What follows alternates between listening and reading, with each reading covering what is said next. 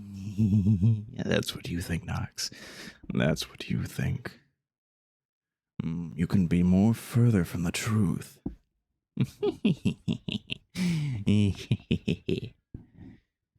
I'm always here. I'm always lurking.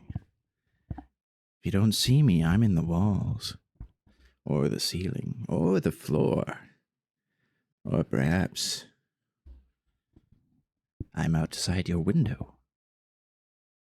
Doesn't matter if you're on a second story or higher. I have my ways. Oh shit, not a globnar. Also, Nox, would you believe? I made it. And grounded, I made it to the undershed. Undershed lab. Outpost.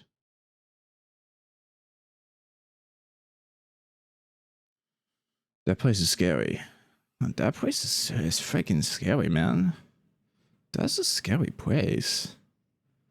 There's a freaking Black Widow down there? Like, what the freak?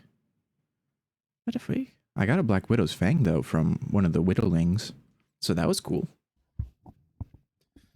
Maybe I'll wait. Maybe I'll wait for more to respawn.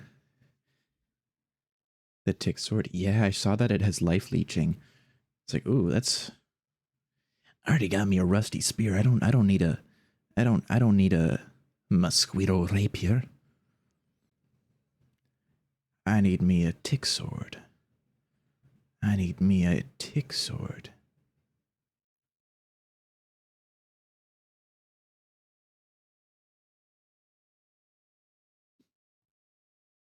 Yeah.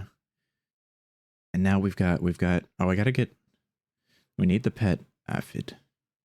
Pet aphid. The aphid. Oh, I see, I see.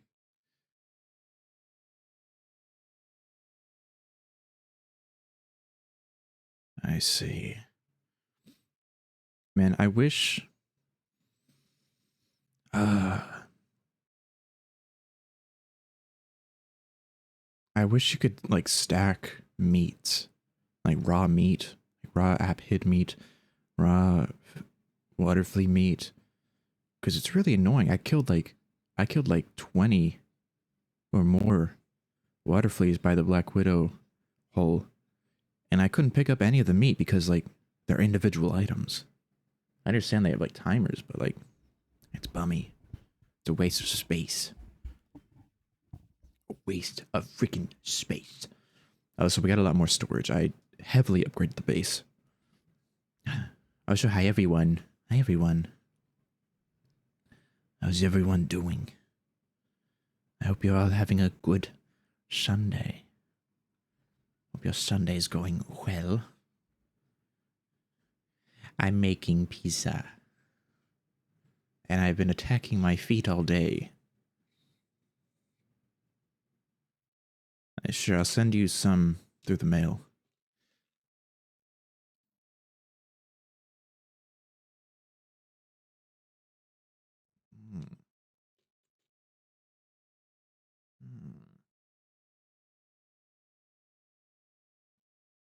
You're excited for Din Din? You got seasoned chicken and rice? Nice. Nice, nice, nice. Hell yeah. That's awesome. Ow, my feeties hurt. Jasmine rice too. Ooh, fancy. We got a fancy pants over here. We got a freaking fancy pants. I forgot to upload a short today. Whoopsie. Might cut up some chives. Ooh. Well, that's fancy. That's very fancy.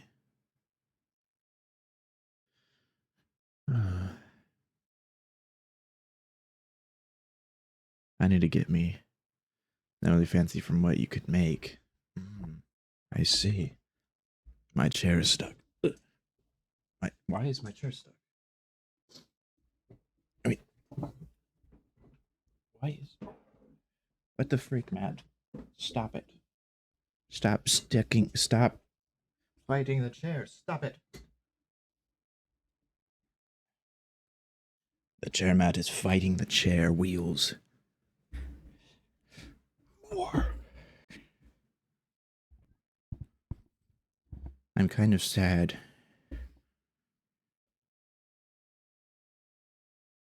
Oh, I do have it capitalized? Okay, hold on. That means I gotta capitalize the other ones.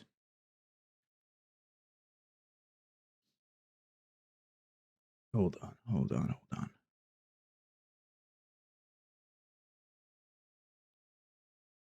Let's capitalize some of the other ones.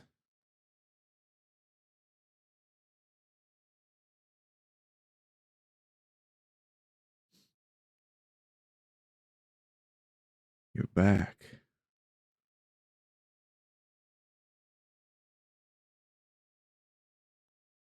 Wait, do I have two different nows? What the freak?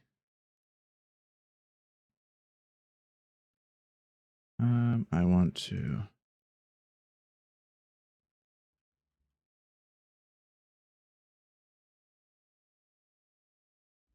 capitalize the S. There we go.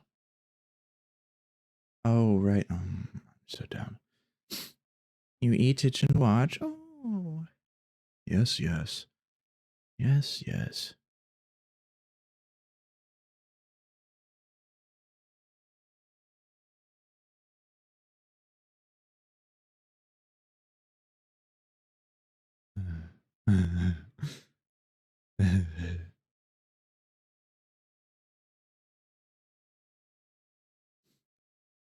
My bad. Hold on. I'm trying to. I found out that some of the newest ones, the newest emotes I added to 7TV have yet to actually process and show up on stream.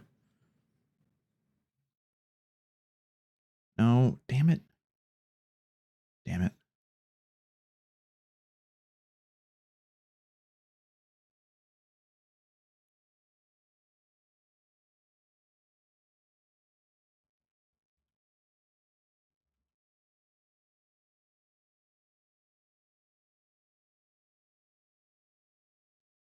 Emote. There we go, there we go, there we go. That one will leave lowercase. Okay, let's refresh. But today's Sunday. That means I've got some RNR to read. Research note reviews. All the notes you all have been hiding from me. I. Okay, cool. Okay, cool. Okay, cool. Find streamers you can collaborate with here. I don't think so. No. See the last... I did test this earlier. I did test this.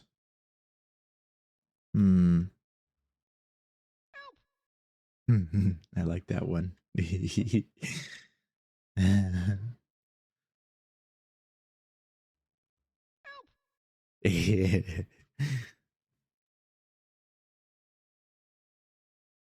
There's a couple where I added stuff to them.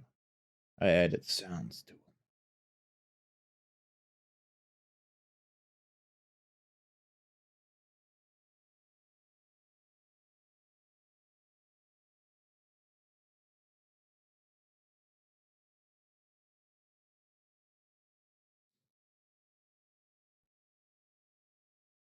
Oh, I forgot to turn... My goodness.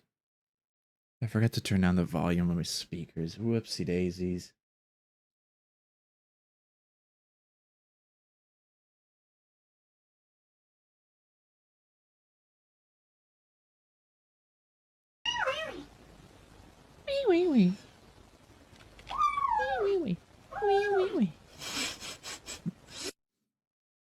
I just gotta make sure that I take the pizza out in time. But today, let's see. We left off... Oh, I gotta change the music. Hold on. Sorry, creepy nuts, you're not creepy enough for the setting here. Do you guys want the Operator or Silent Hill 2 soundtracks? Which one sounds better? They're both good for this. They're just different. They're just different. Flip a coin. Alright, is there a command for coin flip? Tails. Okay. Operator it is then.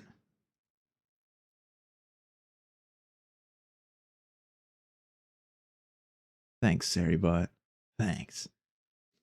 I was just guessing with that command. I didn't didn't think that was an actual ting. Oh, but I really need to get the new background done. I need to get that done.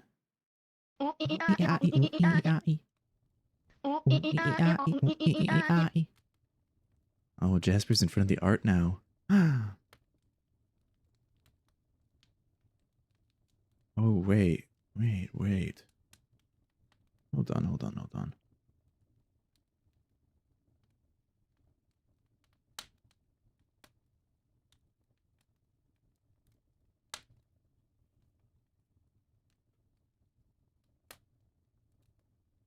want to put it like right there, and I gotta move this up, no, further up.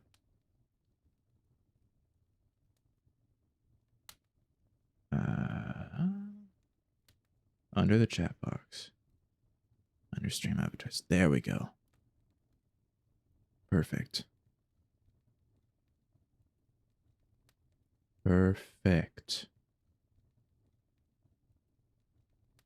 Boom. There we go. Now the Doc Doodle's there. Easy peasy. Lemon squeezy.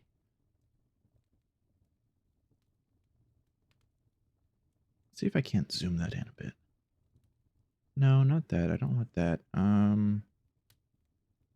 This, yes.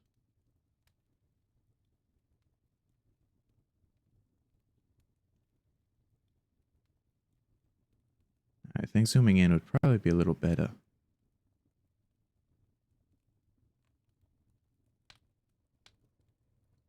Alright, can you still see the... Oh, there's no bottom to here. Let's move this up a bit. Yeah, perfect. So we left off on 50. Let's take a look at what 51 entails. Okay, perfect. This might actually work.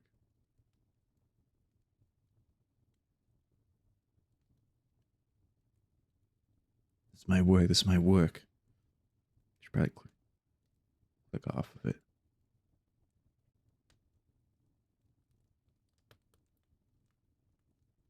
Ooh, there's an interview.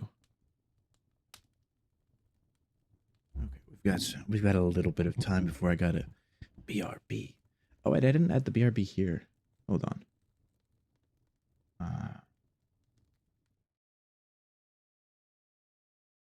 I need to copy. There we go.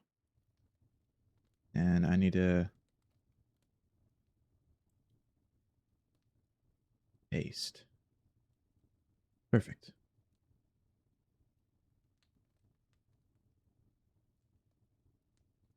All right. Back to the story time. Item number SCP-051. Object class safe. Special containment procedures. SCP-51 and SCP-51-A are to be kept in a sealed containment facility. 51A is kept within a locked, climate-controlled document box with a viewing window to prevent degradation of its material.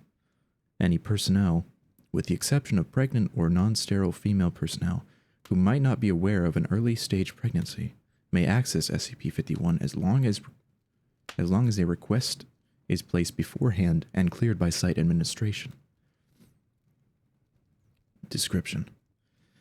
SCP-51 is a 25 centimeter, 10 inch, anatomically correct model of a human female, carved out of ivory, with typically Asian features. Microscopic analysis shows that the head hair is human hair. The doll is jointed at the shoulders, hips, and knees. The stomach area of the doll is fully removable as a cap of ivory exposing a detailed rib cage and organs, and a 2.5 centimeter, 1 inch ivory fetus connected to the main figure by a leather cord umbilical. Little doll. A little doll we have here. When brought into the presence of a pregnant female human, when brought into the presence of a pregnant human female, SCP-51 has various deleterious effects upon the pregnancy, generally resulting in a miscarriage of the fetus. Reports include a gentle compulsion to handle the model, open its stomach cap, and take out the fetus. This results in nausea and cramping within 5 minutes, vaginal bleeding that begins as spotting and may progress to hemorrhage within the next half hour, and miscarriage within 2 to 24 hours in most recorded cases. Medical records indicate that the aborted fetuses bear moderate to severe defects. Pregnancies carried to term after exposure to the model have resulted in severely deformed live births, including blank deaths of the mothers and blank infants terminated after birth by the delivering physician. See interview 51-1 below. Witnesses to these live births showed signs of severe emotional trauma that was alleviated after Foundation interviews by administration of a Class A amnestic. Wow, this is not at all the first one I thought, okay.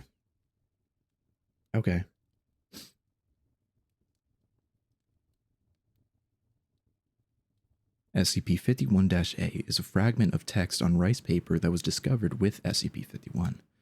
The surviving text is written with plant-derived ink, test dated to the 12th century, and the characters have been identified as a known early dialect of Japanese. Translation reveals the text is part of a prayer or spell against demons that attack unborn babies. The incantation orders these forces or demons into the model instead of a pregnant woman, and claims to trap them there. However, centuries have degraded the paper and ink so that the full incantation and instructions, if any, cannot be deciphered. Addendum. SCP-51 and SCP-51-A were discovered in a box of early Japanese artifacts delivered anonymously to the Blank Museum in 1938. After 60 years and a number of incidents resulting from contact by female secretaries, researchers, and students, an agent on staff in the museum's archives learned of its properties and obtained it for Foundation study. Interview 51-1. Oh, it's a whole thing. It's a whole thing.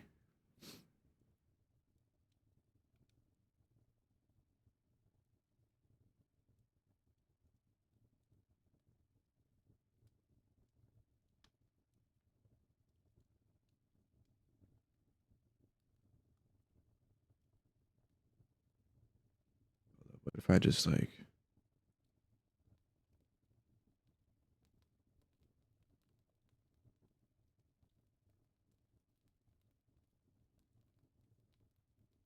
there, yeah, that works. That works. Perfect. Okay. Interviewed, Dr. David Ehrenfeld. Interviewer, Agent Blank. Forward. Dr. Ehrenfeld was the attending physician at the death of Martha R. Museum, 02 January 1942. This interview was conducted off-site as Dr. Ehrenfeld was a resident of Blank Nursing Facility. At the time of interview, he was 95 years old and physically infirm, though retaining most of his mental faculties. A Class A amnestic was administered after the interview. Hold on, let me check my pizza. 1 second. Un momento.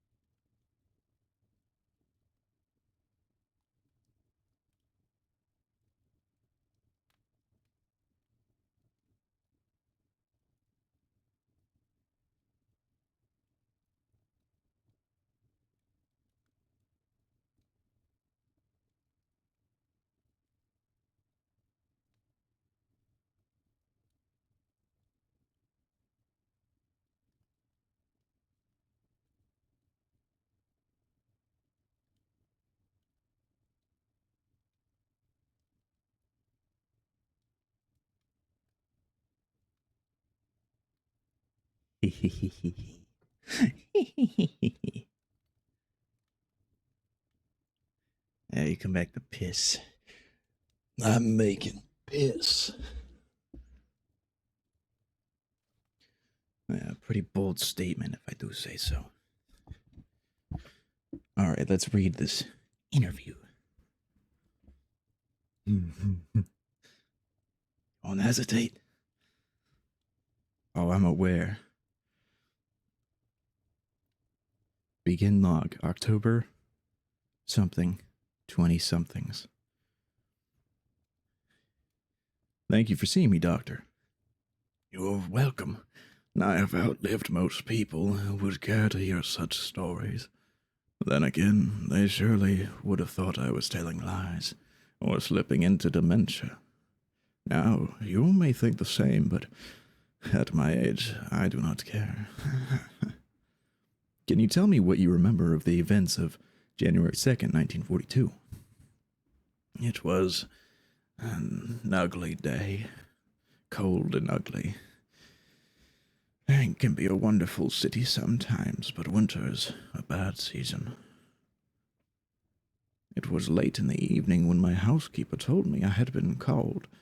I was tired, but a birth is always a wonderful experience. I thought it would cheer me. I had a nurse with me, but the girl never came back to my office after that night. 15 minutes, perhaps, for the cab to reach the museum from my house. I'm not certain, but I think so.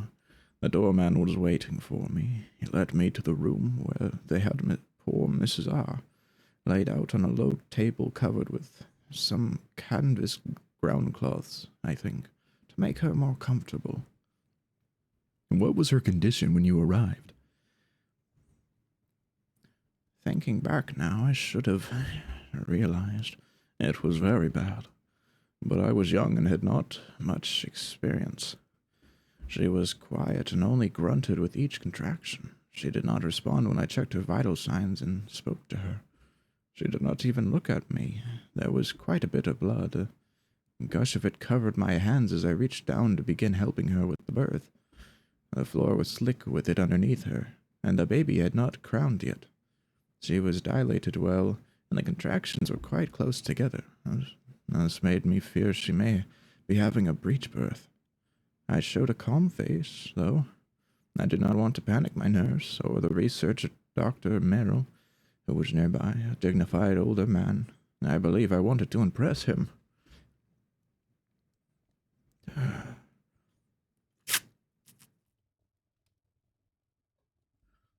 And then, Doctor? I was concerned because of all the blood, that her life was in danger.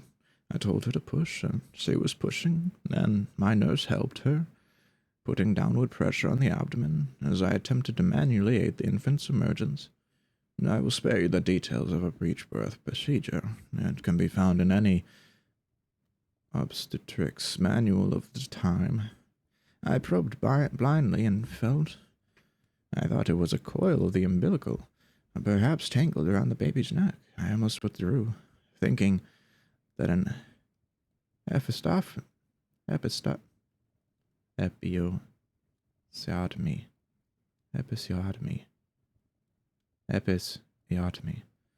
thinking that an episiotomy would be required.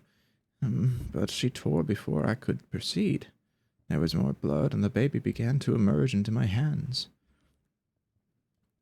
I had never seen such a thing. You're a researcher. Do you know much of the common cephalic birth defects? This was uncommon. I thought at first that the infant must be stillborn. Its flesh was gray, not the vernix-covered gray of a normal birth, but lifeless and degraded, the smell of decay. I recoiled, and the poor mother screamed on her last push. The infant was delivered into my arms, and with a great rush of hemorrhage, the deformity, unspeakable. The thoracic cavity was completely open, the limbs. But it wasn't a stillbirth. It looked at me. I heard the nurse above me beginning resuscitation attempts, then heard her gasp and falter as she saw what I held. Gagging as the smell filled the room, I tried to drop the creature, but it clung to my hands. I felt my skin begin to blister and crack. Strange how clearly I can remember it at my age. I cannot even remember what I had for dinner. The infant was almost double the length of a normal, viable fetus at 8 months, its lower body segmented.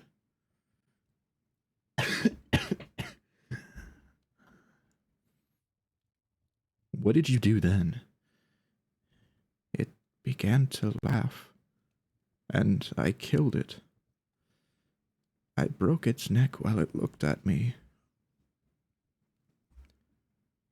Were there ever any questions or consequences?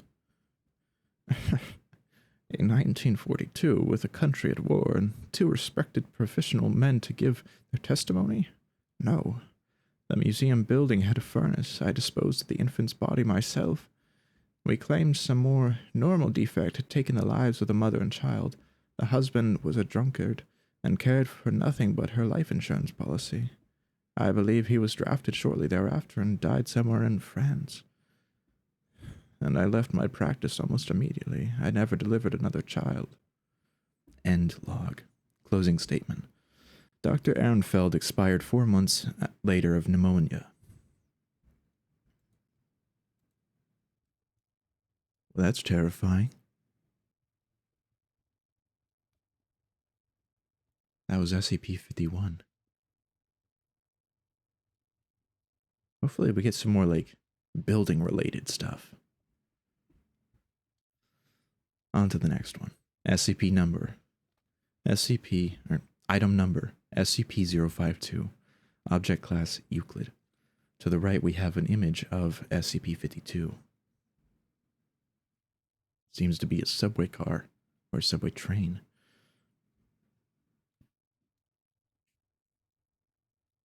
Special containment procedures. Although it is not possible to remove SCP-52 from the New York City subway system, its predictable behavior allows the Foundation to prevent the public from encountering it. The 59th Street ABCD station is to be closed to the public from 11 p.m. to 1 a.m. on Saturdays and Sundays under the pretext of track maintenance. During that time, the station is to be staffed with agents from Mobile Task Force Gamma 6. Agents have been ordered to prevent accidental public access to the station and to capture anyone seen leaving SCP-52. Anyone who has been on 52 must be transported to Site-21 for debriefing and processing. Members of the public who see SCP-52 may be released after the administration of a Class B amnestic. Description: SCP-52 was a Type R4 New York City subway train. Official records indicate this train was built in 1932 and decommissioned for scrap in 1975. Nevertheless, it continues to appear on the Uptown AD track at the 59th Street and 8th Avenue station at 11:57 p.m. every Saturday. The train is in perfect condition and labeled as an A train. 52 appears at the designated time, opens its doors to accept discharge passengers for approximately 5 minutes, then closes its doors and disappears. It does not appear to ever contain passengers, except for those leaving the train during its appearance. The majority of subjects that have boarded 52 have not been recovered. Passengers leaving SCP-52 claim to have boarded on various dates, from 1976 up to 2204. The latter claims he thought SCP-52 was a 300th anniversary special train. Subjects retain no knowledge of time on board. Time-traveling train. It's the time train. Addendum. Passengers leaving SCP-52 must be brought to Site-21 and interrogated to determine their origin and possible threat to the current time stream. Generally, passengers from the past may be given Class A amnestics and reintegrated into society. Passengers from the future must be held indefinitely. See Order 69-81 from 059. Site-21 currently holds 26 recovered passengers. Despite our protocols to prevent public access, we are still receiving subjects from the future. Although, although some are from an alternate timeline, it is possible SCP-52 will begin to appear at another time place requiring expanded containment. The Foundation has placed several subjects into the train in an attempt to understand its activities when not visible.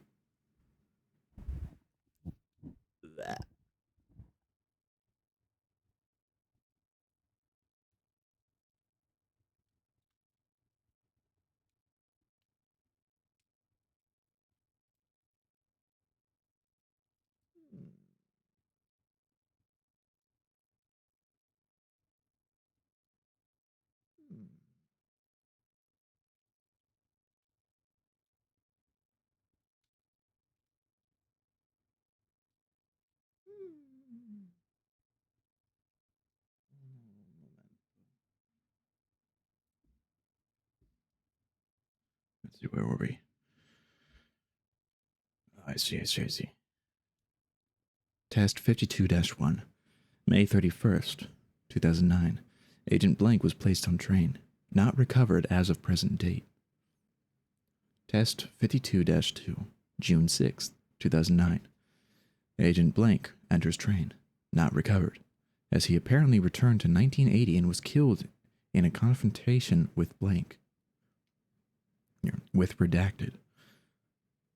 Test 52-3. See notes on recovered passengers 52-4. After Test 52-3, O5 Command issued orders that no further agents should be risked as passengers on SCP-52. Consideration has been given to using Class D personnel in their place, but the risk of releasing them into the past is too great. Log of recovered passengers in Foundation custody. Too far. Passenger 52-1. Entered train July 14th, 2012. Recovered March 8th, 2008. Notes. An accountant on the way home from the theater when she entered the train. 52-1 has expressed surprise and dismay to have traveled back in time 4 years, but appears to be otherwise unchanged and unharmed. She has been determined to currently exist in this timeline and must be held indefinitely to prevent unwanted temporal effects. Passenger 52-2. Entered train June 12, 1976. Recovered March 15th, 2008. Notes. Subject entered train when lost on the way to Studio 54. Although unharmed and not a temporal threat, 52-2 is being held as the examining psychiatrist believes 32 years is too long a period over which to facilitate successful reintegration. Passenger 52-3. Entered train December 6, 2014. Recovered June 20th, 2009. Notes. A tourist from Jacksonville, Florida. Subject 52-3 now speaks Albanian instead of English. Held due to O5 orders, re-subjects from the future, as well as possible reintegration difficulties.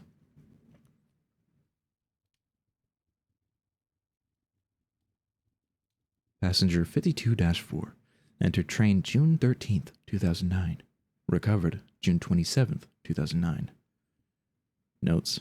Agent Blank from Test 52-3. Agent returned with his hands surgically removed and a note in his pocket with the message, "Send no more." Subject does not remember his experience on the train, but when subjected to hypnosis, revealed data expunged. Passenger 52-5. Agent Blank. Entered train at unknown future date, in violation of protocol, on July 11th, 2009. Body of subject was violently thrown from the train, landing 10 meters away. On examination, subject was found to have been data expunged.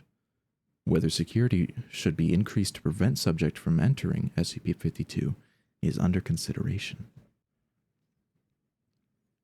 Passenger 52-6. Blank claims to be a Level 4 supervisor from the SCP Federation who entered the train in December 2124. Subject had been administered a Class A prime amnestic prior to boarding in a successful attempt to avoid the fate of passengers 52-4 and 52-5. Recovered Feb 6th, 2010.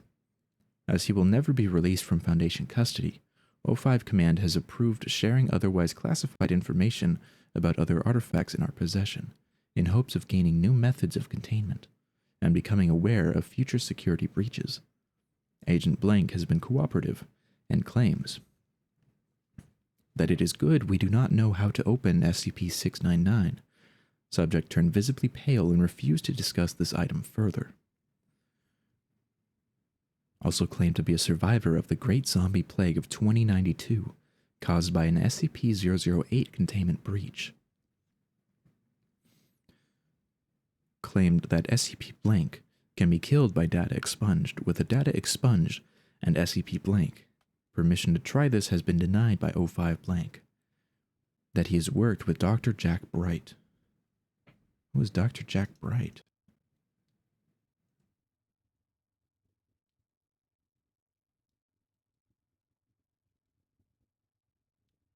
Oh my.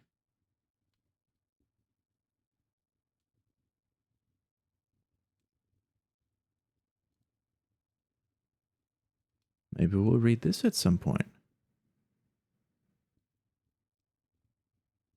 Major Tom. Major Tom. Whoops.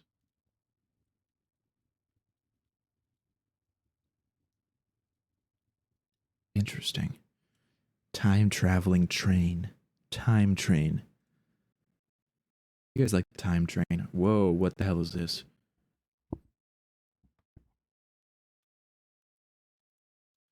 Item number SCP-053. Object class Euclid. Special containment procedures.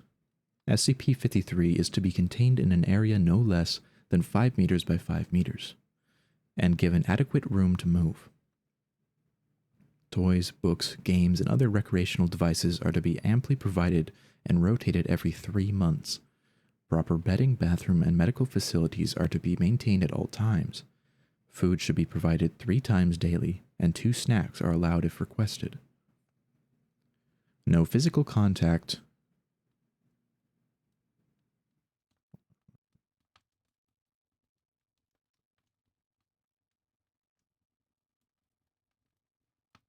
No physical contact is to be made with SCP-53 without full atmospheric containment suit and eye shield.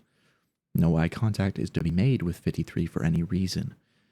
Any objects given to personnel by 53 may be removed, but must be given to quarantine for examination. Only 1 member of personnel may be present in the room at any given time and must be secured by a safety line of steel cable. All personnel must be removed from 53's containment chamber within 10 minutes of entering. Any personnel who begin to act erratically, scream, or attempt to grab SCP-53 are to be removed and quarantined. Any personnel attempting to remove their suit are also to be removed and quarantined. No sharp objects or firearms are allowed in 53's containment room. In the top right, we see an image of a little girl playing with a lizard toy. Behind that, it looks like a Class D personnel with a blade. Description: SCP-53 appears to be a small 3-year-old girl. She is capable of basic speech and appears to be slightly above average in mental development. She has a generally pleasant personality and rarely seems upset, becoming agitated only in the presence of groups of people. Any and all humans over the age of 3 who make eye contact with, physically touch, or remain around 53 for longer than 10 minutes will rapidly become irrational, paranoid, and homicidal. Most, if not all, of these feelings will be directed at SCP-53. And afflicted subjects will attempt to kill 53 after first killing or driving off all humans visible to them. Those attempting to kill 53 will suffer massive heart attacks or seizures and die seconds after doing any physical damage to 53. SCP-53 will regenerate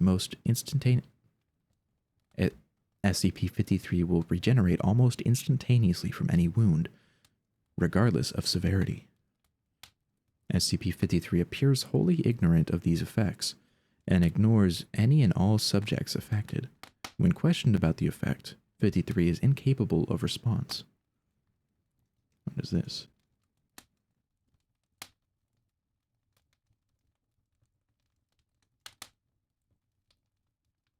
Interesting. Okay, it's a one in the future. Ah! I can't believe I've been beaten and broken down like that.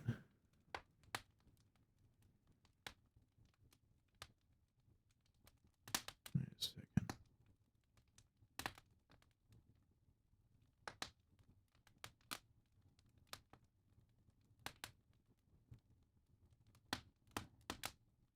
Yeah, there we go. Perfecto. Thanks for that. I needed a little. Oops, I didn't mean to click.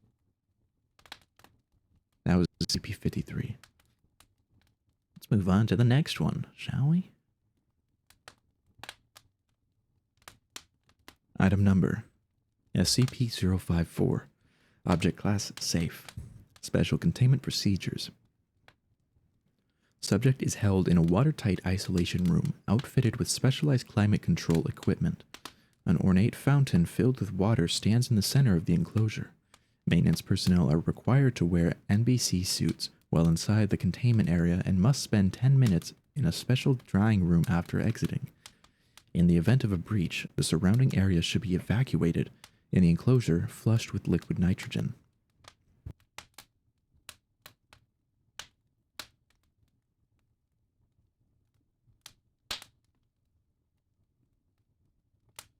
The fountain's chemical levels and volume are to be monitored and maintained.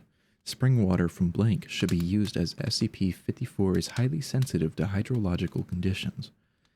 54 has developed a mistrust for human males during its confinement. Thus, assignment of female personnel is recommended.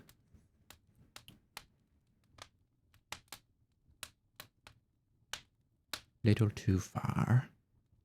I need a sippy. Everyone take a sippy. It is sippy time.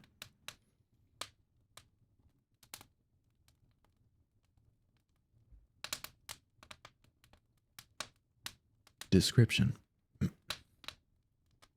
Out of the water, the subject most often appears as a female humanoid with a mean volume of 90 liters comprised entirely of water. Other forms are possible, commonly geometric shapes. When it enters a body of water, it becomes indistinguishable from its surroundings. The subject must periodically return to a body of water in order to maintain its volume due to evaporation. Initially found in blank, it was moved to Site 8 for further study. Subject was initially curious about Foundation personnel and seemed to enjoy interacting with maintenance staff and researchers, and mimicking their forms. After a number of weeks, the creature apparently felt comfortable enough to remain out of the water during routine monitoring, though it retreated when attempts were made to study its composition.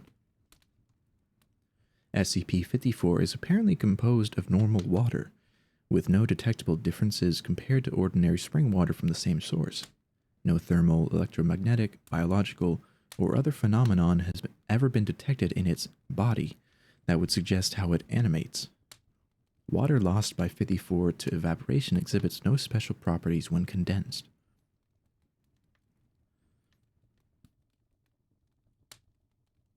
Experiments with SCP-54 were halted following data expunged.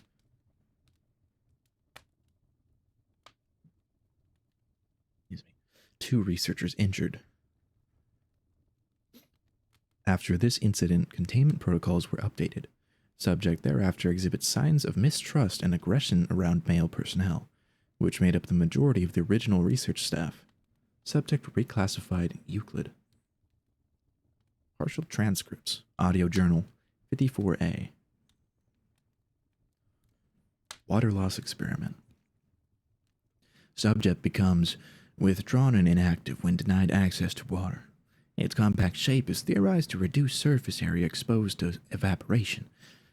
For the first few days, it moved eagerly to greet anyone entering its enclosure, and behaved excitably. Possibly indicates an understanding by the subject that we control its access to water supplies. Subject ceased this behavior yesterday, presumably in recognition that no help was forthcoming. Oh, Sam, dehydrated and you're not happy. Exactly. No one's happy when they're dehydrated. Everyone must take sippy. Hi Tyler, how you doing? How's it going? How's your Sunday? It's warm. It's warm in my room and I don't like it.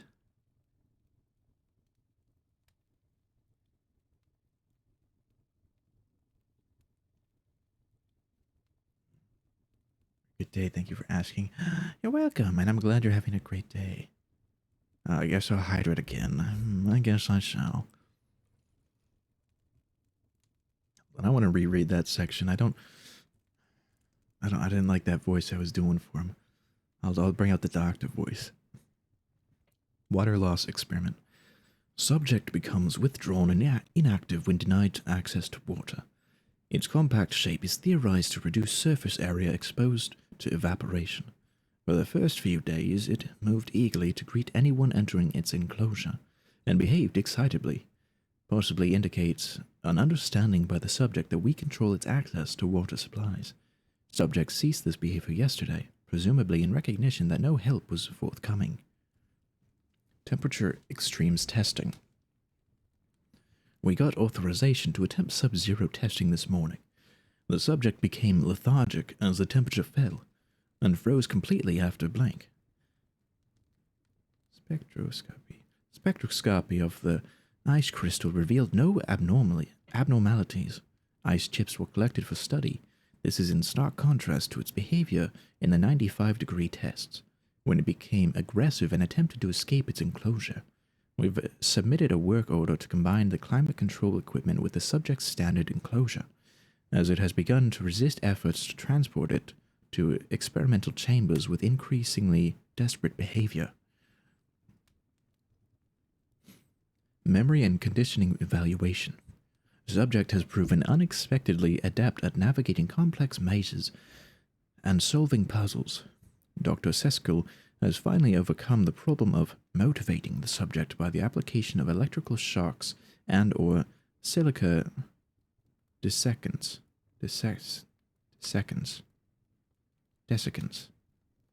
and or silica desiccants. He joked that we should have it trained to fetch in no time, and after observing his methods, I think he might be right. Note, subject to be allowed a 48-hour recuperation period. It seemed to be lagging in its progress at the end of the week's experiments. Acid-base incorporation experiment, last log entry.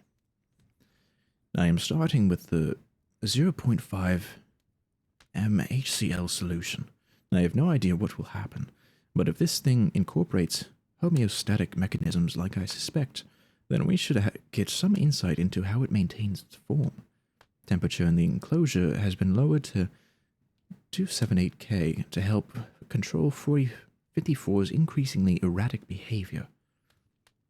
Addendum 54-B. After 5 years with no incidents, subject rating has been downgraded to safe on recommendation of Dr. Blank. The experiments will resume under the auspices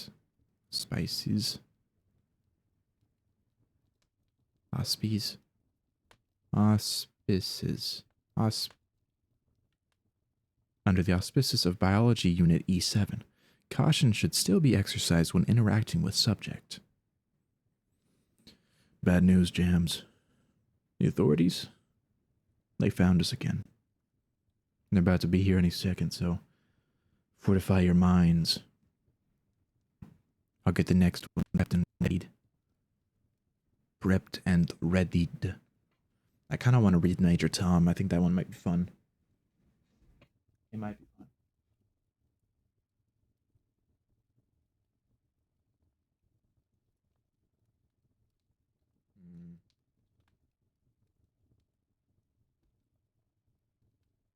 Now, where's SiriBot? When's Siri gonna ring the alarm? Ring the alarm that we're being invaded.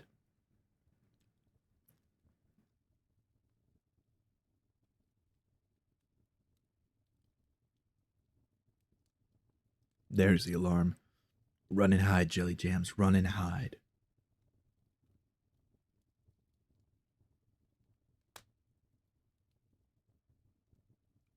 If you're in danger.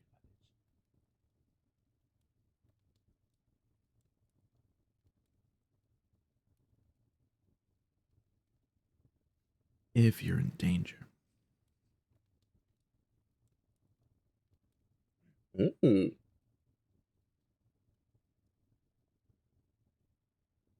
Oh. Oh, no, wait, we're back to this one? Oh, hell yeah. Oh, hell yeah.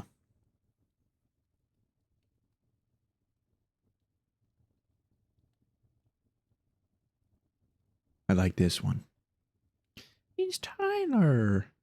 It is.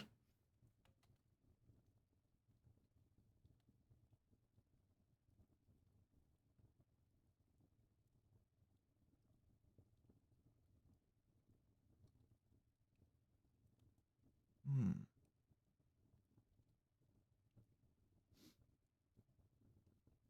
Hmm. Hmm. Hmm.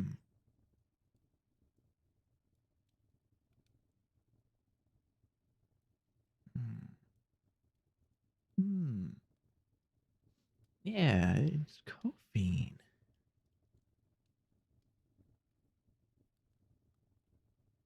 Oh, that's right. I gotta make a video on the operator. That was a really fun game.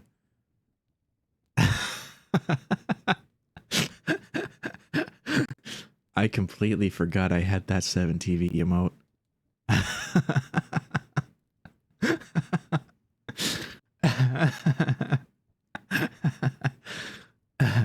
Whoops. That's funny. That's silly.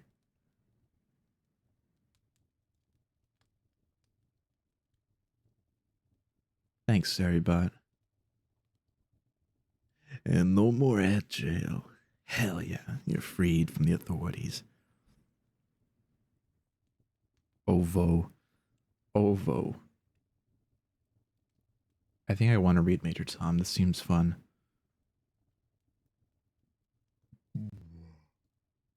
What is this? Mikel.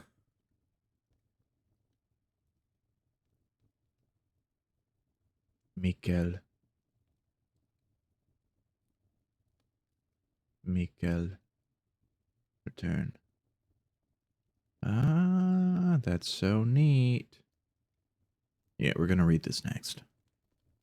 And now I can say it officially. If you had to sit through any ads, any interrogations, I thank you. I appreciate you. Welcome back. You're free for now. For the time being. Just saying, I need to edit the video on the operator. I really, if I still have that. Maybe I don't have it. I don't know. I might have it somewhere. It was just one stream, so it should be in shorts.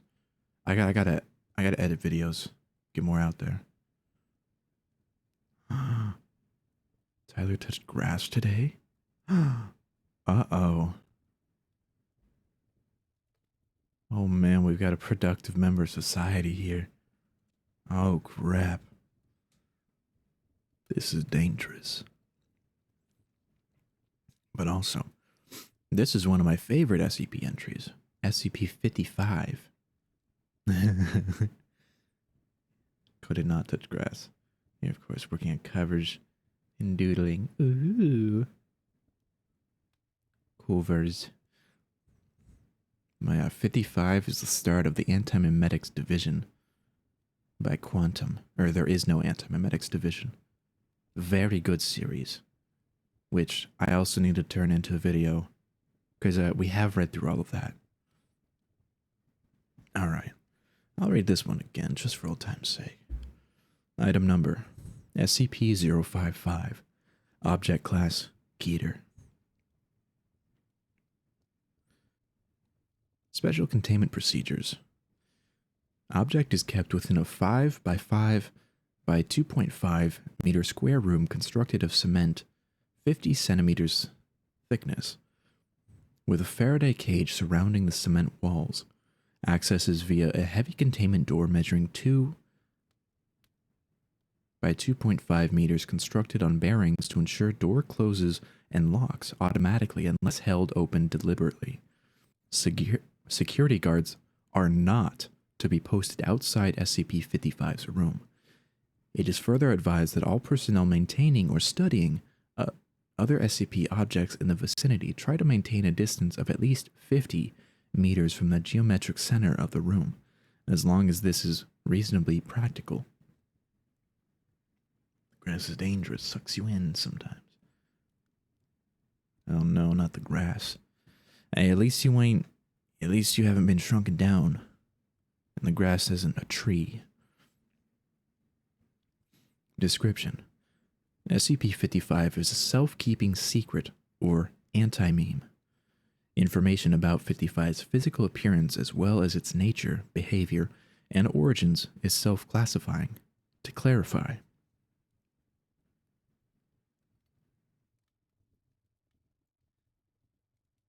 how Site-19 originally acquired SCP-55 is unknown. When SCP-55 was obtained, and by whom, is unknown. 55's physical appearance is unknown. It is not indescribable or invisible. Individuals are perfectly capable of entering 55's container and observing it, taking mental or written notes, making sketches, taking photographs, and even making audio-video recordings. An extensive log of such observations is on file. However, information about 55's physical appearance leaks out of a human mind soon after such an observation. Individuals tasked with describing 55 afterwards find their minds wandering and lose interest in the task. Individuals asked with sketching a copy of a photograph of SCP-55 are unable to remember what the photograph looks like, as are researchers overseeing these tests. Security personnel who have observed 55 via closed-circuit television cameras emerge after a full shift exhausted and effectively amnesiac about the events of the previous hours.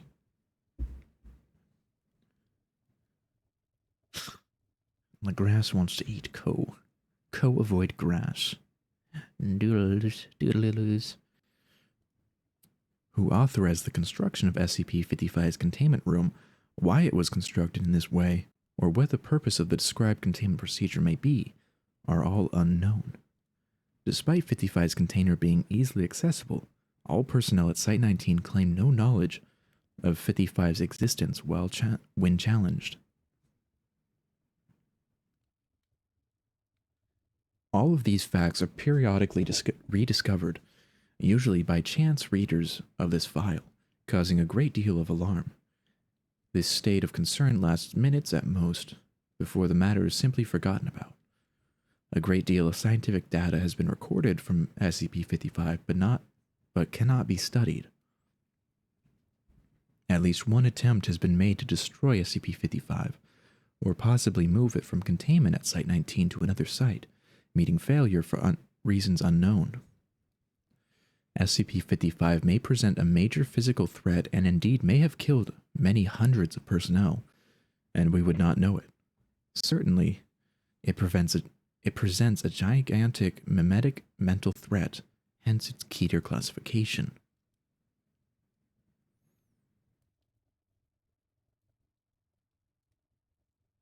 Document number 55-1. An analysis of SCP-55. The author puts forward the hypothesis that SCP-55 was never formally acquired by blank blank, and is in fact an autonomous or remotely controlled agent inserted at Site-19 by an unidentified third party for one or all of the following purposes: to silently observe or interfere with activities at Site-19, activities at other SCP locations, activities of humanity worldwide, other SCP projects, and or blank. No action to counter any of these potential threats is suggested, or indeed theoretically possible. Addendum A.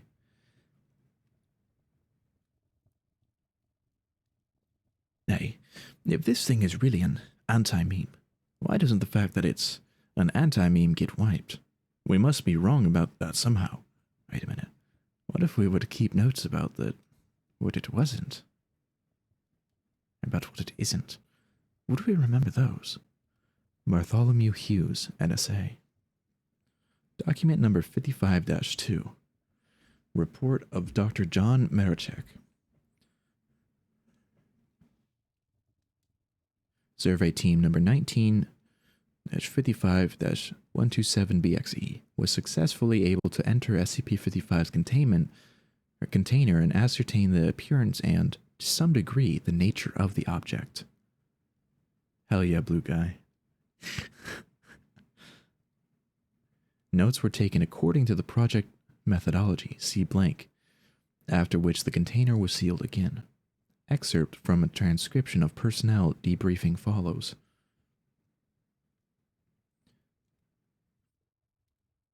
Okay, I'm going to need to ask you some questions about 55 now. Number what?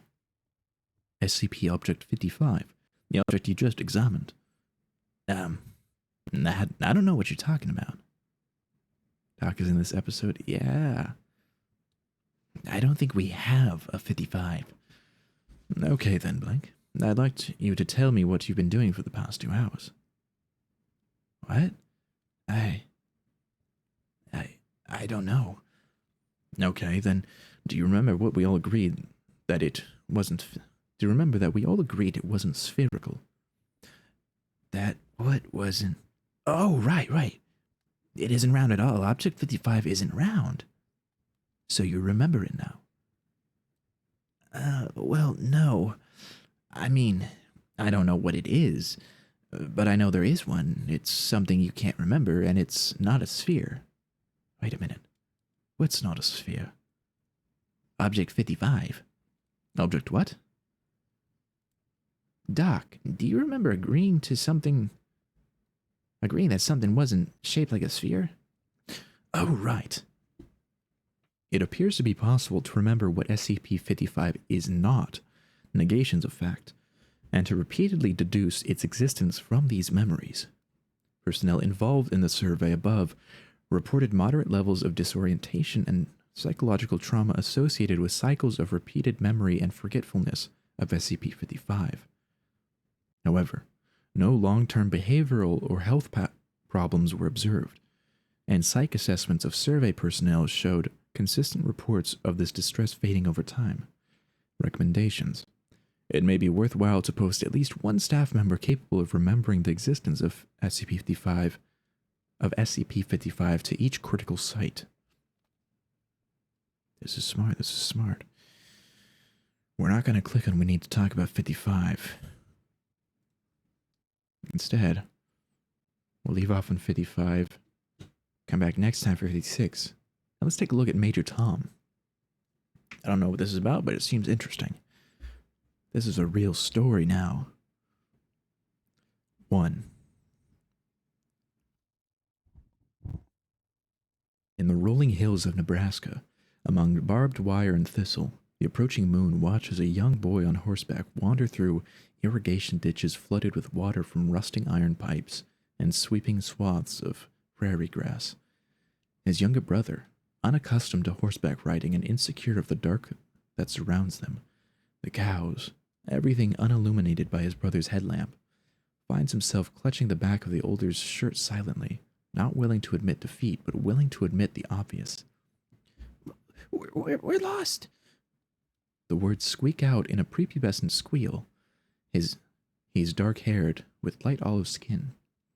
He is no outdoorsman by any stretch, and is clearly focused on the dreary situation, intelligent eyes flickering in the LED light and cloudy moon glow. The older is clearly more used to the saddle. He grips the reins tightly, moves quickly. A good decision-maker, but not an inherent problem solver. The red-headed boy in cowboy boots and a farmer's tan presses forward in a random, unchosen direction. The property is new to him in many ways, large and all-encompassing, in all he has ever desired in his short life. But he's young, a child of the prairie, and prone to mistakes. He stays silent. Stubbornness runs in the family. We are lost, aren't we? No, I know exactly where we are. No, you don't. Yes, I do. The younger directs his gaze towards the grass. It's a long way down. He knows he could make it if he fell, but isn't about to try falling off a horse. Despite his aversion, he clutches his older brother a little tighter, trusting in his confidence. They stay silent in his manner for a while, the older directing the horse over hills and through trees. It's not until the moon is full over their heads and the crickets are in full song that the younger breaks from his usual contemplative trance to speak. Do you think Mom had her baby yet? Although this was the most interesting event taking place in the duo's plane, in elaborate lives, there are mixing feelings in the younger's voice. A sister. The three of them, the youngest left with Jamie, the ranch owner, at the farmhouse, were overall neutral to this announcement. 3 was enough. 3 was a lot. 3 was having to share a room and waking up with someone crawling on you and playing with your stuff. 4, however, was another story. As they had discussed in late-night conversations over the past 9 months. 4, and you're halfway to your own soccer team. And a girl, too. To prepare for a sister, the 3 pooled their knowledge of what girls liked. Dolls, pink things. The oldest had a girl in his class that liked guns, so they added that to the list, just to be safe. They had mutually decided that dolls and pink things were not something they were into, but guns were pretty cool, so maybe it wouldn't be so bad after all. They debated whether the new baby would be allowed in their fort, which yielded that it was too soon to see where loyalties lie, and the vote would have to be postponed to a later date. They considered briefly where the baby would sleep, to which they decided that it would be in their parents' bedroom for now. Or it would just sleep with the youngest in his bed. As it neared the date, and their parents became more excited about the new arrival, the 3 shrank away to some extent, experiencing a strange form of melancholy that occurred with the prospect of sharing their lives with a complete stranger. And now, the night was here. Their mother had arranged for the 3 of them to spend the night at Jamie's ranch, which the older frequently worked at.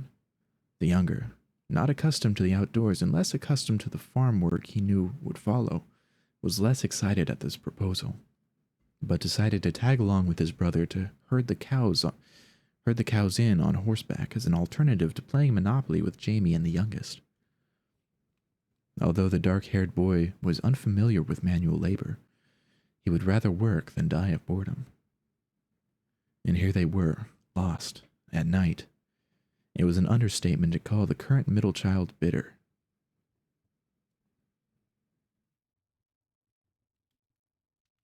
I don't know, scoffed the oldest. What did Mom tell you? 10, he replied. Do you know what time it is? For your first birthday, you were dead last. Hey, maybe not last. Maybe not last. How the hell would I know that? The middle child shrugged.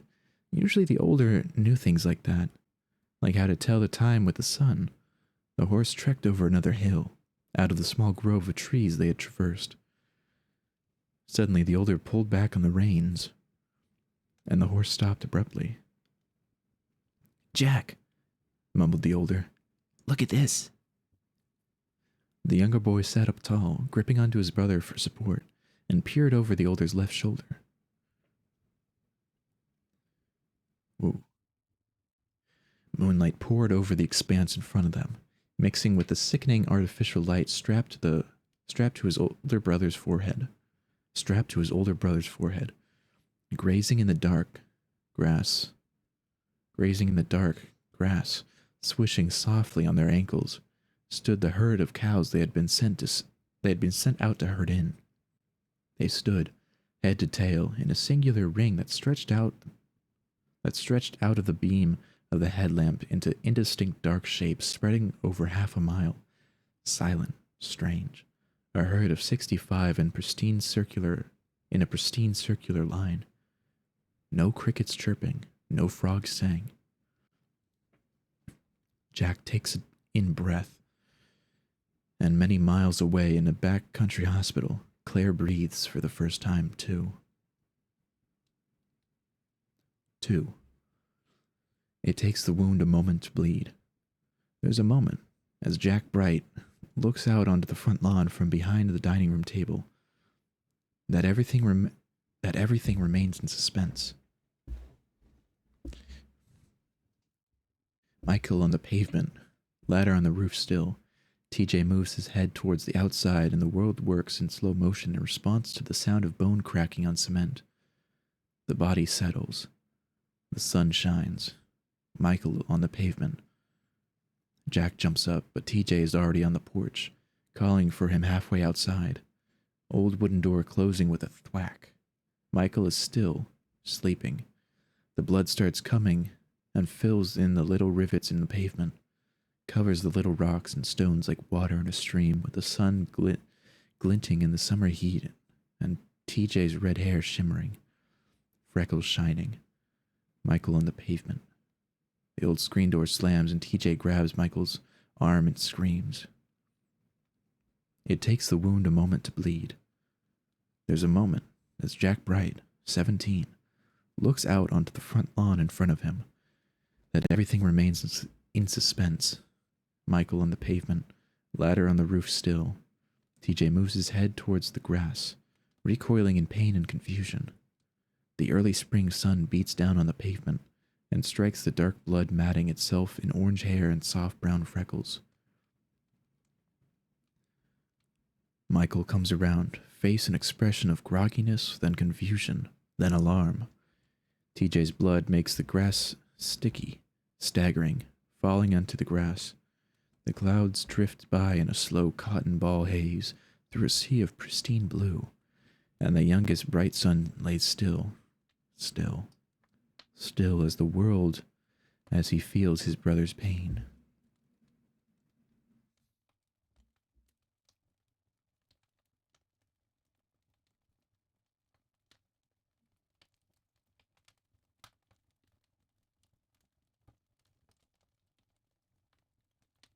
I'm confused on who got hurt. Did Michael and TJ get hurt?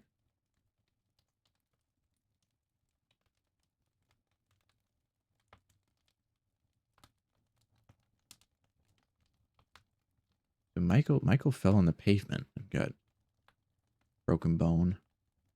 But why is TJ bleeding? Maybe we'll find out. Maybe we won't. 3. This phone number has been disconnected.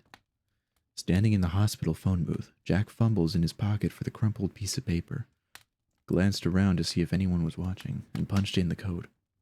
Please hang up and try again.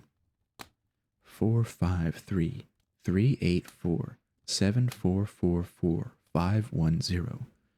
The pre-recorded telephone message cuts off into the long, undisturbed electric beep of a phone left on the hook, or left off the hook.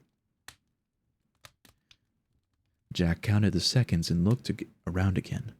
A car pulls up to the front door, and he watches as a mother and her new baby get in, father in tow. The heat of the day fogs up the scratched plastic of the tiny booth, creeps up under his shirt, makes him sweat. Michael usually did this. The fear of somehow messing up wells up inside him. Jack checks his father's ballpoint pen cursive. Yes, it really does say 128 seconds. Has it been that long yet? Maybe he should try again. Please recite your connection code. It's the same woman that told him to try again. The gray Toyota minivan drives up the faded rural hospital parking lot and disappears over the hill. Travis, Elder, 42, 6608, secretary, red case condition. There's a moment that Jack Bright holds his breath, waiting for confirmation, knowing that there wouldn't be one. To his delight, the phone off the hook beeping doesn't continue. He checks his father's cursive again, under the title, Call in Case of Emergency. The corn in the neighboring field rustles softly in the hot, stagnant wind. Operation, please give your request and connection type. Adam Bright, level 4, Family connection, emergency code 61005. It's Jack. Oh, kid, It's a woman's voice, which doesn't come as a surprise. Jack has never spoken to his father at work, only ever a spiraling array of female assistants. He had suspicion about this, as all three of the brothers did. They didn't have the heart to tell Claire, at 6, that their father was most likely not returning home to his only 4 children. Look, he's busy. Can I take a message? Yeah, tell him that TJ's in the hospital. The phone starts crackling wildly, and Jack squeezes shut his eyes in desperation as he hears the sound of the line being crossed with fuzziness. Jack. The line drops back into the sound of the phone off the hook, and he knows this time that it won't pick back up. The man in the booth slams the phone back into the cradle and takes a moment to wipe the gathering sweat from the nape of his neck before pulling out the second quarter. The one that he'd taken from Claire's piggy bank 45 minutes ago for this exact purpose, and sticking it into the iron slot. Dad hadn't paid the bill for the landline. At this point, they didn't complain, just improvised. Most of Jack and Michael's time when their parents were away was spent like this, improvising. Jack dutifully punches in the 10-digit phone number and selects the correct connection code for the black void his parents dissipated into so often. Mom didn't always pick up either. But what his Evelyn Bright lost in correspondence she made up for an afterthought. The hospital bill would be miraculously paid, maybe. Or there would be a hastily written letter pushed into Michael's hand while getting gas. An afterthought was better than nothing. Operation. Please give your request and connection type. Evelyn Bright, level 4, family connection. Emergency code 5007. Hold, please. Jack opened his mouth to reply before realizing that there was nothing to reply to. Birds chirp and sing in distant trees, contradicting his own mounting anxiety. His parents told him that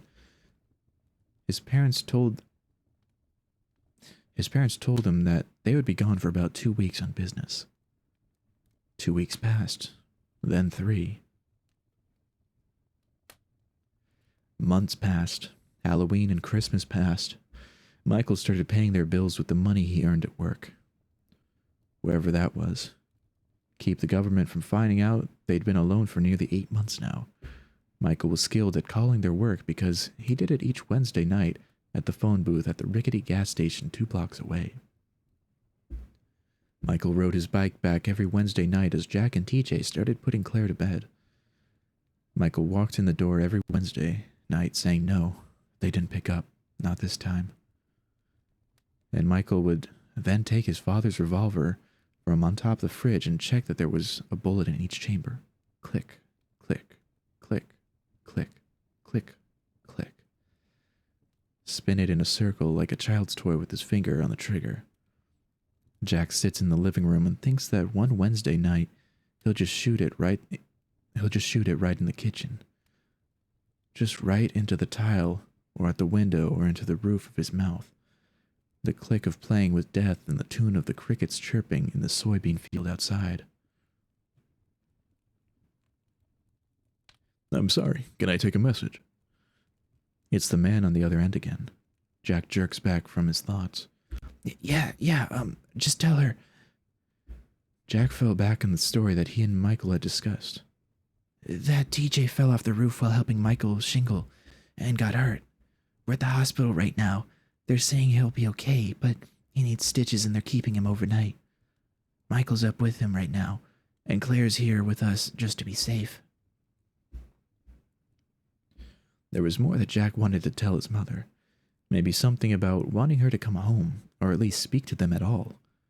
About everything that's been going on at home. About Claire or Michael. Anything. Just to hear her voice at all. But Jack kept his mouth shut when the secretary asked him if there was anything else.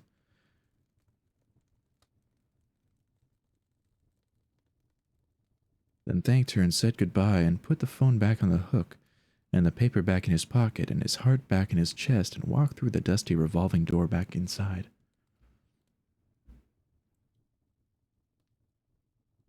lower. Jack! Jack! Jack comes around slowly from his place in the stiff wooden hospital chair to the sounds of crickets outside and a 6-year-old child tugging at his dirty Walmart t-shirt. Claire. Jack rubbed the heel of his hand into his eye, sleepily looking at the digital clock at TJ's bedside. 3:46 a.m. Shit, what is it? I gotta pee. Jack groaned. Why can't you ask Michael to take you? He's not here. What? Jack squinted through the darkened hospital room towards the folded-out couch, where Claire had insisted Michael sleep next to her, empty. Okay, let's, come on. Jack heaved himself to his feet and held out a hand, feeling tiny fingers curl around his own. Be quiet, okay? We don't want to wake up TJ, yeah? Jack cast his gaze over at the figure sleeping on the bed, at the faint glow of orange curls against the filtered country moonlight. Purple-blue, black eyes swollen and closed. His youngest brother was still sleeping, recovering from the tight, black stitches sewed in his forehead. Yeah! Hey, cut that out. You're too old for that. Claire removed her thumb from her mouth as Jack led her down the empty hallway to the bathroom. Although Jack had his moments with Claire, she really was closest to TJ, then to Michael, then to him. That was what it was like having multiple siblings. You knew you were on the totem pole of love, and Jack, as the cynical middle child who made and sold questionable alcohol out of the back of the garage, did his best not to be engraved as the role model in any way, shape, or form. Michael did fatherly things like shingle roofs and load guns and work late nights at a job. Jack made sure that the amount of cash he got didn't become suspicious to the bank. Michael hunted deer to save on groceries and skinned them on the back of the porch and cooked them and sold the horns and pelts to the farm store down the road to make money and froze the rest of the meat so that they wouldn't starve, and showed them how to cook a meal and trapped rabbits and squirrels and chopped firewood with an axe like fucking Paul Bunyan, and earned what he suspected was a hard, honest living, like being left alone at 21 years old to care for 3 siblings was what he was born to do. That was one hell of a run-on sentence.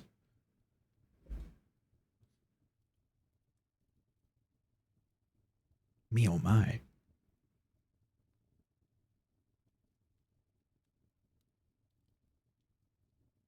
Jack shoplifted and gambled gently and ate a worm for just $2 last week. Jack shoplifted and gambled gently and ate a worm for $2 just last week. He liked to think it was an equal trade-off, even when he felt worthless in comparison. They about broke even on legally and illegally obtained cash when the two of them sat down to pool their earnings at the end of the week. They had a system. Michael would take the cash and tell him that he really looked like he did well this week at his explicitly legal minimum wage job. And he would say, yeah, he did, and then pass Michael a flask of the leftovers under the table. If Jack got caught in front of TJ or Claire, Michael would make a show of condemning such hideous underage acts, and Jack would act in mock horror of what he had done, and then would continue to brew and gamble away, because it had become a surprisingly stable form of income in recent months, especially when the electricity was cut off mid-December, and they scrambled to pay in a week-long scare. Promote good citizenship, live off bad citizenship, the bright way. Howdy, Bones. How's it going? Oh, hi, Retro. How's it going? It's going well. We read 5 SCP entries already, and now we're on a weird story. I also got pizza, so that's pretty good. How's your Sunday going, Retro? How's it hanging? Nice. Yeah, nice.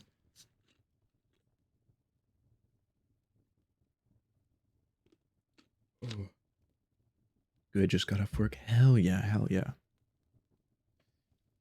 I bet that feels nice. Now you get to go home and relax. Oh, stretching feels good.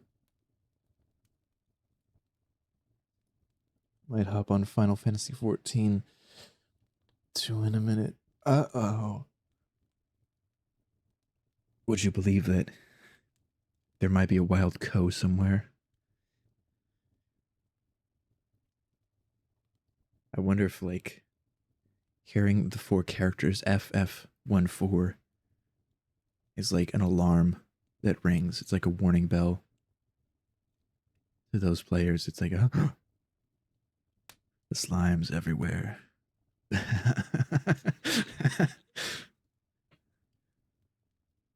Uh-oh. Uh-oh. Ko has been summoned. Ko has been summoned.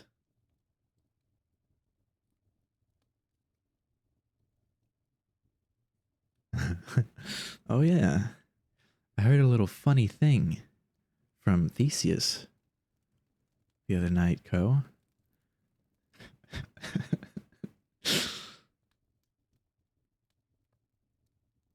Seems that Theseus has been gifted some things. I see you're trying. You're gonna have Theseus play Final Fantasy. Don't believe anything he says. You're a good noodle.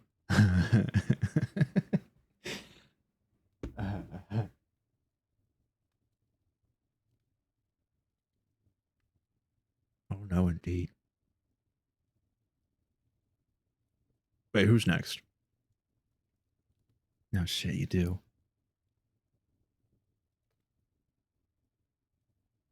Uh-oh.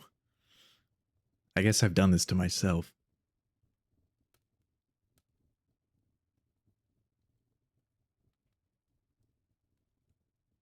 I guess you're kind of lucky that I'm finally caught up with. Oh god, there's Theseus. I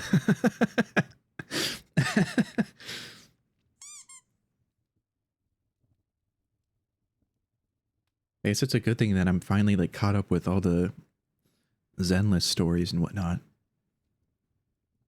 Finally caught up with all of the stuff.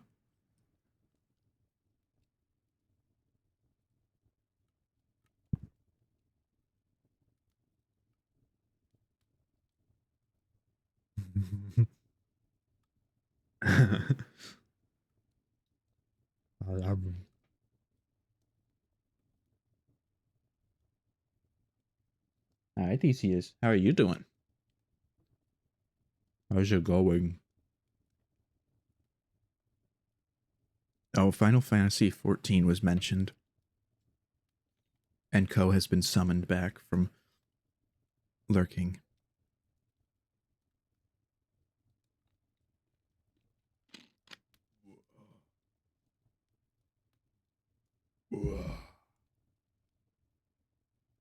Just got home from work. Hell yeah. Welcome home. Welcome back. Happy time, happy time, happy time. Happy time. Happy time. Rah, rah, rah. Oh, the freak.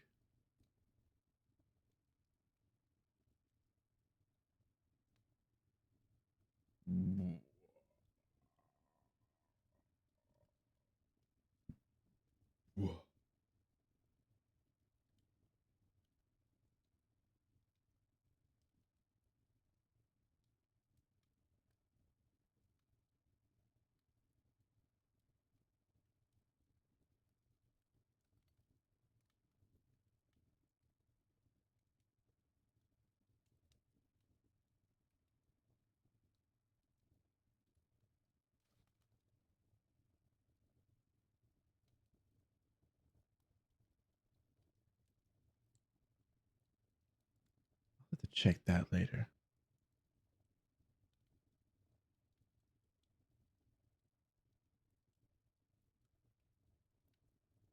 I'll have to check that later.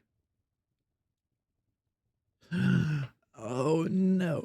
Wait, that means you got about half of them done.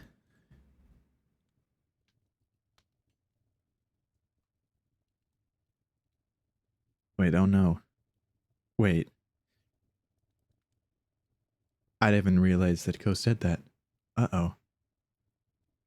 Um, I'm gonna get back to reading the story and pretend like I never saw any of that.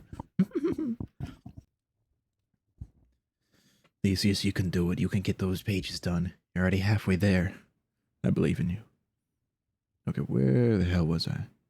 Oh, the bright way. Halfway down the hall, back to the room, in the haze of fluorescent lights and cracked wallpaper, Claire stopped walking. It caught Jack by surprise, making him lurch back and stumble.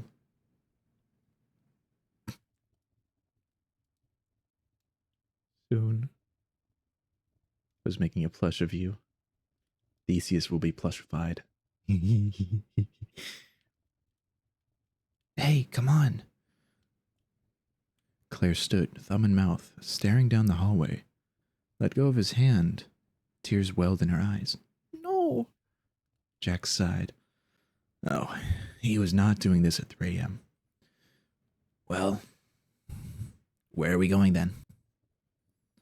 No. Jack knelt down to her level. Claire, come on. What's wrong? Hey. Jack reached out to take her hand, seeing she was crying harder now. His little sister reached out to his forearms. Don't hurt. What? Don't leave. No, I don't want you to get hurt. What? You think I'm gonna leave? You will. Claire, I'm not gonna leave. Promise you won't get sick. What do you mean? Promise. Jack sighed. Get marketed as a plushie.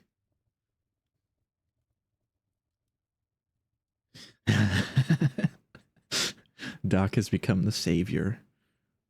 The savior from what? Who knows?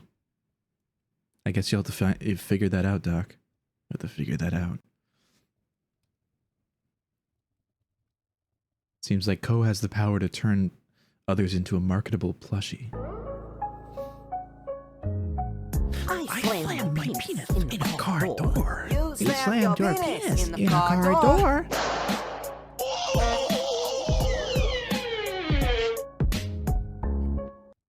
Can't save anyone if you don't know what's going on. That's fair enough. That's fair enough. I love that redeem. I love that animation. It's so good. It's so good. Also, I love my little 7 TV of Jane Doe's little hamster staring at you. Or I guess in this case, little rat staring at you. It's very silly. Yes, she's abusing money on you. She's gonna do nice things to you and you hate it.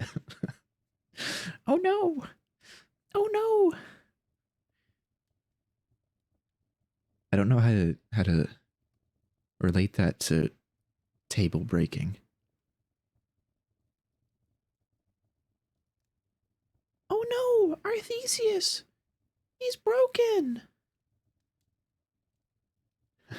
No, how terrible.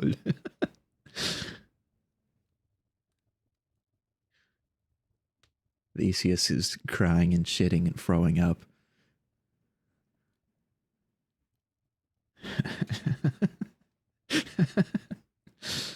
You are broken.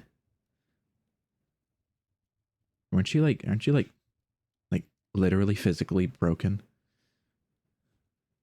Or at least like healing from that? So I guess Theseus can be the table in this instance.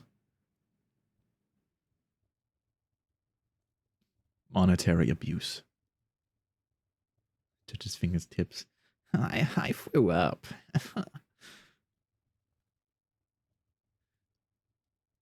Stands in the doorway.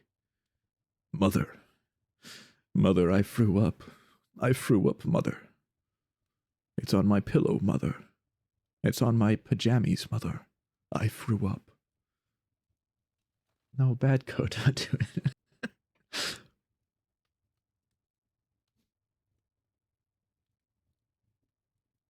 I don't think nothing can stop Ko.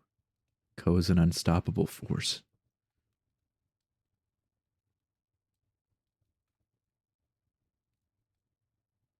I vividly remember doing that. Not in that voice, but you know, a little Bonesy sleeping in bed, throw up on pillow on jammies, going to mother.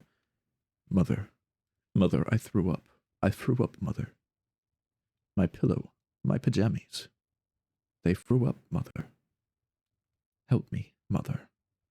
Co is an SCP. I think we're all SCPs. I think Co might be,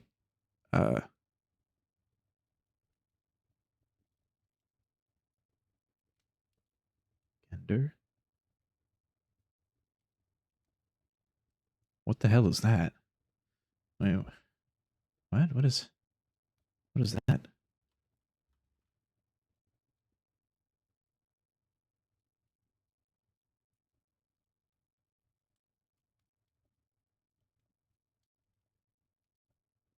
Why is it capitalized? Why is gender capitalized? Wait, what? I'm so confused. Cause small lemon slime. Don't know what talking about. Theseus, what does that mean? I am confusion.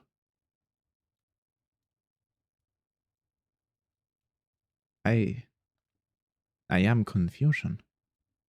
What does that mean?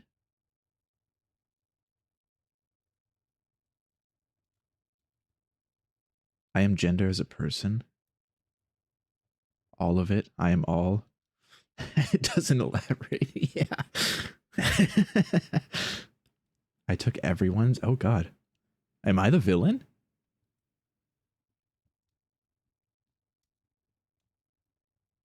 I'm the villain.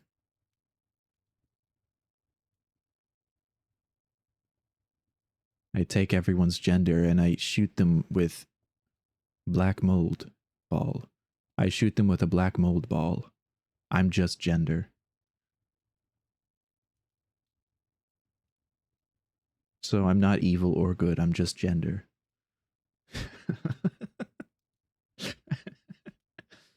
Everyone's the villain of their own story. Can I be the villain of everyone else's story? What if I'm neutral in my story? I guess I am the villain. I do eat too much sugar. That is fair. This is a compliment, by the way. Okay. I accept. No, that's the IRS. Oh, okay. The IRS is an organization you do not mess with. Don't fuck with the IRS. I took your gender, but I am gender. I have a lot to process now. I have a lot to contemplate and ponder. I think it's time to iron out my brain. It needs a good ironing.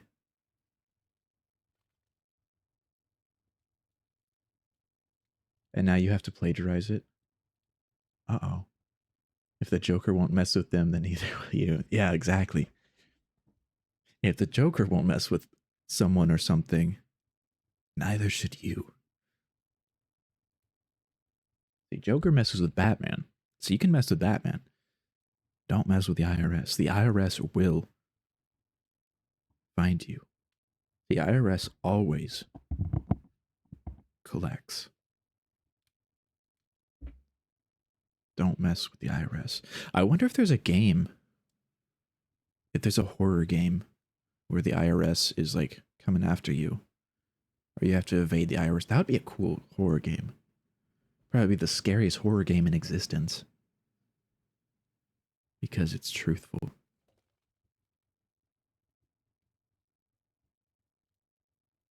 You're related to Batman? Hell yeah. Hell yeah. That's just real life. Exactly. That's why it would be the scariest horror game. Because you'd stop playing the game, you'd be like, oh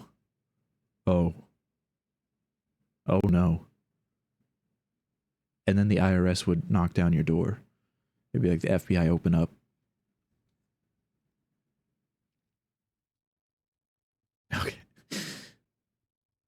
But they also have protocols from an apocalypse scenario, so even at the end of the world, we'll still be paying taxes. No!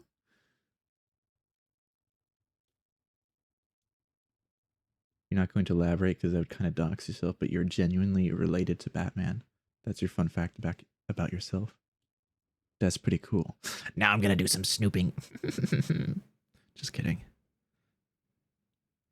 I'm too my brain is too obsessed with Grounded at the moment to do anything like that. But that's cool. Theseus, you're such an interesting person. And I mean that in the best way possible. Every time you chat, I learn something new. I'm gonna have a full filing cabinet full of notes just about you. Just as I have for every Jelly Jam. I guess every Jelly Jam has their own folder, not necessarily a whole file cabinet. Yeah. Let's go back to the story, shall we?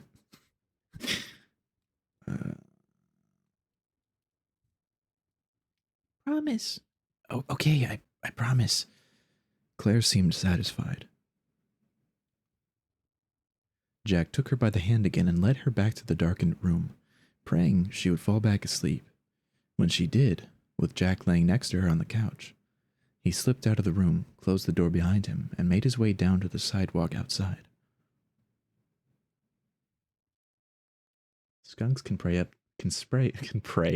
Skunks can pray up to 30 feet away. Skunks can spray up to 30 feet. Documentary on Theseus. Exactly. Documentary on Theseus. Not documentary. It's a fun fact for you. You know what else is a fun fact?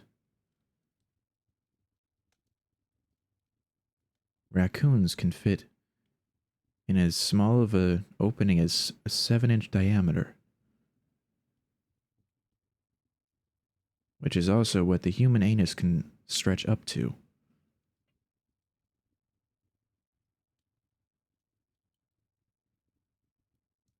That fact has been forced into my brain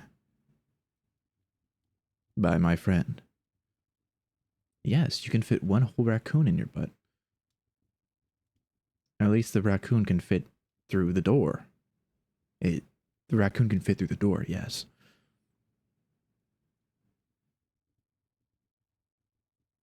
Who knows if the house is big enough for the raccoon, but they can at least make it through the door. I don't really like that analogy, but it's staying. It's staying. I don't like that analogy. I'm going to keep reading the story.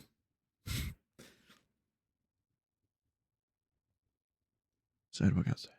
Jack's eyes widened at the sight of Michael. Dude, Mom is going to kill you.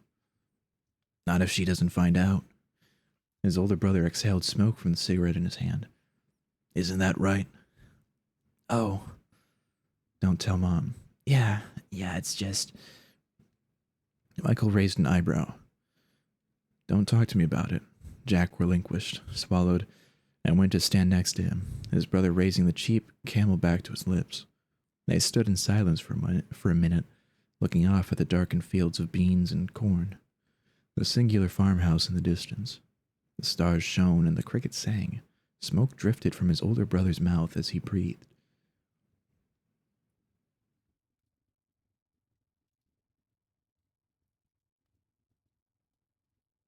Some guys came to TJ's room earlier. Jack looked at him. Michael exhaled. They were asking questions about what happened. Really? You think they saw? Depends. Probably to some extent. If we keep our story straight, we'll be just fine. Don't tell anyone. What do you think they'll do to him? Like the X-Files or something? Michael smiled. You know where Mom and Dad work? Yeah, the government. Jack looked forward again. examining the shadows on the pavement. I don't know, they said they couldn't tell me. Yeah, they can't tell you. Jack jerked his head back to look at Michael. Wait, do you know something about them? I work there too. Michael smiled and looked at him. I'm not going anywhere though, don't worry. But anyway, people like TJ, you know. In 1978, Michael Bright began raising his 2 children on the ranch he had inherited. The skies were blue and the land remained fertile and wild. His boys played under hot Midwestern sun and built forts in the deep white snow. And the horses were strong and performed well. Michael whistled as he worked because the blood came out easy and the bodies burned clean. So when his son's sight did not diminish, Michael did what any good father would do, removing the dew claws from the sheepdog, the taming of a fowl, the shocking of cattle to move them forth. But this isn't Jack's story to tell. His son's sight, wait, what? What's this?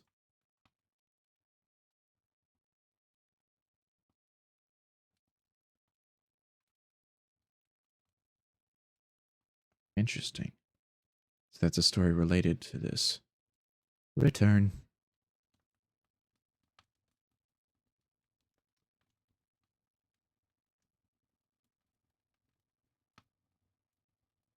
No, actually, I don't think I know. Jack's blood rushed with anger and anxiety. Oh. Michael looked up at the stars, contemplating. Look, you know what they say about if a tree falls in the forest and no one is around to hear it, does it make a sound? Yeah. Okay, well, here's how I see it. There have always been people like TJ. You read about them in the old world text or whatever, like witches and warlocks and shit. Back in those days when stuff like this happened, you know, people didn't really know how to describe them, and they just passed it off, and the person went to live in the woods and nothing bad happened. Like, yeah, people cared, but it was magic, or someone pissed off Jesus or something, you follow? I guess. Yeah, well, now that we're no longer living in the Dark Ages, people are smart. Bad news, Jams. The authorities, they're on their way again. Fortify your minds. Brace yourselves. Hide and run if you can. Saribot will ring the alarm, when the time has come. Be prepared. Yeah, well, now that we're no longer in the Dark Ages, people are smart. When someone like TJ is born, there's no casting them off to live in the woods. It's systematic removal. I'm talking CIA and FBI caliber. So when shit like this happens, where I fell from the roof and TJ was clearly the one to take the injury from the fall, people start watching. It's no longer the fact that God didn't will me to take those injuries or some shit like that. These people see that, and they see something larger. Something that really is a witch or a warlock. And they start watching. And they keep watching. And they watch and watch. And if they see something that indicates that something deeper is going on, then they get taken. No more problems. Situation's safe. The people are safe. And the people will continue to be safe through this happening over and over again. That's the idea. So, like, if it happens, and there's no one around to see it, then it's fine. But I think they might be keeping an eye on him. Where'd they go? Michael shrugged. But anyway, the way I see it, it's like, he waved a cigarette. You know, TJ's always been special. Wait, what? You haven't noticed that? Like, when he was younger, he could always do shit when he wanted to. Like, when you were 9 and you fell off your bike, you remember that? Yeah, what about it? He healed you. And here they are. Thank you, Saribot, for the alarm ring. We'll take a moment. Get up, stretch if you need. Take some sippy, eat a snack.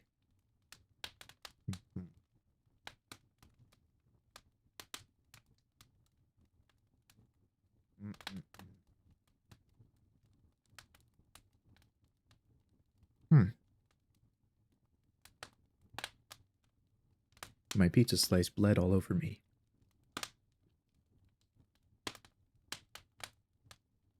I'll be right back.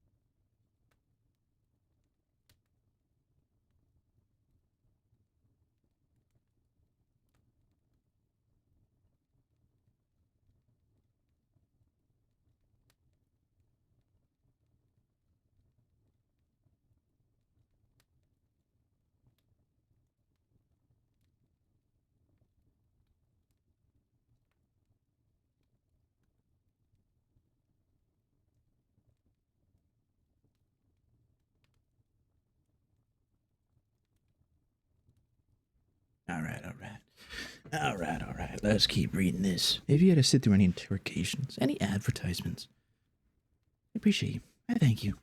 You're free now. You're free now. Put that away. We don't need that out and about. Okay, let's. Where were we? Where were we?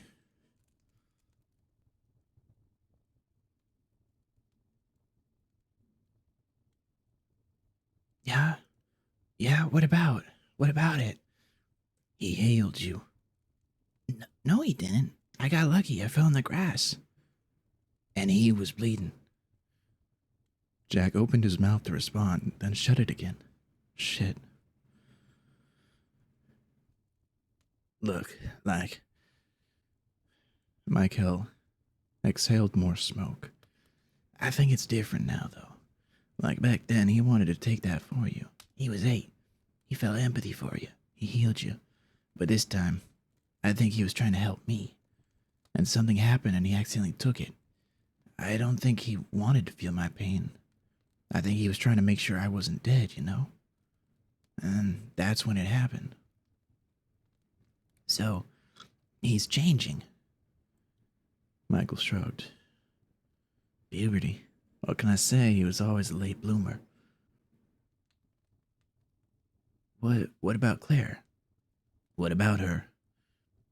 Is she special too? I don't know. I think TJ's the most obvious. We're gonna have to work to keep that covered up. Claire, if you watch her, Jack, she's... I don't know, she knows shit. Jack laughed. You're fucking crazy. Listen to yourself, Michael. She's 7. She likes fucking Polly Pockets and Cabbage Patch Girls or whatever shit.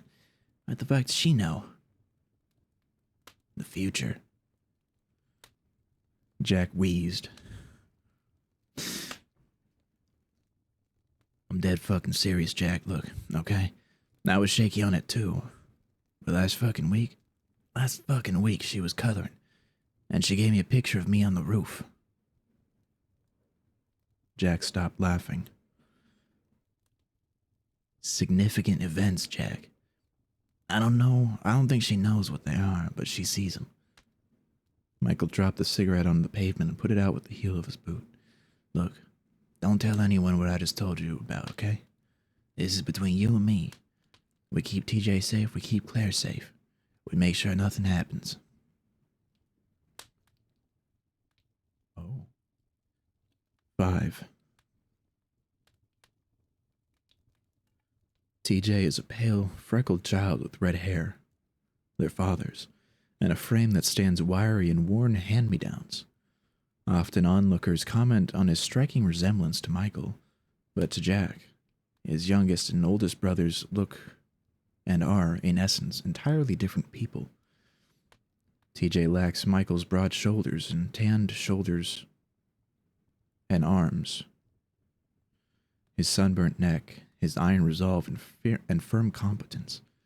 TJ wavers in the path of decisions. Michael thrives in it. TJ is soft-spoken and feminine in nature. Michael is accustomed to confidence, a short-haired cowboy with adventurous resolve. His older brother has always moved as a subtle and direct force of nature one might even call clean, careful, swift, lethal. But such thoughts do not occur to him then. So when addressing the conflict of TJ's acquired tendencies, Jack and Michael first make sure he's asleep in the other room, and then speak over the dining room table. His older brother drinks a cheap beer from a can, and after a moment, Jack moves to the fridge and gets one for himself, too. He is not yet of age, but such things are a formality in the battered barns and sun-bleached houses of small Midwestern farm towns.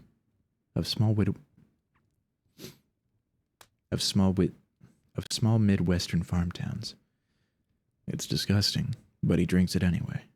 The alcohol fills a widening pit of frustration in his stomach. It calms his nerves. It calmed his father's nerves, too, in a time before TJ and Claire were born, when it was just the 2 brothers and their mother and the smell of heavy alcohol and charms from AA meetings. But they understand to this day that they are not to discuss this time. They reach a decision, or at least a heated compromise. Jack finishes his beer and Michael takes another from the fridge, not because he wants another, but to give him something to do to keep himself from throttling some goddamn sense into his younger sibling. Jack goes to bed. Michael plays with the revolver in the kitchen, even though it is not Wednesday. And the next week, with TJ recovered enough to return to school, Jack outfits him in long sleeves, long pants, and thin gloves, and sends him off with one instruction: touch no one.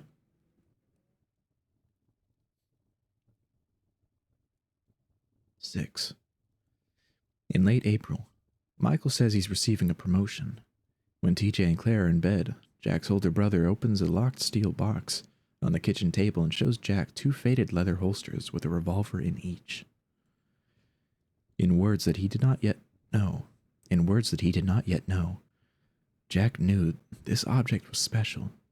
It felt radiant, powerful, unearthly before him. He studied it closely. These revolvers were much different than their fathers on top of the fridge. No, these were old guns, weathered down with the sweat of generations. The yellow glow of the dining room light above them turns the handles a sickly iridescent off-white, the barrels a diseased gray-green, engraved with tendrils and elaborate vines of faded gold. The belt is an old, brown leather that is somehow miraculously still bound together, but to Jack, the weighted feeling of unease is only in the silver objects the belt holds. Michael picks them up and Jack is surprised, like he wasn't expecting the movement to be physically possible.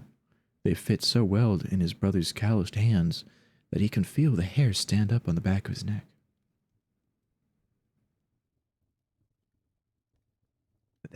That's not pearl, Jack sputtered out. The handles. They remain off-white even when lifted into Michael's hands, shining not by nature, but by polish. When Michael killed deer, he would boil the marrow into a stew, then throw out the rest, all sorts of parts in the pot. Femurs sitting on the kitchen counter to be used, skulls he let TJ hold. To a Jack in the future, in a different life, anomalous is a bone-stained word on iron breath. It's a word that's laced with gold.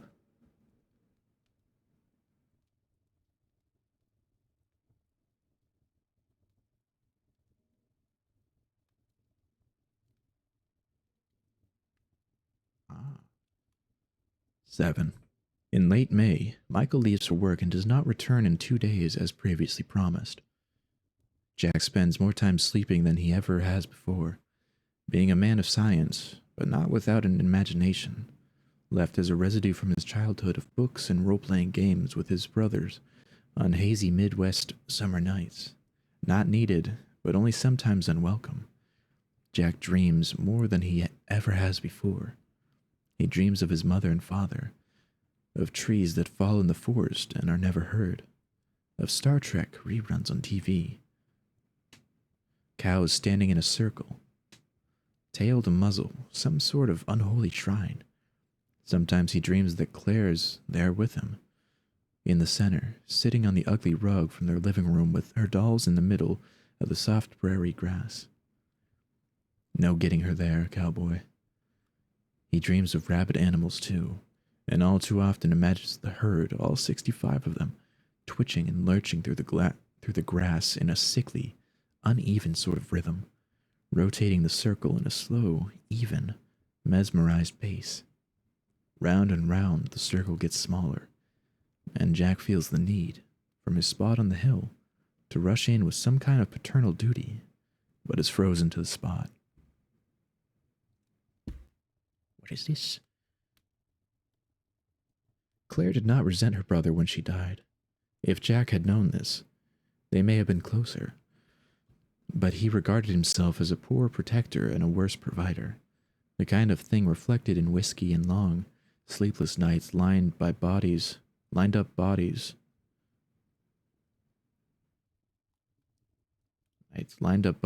floodlight and response team lantern in the dust of collapsed ceilings and broken linoleum tile. If only they had a way to tell that these things were about to happen before they did. But this isn't Jack's story to tell, either. And it matters little now.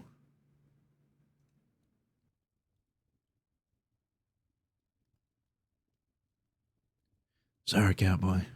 Close, but no cigar. Jack wakes up, always, in the same hazy, nauseous way he tends to do these days, with a guilty weight settled right under his ribcage and his vessel aching, breathing shallow. He sits at the kitchen table with a restless energy that breeds anger in his chest like some small animal gnawing at his sternum, and he'll find himself grinding his teeth in an old nervous habit. After about an hour of dazed, drunken silence, Jack will wander to the garage and continue his illegal moonshine activities with shaking hands that makes the condenser wobble when he touches it. So much work for so little gain. Frustration isn't faster, but brewing is a slow burn kind of business. It pays the bills. "You okay, buddy?" asks the pot-bellied redneck he usually sells to. 2 gallons for $40. He pays in cash, as he usually does. Jack sits hunched on the garage steps, feeling like he's conducting electricity. He's not one for small talk. "Coming down with something?" Jack nods and puts on a weary smile. Something like that, yeah." His chest squeezes with irrational rage. He doesn't want to speak, but feels like he has to allude to things being all right, at least to some extent. Not like the redneck would call child services anyway. He hopes he doesn't look like he feels, but judging by the scruff on his face, he's been too tired to shave away, and the weight he's lost. It's a stretch. Probably the weather. "Your brother back yet?" The jug's going in a compartment under the redneck's floor mats. Not that the police would care anyway if they found it. Nah. Jack scrambles to find something to say. This has been the first human interaction outside of Claire and TJ he's had in 2 weeks. Business trip. Business trip. Not entirely false, he reasoned. And Michael does come home. Michael comes home in the rain in mid-June. He pulls in late at night and Jack sits at the dining room table with his hands around a beer, half asleep. He's pale and weary-eyed. In the field, it will be days before you sleep. And the holster is around his waist still, powerful, radiant. You are the right hand of God and will kill for him. He mumbles a tired and half-hearted hello. The first time is always the hardest, darling, and collapses in bed. And Jack pays him no heed, other than that he is home. Good evening, Di. How are you doing? How's it going? After a few SCP entries, I stumbled across this story. I don't really know what it's about. We're finding out as we go. Tired but good. I feel that. I need to do better at sleeping myself. I don't remember the last time I got like a solid 8 hours of uninterrupted sleep. It's been a while. I do what I can.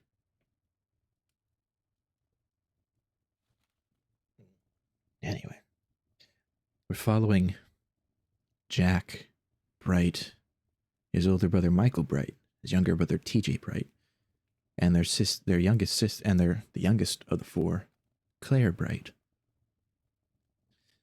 And we've just found out that TJ has anomalous abilities to take injuries from others so that they don't get hurt, but instead he takes the pain. And their sister Claire, she can see into the future. And Michael, I think, works for the Foundation. But we're not necessarily outright told that. It's alluded to. And Jack is just here doing what he can. I guess. Yeah, it's interesting so far. And their parents, I think, also work for the Foundation, because Michael works at the same quote-unquote government organization as their parents. Their parents have been away for a long time now. Michael sleeps. He sleeps until the next afternoon. He sleeps with the guns loaded next to him, where he can see them reflecting light in a sleepy haze. It will be 1,000 years before you rest. It is the way of this place. 8. Michael has worked at the same ranch since he was 16 years old and had been riding a horse as long as he could remember. Jack himself could never quite understand what his older brother could possibly find entertaining about herding cows on horseback all day, but what made up for it was the competitions Michael did for fun. His older brother always got excited about the working cow horse runs.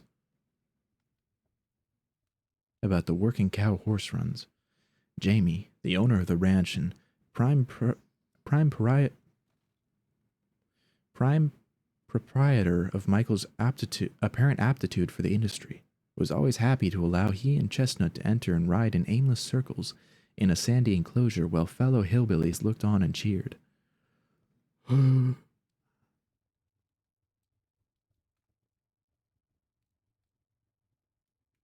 Doc thought bean dip was dip for beans. I mean,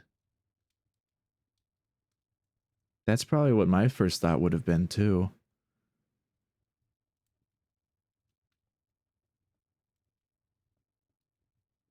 Because, I mean, you're gonna kick Blue Guy's ass.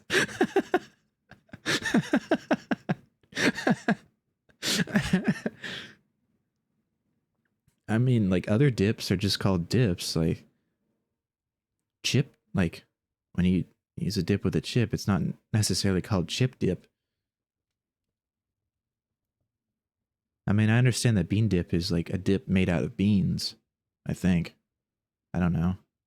I don't eat bean dip.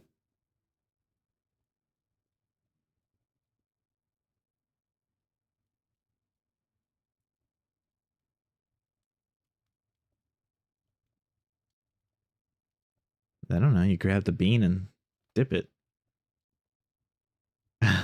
He thought he meant he was dipping his beans in a dip. When does the condiment become a chip dip? Maybe in its... No, the thickness wouldn't make sense, because, like... I know, like, sour cream can be used as, like, a chip dip, but it's... Sour cream's also a condiment, yeah? When it's saucy. When it is saucy enough.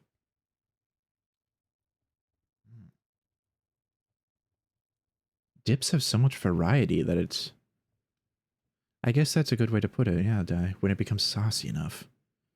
Dip's gotta be saucy. Doesn't necessarily mean liquidy or, you know, thick, just saucy. Gotta be saucy enough. You expected a resounding Doc is crazy, but apparently all of us are crazy. You'd use a chocolate sauce as a dip. Sour cream is the base for a lot of things as well. That's true, like ranch. Yeah. I'm not saying I never heard of bean dip. I know what bean dip is. It's bean dip. It's a dip of beans. It's you dip a bean in the bean dip and the bean becomes a dip. And now it's a dip made out of beans. It's bean dip. I don't know. I usually just eat the chips by themselves. I don't. Okay. I don't typically like I don't have dips. I'll like when I have quesadillas, I'll use like marinara sauce to dip them in. Most dips go back to milk in some form. Oh. Fuck, you gonna dip a bean? I mean, you would dip a bean the same way you dip a chip. It'd just be tiny. It'd just be a tiny... It'd just be tiny. Hold up, what? We're talking about bean dip. Chocolate dipped beans? I feel like some beans would be okay with chocolate. Is a Frito pie both a pie and a dip? In what universe would anyone do that? I don't know. They're weird people. They're weird people. I don't know. Frito pie? What the hell's a Frito pie? Hold up. You're furious. I mean, it's more like hypothetical. I don't personally know anyone that has ever used a dip with a bean. I don't know many people that just eat raw beans like a chip, like eat beans like a chip. I don't know anyone. Is a soup a dip? I guess it can be a dip, like tomato soup with grilled cheese. Typically, people would dip their grilled cheese into tomato soup. I mean, I use marinara sauce, like I said, as a dip for quesadillas. You eat coffee beans as popcorn? Oh yeah, I forgot coffee beans are a bean. So I guess like coffee beans into like chocolate would be a dip. That would actually be like a sweet dip. A dessert-like dip. It's a French onion. Oh wait, I was gonna look up Frito pie. Frito pie. What the hell is a... Oh shit. Frito pie. It's a dish. What? Base, chili, shredded cheese. I guess it could be a dip that is a pie. Frito pie is American magic. Like you dip into French onion dip. French onions? I mean, yeah, if you got onions from France.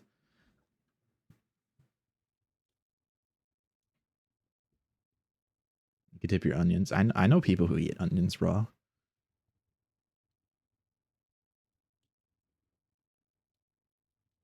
Oh, French onion is a soup. Oh. Extract the flavor. Turn the flavor into a powder. Now mix it with milk and water. Now you have French onion dip. That sounds disgusting.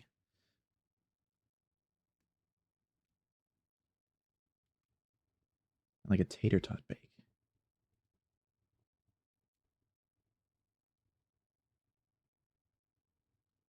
Oh, this just makes sense now.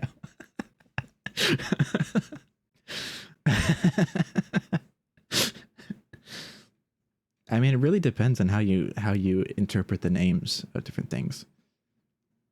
Like if you take it literally, like bean dip, dip a bean. It's a dip for beans.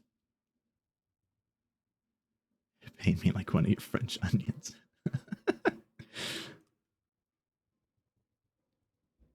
Dip or beans.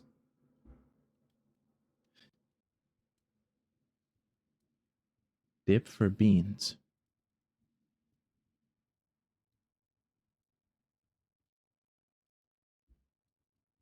Do people eat beans like chips and use dips for them?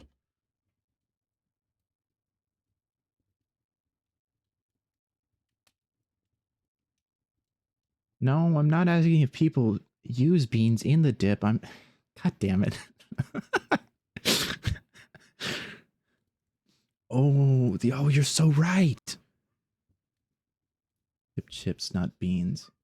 Well, yeah, we know that.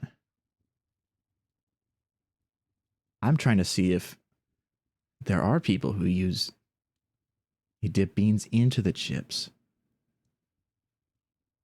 Actually, have to agree with Blue Guy on this one. I don't understand what the argument is. Hi, Beans. Speaking of beans.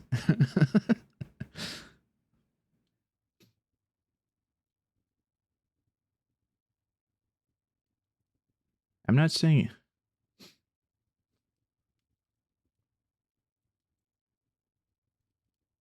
What?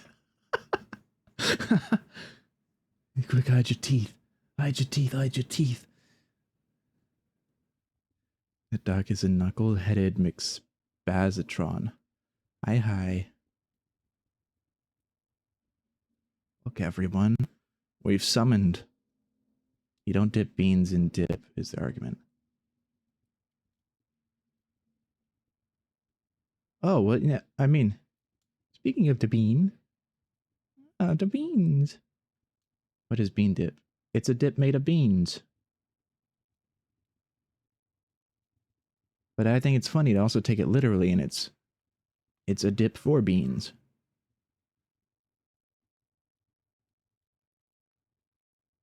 I know dip is usually...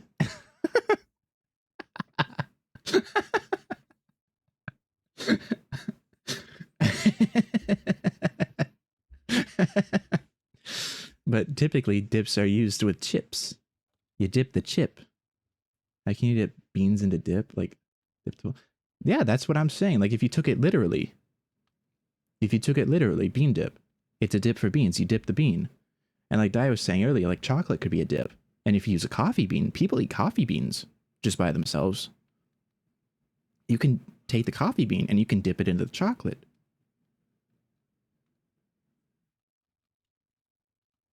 No, they're all the same thesis. They're all the same.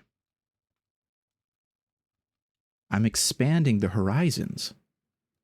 I'm not saying anyone's wrong or not. I'm saying there's more possibilities. If you see someone dipping beans into anything, you're fighting them.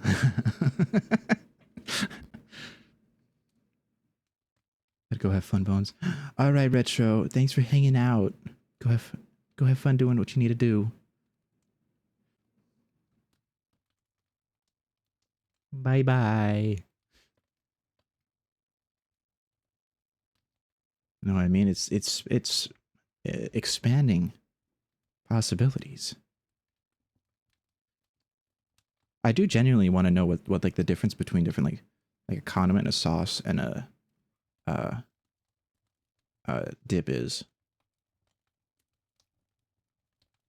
I guess spreads also. Why are you at and die? There's bean dip and then there's bean dip. There you go. So we dip beans in butter.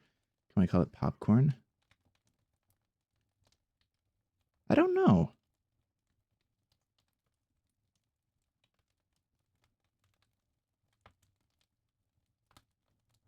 I don't know.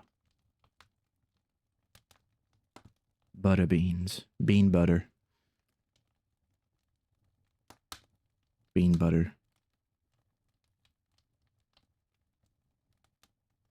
Butter bean. Buttered beans. Bean. You can eat snow peas or sugar snap with a sauce. You're technically dipping beans. That works too. I think theses might be like paragraphing right now.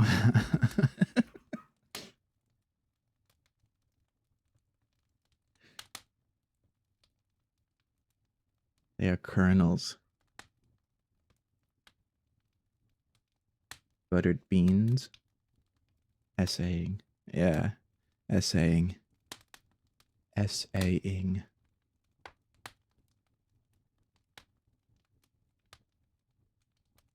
Barbarabane. Barbarabane. Barbarabane. Barbarabane. Is Mr. Sanders in?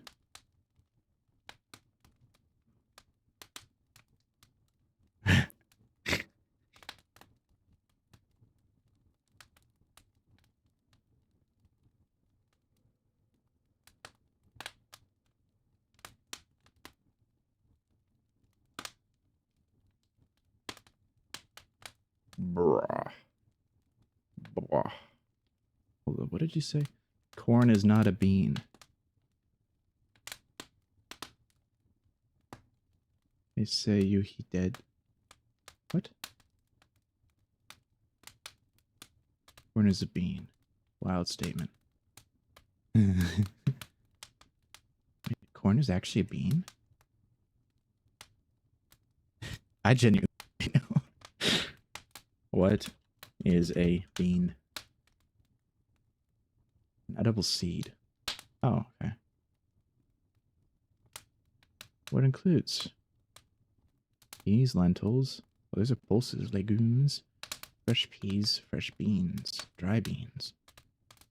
Is corn a bean? Is corn a bean? Corn is not a bean. Corn is a grain. Whoa.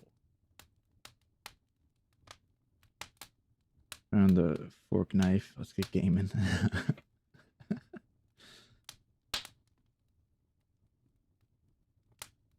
I like this discussion. This is very good. I wonder, sauces are thinner and used to coat or cooked with to flavor a dish, whereas dips are typically thicker and meant for dipping vegetables or chips.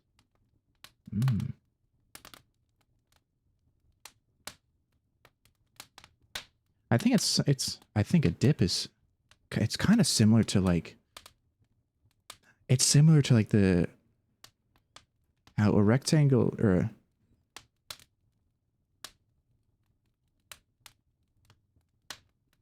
a square can be a rectangle, but a rectangle can't be a square.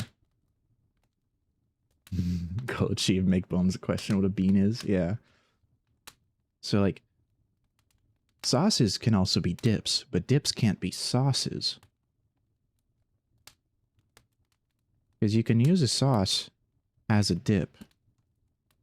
Can you use... I mean, I guess if you really wanted to, you could probably use a dip as a sauce. It'd be really, really weird.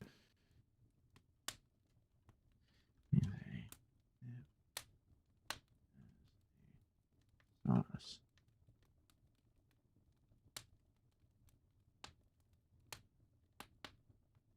Oh, never mind. Dips can be used as sauces. Okay. Well, never mind. Beef and bean dip. You're taking a whole bean and dipping it right into some bean dip made specifically for beans. Ranch is a dip plus sauce.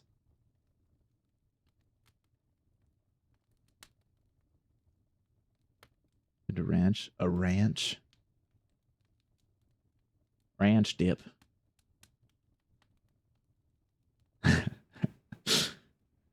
Ranch is a drink.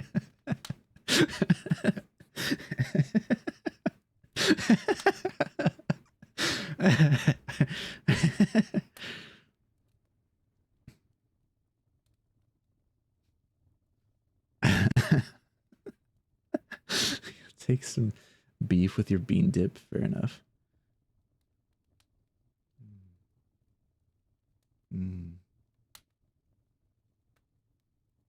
Hell nah. Hell nah. No, you don't need to. Ban him. No, no one's getting banned. I think this is amusing. This is amusing. I got to learn properly what a bean is.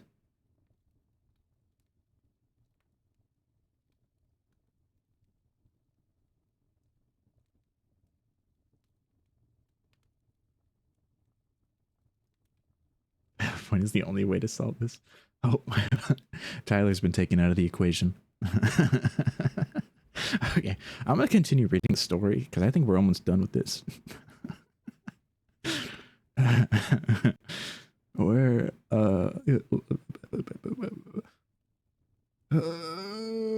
looked on and cheered. Jack would lean up against the metal fencing with John Deere ads strung up along it and watch Michael and his horse kick up sand in tight circles under fluorescent lighting and country music with a smile on his face and an odd sort of contentment that comes with seeing your sibling do something stupid. Stream derailed for bean dip was pretty funny though. It was. That was very interesting. Thank you, Blue Guy, for sparking this conversation. I almost said conflict, but it was more of a conversation.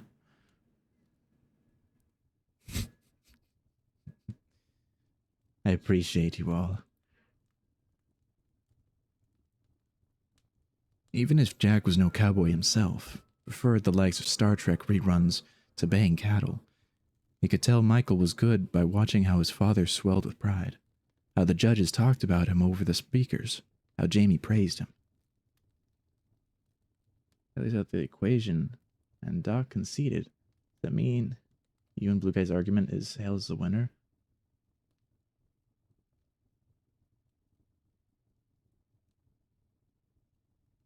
No, I just mean that, like, Moobot has literally taken Tyler out.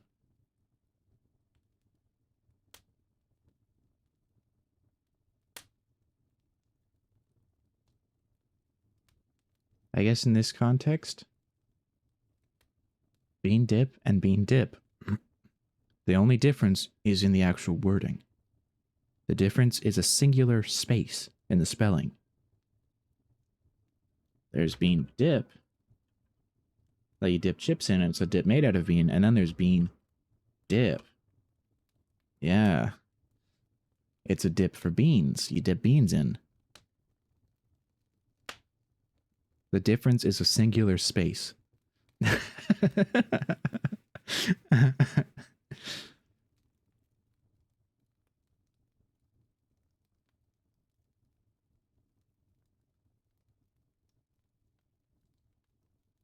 It all comes back to grammar. It all comes back to grammar.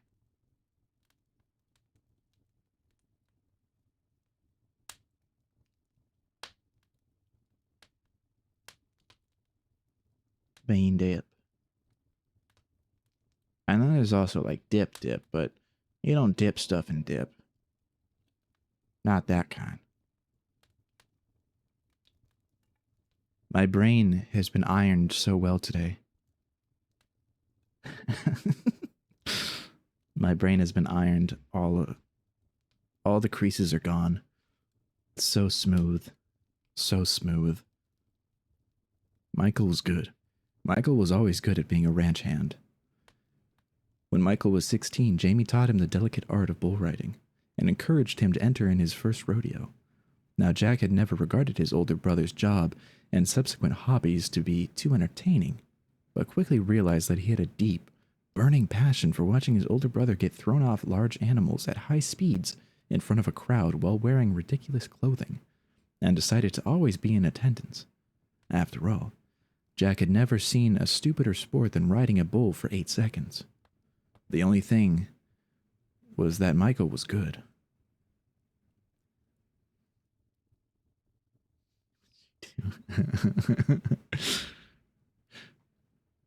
This was infuriating to Jack, who came with the specific little brother goal of watching the person who he constantly bickered with get thrown off something.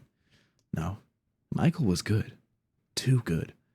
Jack would watch with anticipation in small sports arenas a couple hours away from home as his brother grabbed either side of the chute with difficulty, fastened his helmet, and awaited the buzzer with hand on a rope reins, only to hold on for the full 8 seconds with frightening ease. Rider after rider would be thrown off violently before and after him, but no, Michael never fell.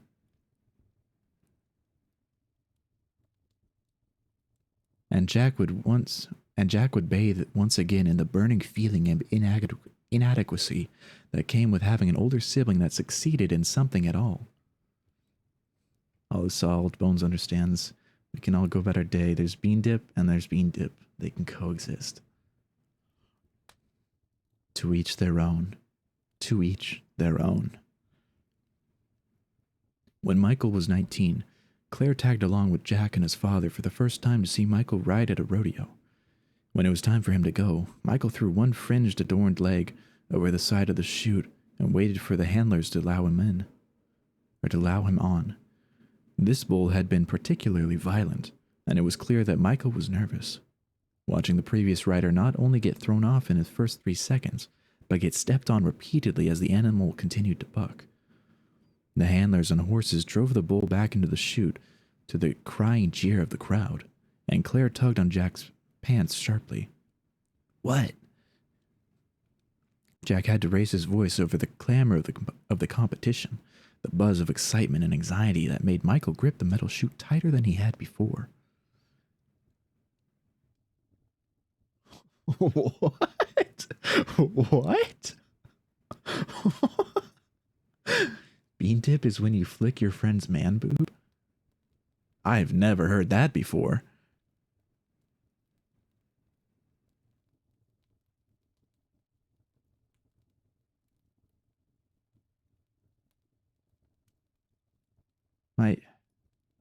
My brain doesn't even process that. What?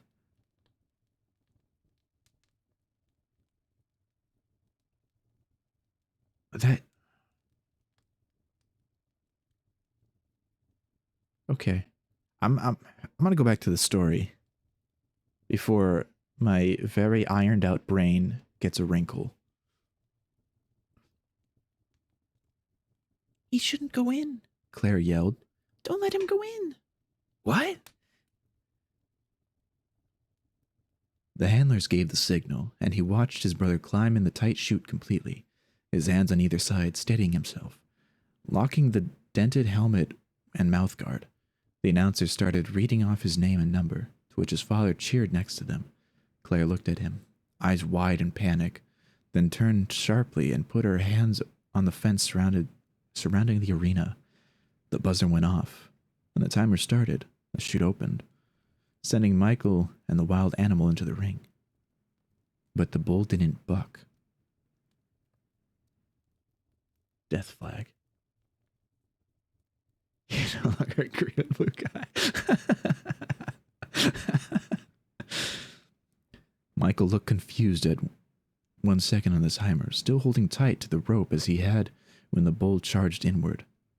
The bull didn't buck. The bull stood still, in the middle of the arena, despite knocking the sides of the chute with anger a few moments prior.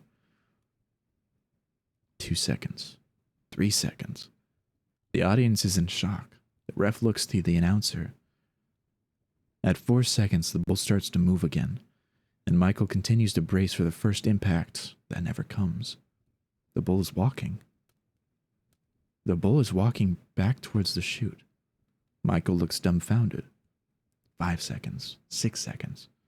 At this point, even if the bull was to start bucking, Jack figures that Michael could hold on for the last 2 seconds and still make the round, even if this even counted. The bull finishes walking back to the chute of its own accord and huffs loudly. 7 seconds. The crowd is silent. The bull faces the chute, and it's very clear now that Michael is expecting to die, to be thrown in the air in the most violent buck in the history of all rodeos. When it hits 8 seconds, the buzzer goes off. The crowd acts like it isn't over, remains silent, entranced. When the chute opens again, the handlers don't need to do anything. The bull walks in on its own accord. The chute closes, and Michael, a little stunned, stumbles off, pushes himself back over the side of the chute, and lands on his feet, just as blood trickles down Claire's face from her nose. He would have died if I had not changed it. Oh. Not only can Claire see the future, she can also change things. Oh. Jack thinks of this now. Jack thinks of this as the crickets chirp and pierce through his angry haze that clouds his thoughts and mind. Jack thinks of this, and Claire wanders in and asks if she can sleep with him. She had a nightmare. Jack thinks of this as he lies awake with her there, thinking of trees falling in the forest and wishing there was more he could do. 9. Jack will learn in another life the importance of not letting one's guard down. There is to be endless safety videos in his future. There is even a future ahead of him where he, too, will be an enforcer. He will reprimand violations of human imperfection in a place that must, by all lengths, strive to remain industrial, clean, separated. He will learn to place a wall between people and things that only look like them. He will even learn, long into his future, to control himself, to be disciplined, and to fine-tune his sense of situational empathy. He will pick his battles and save what may be saved and move on. And some will call him heartless, clinical, stubborn, and others will call him director. But Jack is a child, and he cannot see the consequences of those things. He cannot act fast enough. He does not yet have the eye to anticipate, to see where incidents happen. He is not dutiful to security, containment, protection, because he does not need to be. And so when TJ runs over and hugs Michael, Jack does not stop him. He does not stop him when Michael's fingers touch TJ's bare neck. And had he known that Michael was unusually tired because he had been treated recently for a still healing gunshot wound that had shot through his shoulder and sent him into Foundation Hospital for 2 weeks, he may have acted differently, although it is not likely. Carelessness is not an easily avoided trait.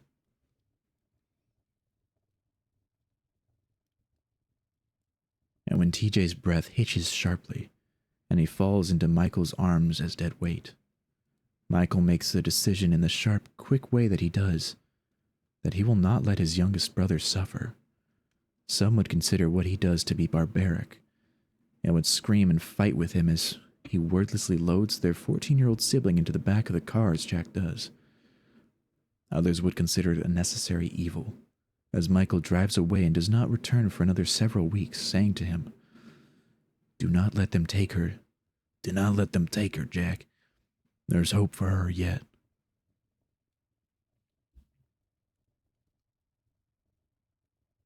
Oh boy. 10. Summer day fades into hot, burning summer day. Jack's body aches in an endless haze. Claire plays outside with the neighboring children, and he sits at the dining room table and feels cold and fuzzy, distant. His thoughts are a single tired string, fraying, searing in the summer heat, but cold against his skin. In the mornings, as he rouses himself from deep, dreamless sleep, Jack's body is heavy. Claire needs to eat. Jack doesn't. Or feels like he doesn't. There's no appetite. The heat sickens him in a way he has not experienced before. On stormy days, the water's hot, comes down in sheets that darken the sky, floods down the cracked road into old cement gutters, droplets like the pavement, and Jack stumble outside for the first time in weeks, blinking, body aching and dragging, sitting on the damp, sun-bleached porch just as birds chatter nearby. The door creaks open. Old, rusting springs that his father promised he would fix. "Jack?" Light filters out onto the porch and onto the back of his neck. Jack focuses his eyes on the afternoon rain pelting the sparse grass on the front lawn. He aimlessly wanders about the date. Wasn't paying attention. Days and weeks slipped together in a sort of disjointed, hazy way. Late June, maybe. Something like that. "Jack, can I play with Sydney and Gabby?" Claire hangs to the door handle, red raincoat over her tiny frame, rubber boots that were handed down through 3 bright boys before they reached her coming up to her knees. Jack looks out wearily past the broken-down porch and the patchy front lawns to the girls splashing in mud puddles across the street. Just stay where I can see you." "I will." Jack rubs his eyes a little as his little sister races across the street, greeted by cries of joy. June already. It had been a month since graduation. He should be thinking about college, but he can't. A long ways away in another life, a short, fat man would sprawl in a battered armchair at the training center he ran and would tell Jack all he knew about the births and birthings in a serious, lucid tone, a rarity preserved for close friends. Jack would tend the old brick fireplace and open some liquor, and they would drink, and the blonde-haired veteran would tell him about the myths in the field, stories of cattle dying and dogs being nailed to trees, the storms and violent winds, cars flipping and people gone, readings fading in, out, spatial anomalies, can't counters breaking, phones not working, guns jamming. The child would be born within 5 miles, and when it would breathe, said the old rumors spread around GOC task forces, all the strange happenings would stop, and so no one would notice it. Only lasted the mother's labor, the universe preparing for a new god, the Star of Bethlehem. "Stranger things have happened," said the man with the rifle. "No way to test it. Would make sense if it was true, I suppose. The way they come and the way they leave, all these kids. Not just the Greens. The legends are the same. Always a little strange. Supposed to get worse with the power and significance. All that kind of shit. I knew guys that used to peel out if they saw the cattle run, you know?" "Do you believe it?" was Jack's question, something he knew the answer to. The man sighed, readjusting slightly. Jack, science loathes coincidence. Ask any shithead on the street and they'll say they've seen something strange at some point in their life. For the sake of standing on solid ground, no, I don't think so. What is this?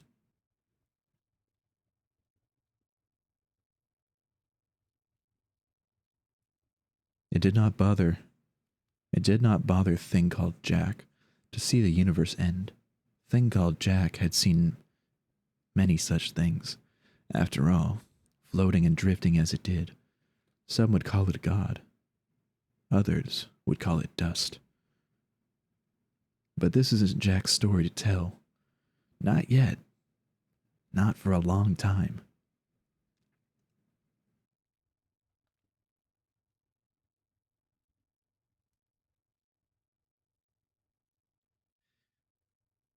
Jack on the rainy steps, pale and weak, decided he was too tired to think about it right now, leaned his head so it rested on the splintering wood railing, watched Claire splash in puddles with her friends under the sheet of rain.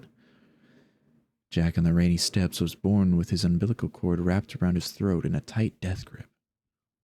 They thought he was dead, didn't cry for minutes as they worked to loosen it off. When Jack on the rainy steps was 4, he caught pneumonia that landed him in the hospital for a month. They thought he would die. When Jack on the rainy steps was 8, he ran into the street to chase a raccoon and was hit by a car. The impact sent him skidding on the ground, bleeding from his chest. Oh, hello, Citron. How are we today? We're doing quite well. We got through some SCP entries. We started an interesting story. We had a at-length, in-depth discussion about bean dip and bean dip. Thanks for the hydrate. How are you doing, Citron? How's your day going? Posture and big stretch. Big stretch. Ooh.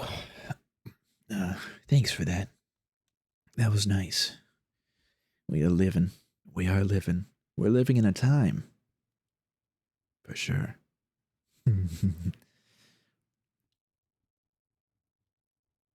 When Jack on the rainy steps was 11, the top of their snow fort caved in on top of him.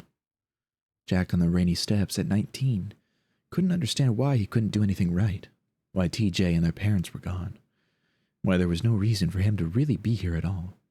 He feels listless. He wants to hurt something. He doesn't know where to let the anger go. He wants to know why he feels this way, why he can't pull himself together long enough to be an adult for Claire, why he can't just be like he was a year ago, happy and content and not barely functioning and exhausted. Jack on the rainy steps doesn't want to die, but doesn't want to live. Jack on the rainy steps wants to fall asleep and not wake up anymore.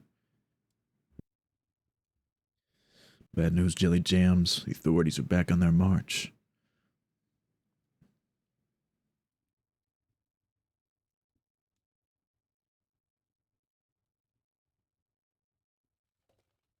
Oh, man.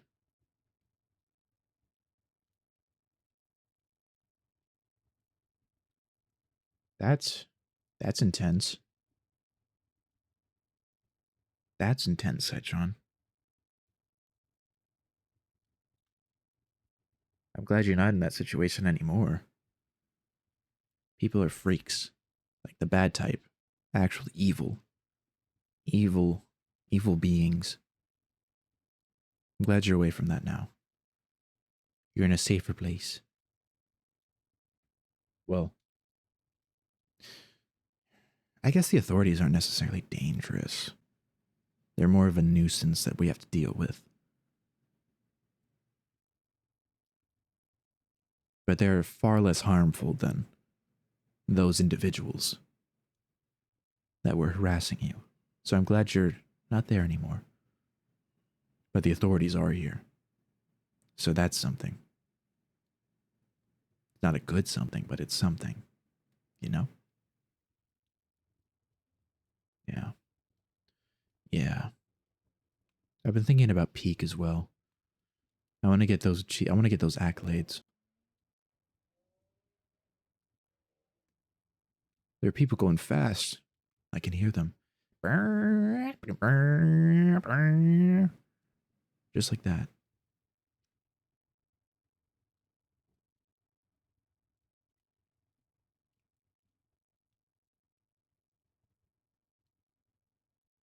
This is also true.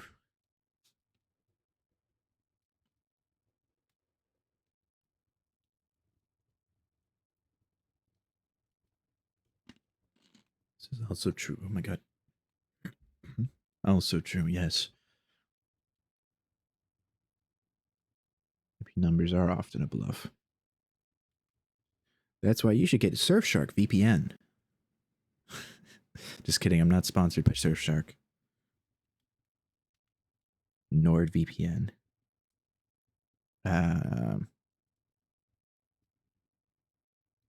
Those are the only ones I can remember ads for. Or like sponsorships for. I can't remember much else. Bones sponsored stream moment.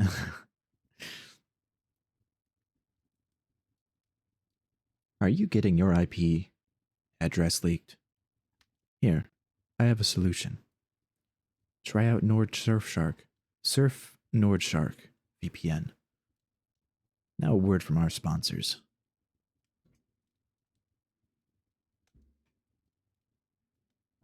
I bet some people have done that where they like go with like one of the VPNs for a sponsor, then like a few months later switch to the other ones.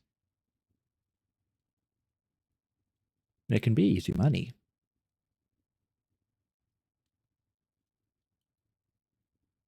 Or you know, if they have like two channels on, let's say on like YouTube, one channel has like NordVPN sponsorship, the other one has Surfshark.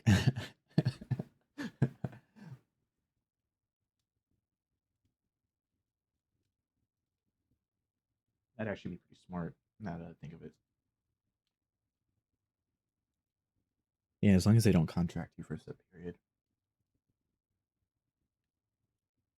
Mm-hmm. Mm-hmm. Ow.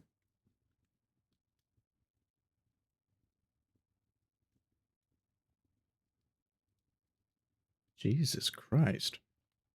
That's horrible.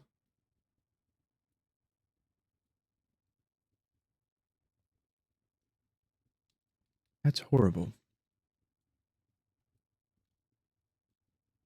I hope you get better friends in your life. You know, ones that are like normal people, decent people.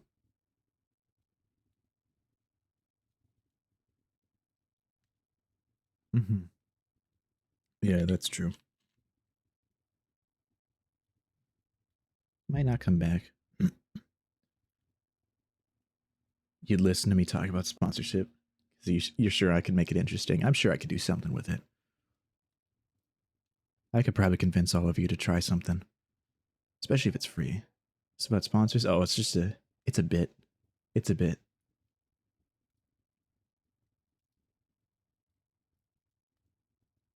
As Di had brought up about like, as long as your connection's secure. No, if you need a secure connection, check out NordVPN. Our sponsor today, Surfshark VPN. You know, stuff like that. But I hope all the best for you, Saitron. You're always welcome here.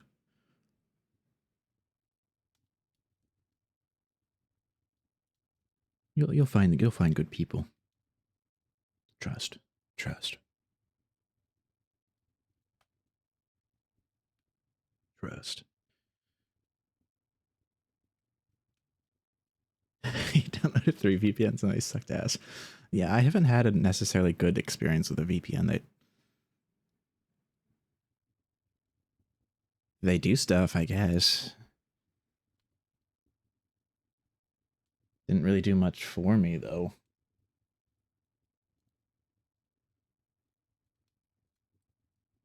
Yeah. They can also cost a lot. So there's that.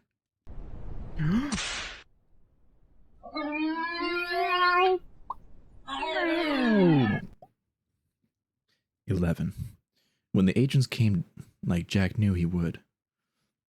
The tree falling in the forest agents with their bulletproof vests under stiff button-up shirts. Jack crosses the house to the kitchen, reaches up on top of the refrigerator, and loops his finger on the old iron revolver that clacks quietly in his hands. A dangerous weight. Hi, Citron. It's just a smoke screen at the end of the day. Kind of need to make sure you don't grab a cheap one. Need to make sure you don't grab a cheap one. Yeah. Very true. Yeah, you gotta end up doing some research, which I think most people should do when they're like looking at products. Do some research, or even just like political matters, stuff like that. Ah, my shoulder. My shoulder. And now you're booping it. Ah! I guess it's not set up for this configurement. A dangerous weight. Jack has never been a terribly good shot. Where did the cheese go? UV pressing on the bruise. Ah! Poke the jelly bone. Yes. Itchy ear. Let's see, where was I? Jack has never been a terribly good shot.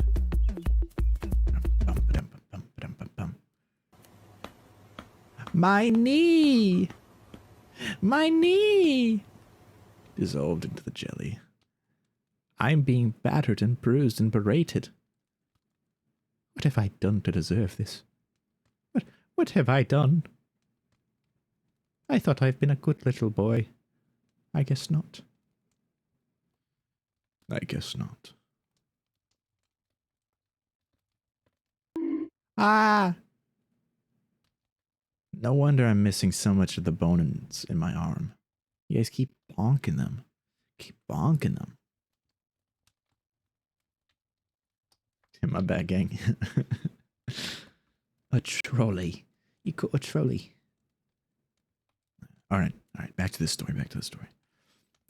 Jack has never been a terribly good shot, but his father had him and Michael shoot enough dead-eyed plastic deer that he was decent. The shiny dress shoes fitted with concealed steel toes make the old wood of the front porch creak, and Jack has a sharp moment of panic, like an electric shock at his holding a gun. What did he expect to do? Shoot them? A person in a stark black suit wasn't a pheasant or a squirrel. Jack! Jack! Someone's at the door! Jack whipped around to meet the tree in the forest about to fall, playing with her dolls. Her eyes widen when she sees the gun, and Jack fumbles silently. Go! Room! There's a sense of urgency in his voice that he helps carries. Now! Hurry, Claire! Claire abandons her dolls and bolts down the hall to their shared bedroom just as the knock comes on the door with knuckles that have been broken. Healed, broken again. Jack's chest compresses tight again for a moment, and he remembers tree in the forest. The tree falls in the forest, and no one's around to hear it. Tree in the forest, tree in the forest. They're here for her, and his chest swells as the constant anger he's felt burning inside of him for a little over 4 months now suddenly blazes into hot fury. He swallows, palms starting to sweat a little. And when they took his little sister away, that hot Midwestern afternoon, her shrieks rang and echoed down the empty street and resonated in stagnant air and the buzz of lazy insects. Jack did not shoot. He did not shoot because they took her from her room. Because there had been 4 of them, not 2. And because he was foolish and sick and lost and didn't know what to do when they immediately grabbed him and threw him to the floor and knocked him out. He didn't know what to do when he woke up alone and wandered around the house in a daze looking as bats roosted in nearby barns and herding dogs barked in the distance. Yeah, you should send it in the art channel in the Discord.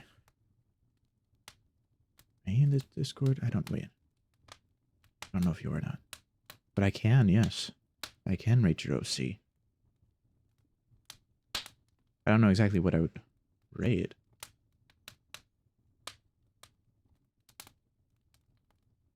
I can tell you what I think about them.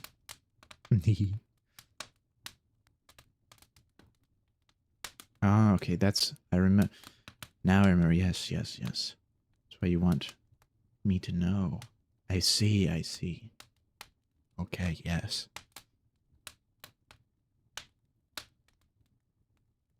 Whoops, whoops, whoops. He didn't know what to do, and he didn't know where to go. He felt frustrated and furious, but empty and dull and sick with anxiety. He wandered out of his house and down streets with the hurried pace of someone looking for something they know they've lost. He ran until his streetlights ran out, and he hit gravel roads and long, endless fields of corn and beans, obscuring his vision into the clear, cloudless night sky and the lightning bugs that blinked among them. I'm going to give you the description. It might take a minute to continue the story. All right. You go ahead, do your thing. And eventually, he turned around because what else could he do? Where else could he go to find the person he needed to protect? He walked until the sun came up and it hit his neck in a hot, humid haze of morning, and kept walking. Sweating in the morning sun, he walked past his brother's horse grazing in Jamie's pasture. He walked into his neighborhood with the kids playing basketball down the street. He wandered back in with a pained sort of desperation settling tight in his chest, but his body felt heavy and his spine felt tight. So Jack Bright slept, and slept alone. Dream sequence. From bed, Jack finds the strength to move. He is shaking with anticipation, but never has he even thought of doing this before. No. All thoughts are driven, pointed. He is sure. Not Michael, not his mother, not TJ, no. Nothing and no one could stop him. The hallway to the bathroom is a dark green mile that he walks briskly. Someone has pulled the trap door from out under him, and there is nothing below but hate and disgust. Claire is... not anymore. She's not here anymore. Sleeping in the bedroom next to his own. And when he locks the bathroom door, someone drives down the rickety concrete outside, and he sees the headlights continuing into nothing from the tiny bathroom window, hyper-aware. Jack refuses to see himself in the mirror. He has not moved far from his bed in weeks, and instead opens it to the tiny metal shelves and scans quickly, like a man dying for water, like a man craving. His mother's medication sits gathering dust. Michael's toothbrush, his father's razor. Some strange, distant part of him doesn't take apart the razor for the blades because he can't bring himself to break something of his father's.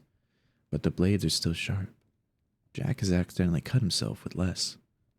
There is a moment, as Jack holds it in his hands, that he wonders what his mother would say. It is not factored in. Jack knows what she thinks of him.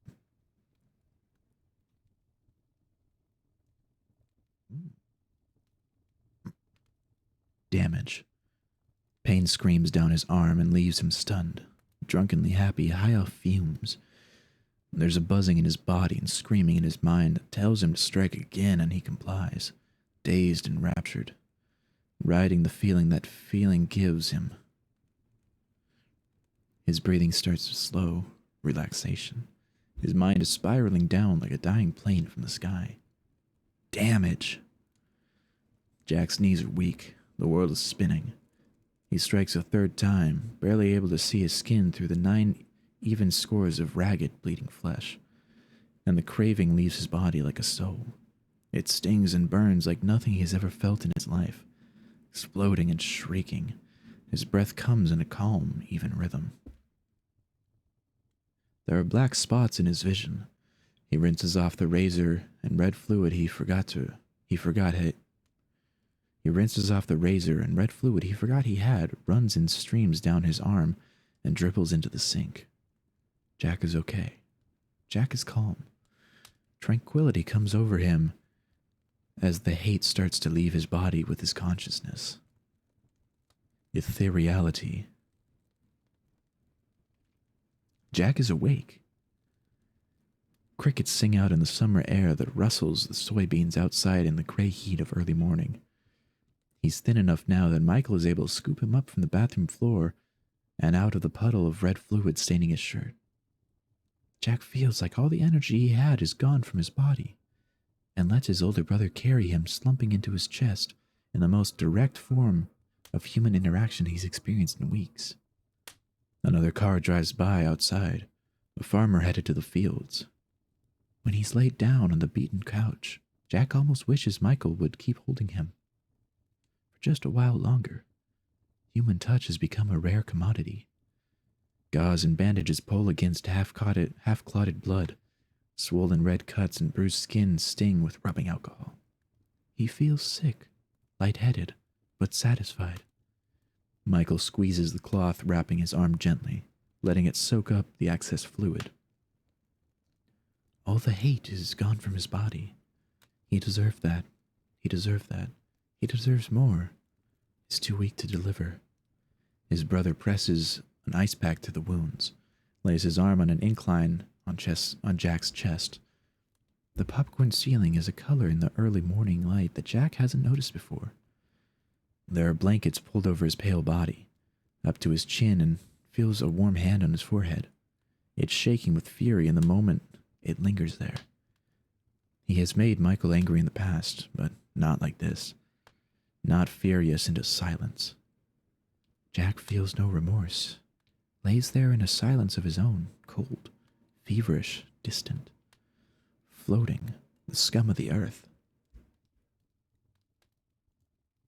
Suddenly, Michael has a bulky cell phone that he's never seen before in one hand and is running his fingers through his hair with the other, silhouetted in dawn light flooding through the kitchen windows, reading, "Travis, Nelder, 426608. He vaguely remembers TJ and Claire, but there are no feelings, no connection in this moment in time. Briefly thinks of Mom and Dad, and wishes they were here in an odd, offhand sort of way, as he's wished for the past 10 months. Dreamlike, condensation beads on the window as the humidity rises. Michael is pacing and talking on the phone, then redialing again, reading off numbers and letters and words. The old radio turned on low, sings a song his father liked. Jack feels strange, but content with the pain searing in his arm. Claire left a Polly Pocket on the floor near the rocking chair. He's so tired, angry. Across the street, the sound of dogs TJ likes to play with, walking for breakfast. He wants to fall asleep and not wake up. In a distant, far-off place, Michael exhales in relief. Mom.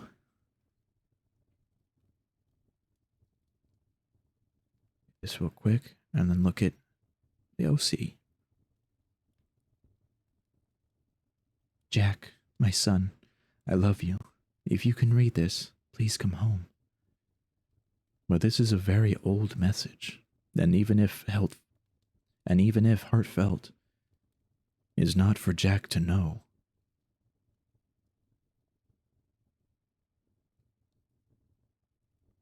All right, let's look at that.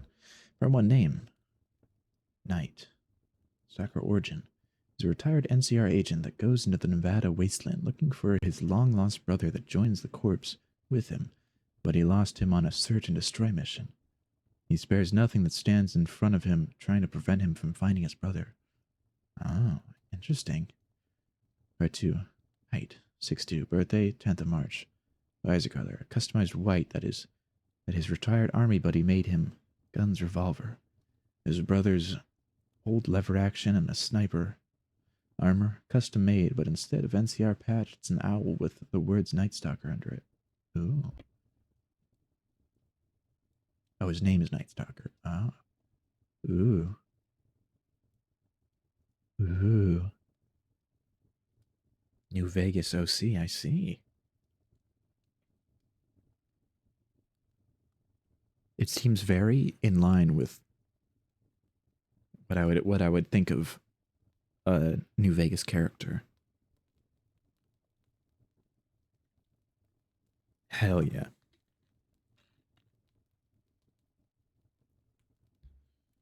Hell yeah. I like it. It's cool.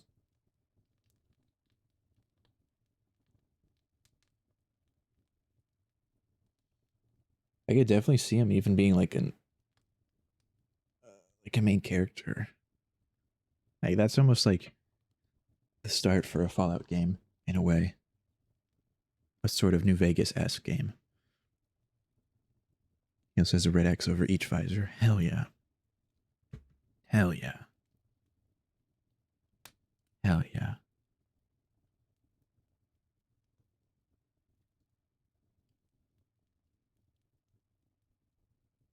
We're almost through this.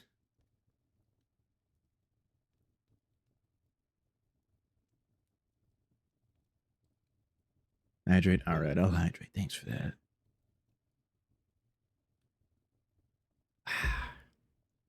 12. Jack is awakened by the kind of deep rolling thunder that accompanies Midwestern summer storms. The kind that leaches humidity through the windows and coats the streets in a thick, sickening heat. The clock reads 2:24 p.m., and the world outside is cast in deep black hue, the shadow of thick gray clouds forming a solid rolling wall in the sky, like water rushing over a dam. There is no rain pounding on the window, and Jack becomes deeply, innately aware upon this realization of what this means. From where he lays still in his bed, the middle bright brother feels the wind whistling through the cornfields. Here's the lack of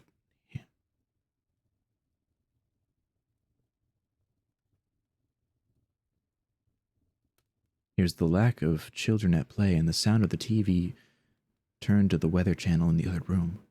Senses the fundamental disturbance that comes with the testing of the old Great Plain. No dogs bark. No cars rattle down the cracked suburban asphalt. Yippee! With smells like a teen spirit is so gas. Hell yeah. Oh my goodness, Jamie. Hiding research notes for 9 freaking months? My oh my. Thank yous. I appreciate you. What are we reading? We're reading Major Tom. Some sort of SCP story. Major Tom. We got through stealing all the notes. Yeah. We got through, oops, wrong one. SCP 51 to 55. And we're taking a look at Major Tom. I don't know why I'd stand that.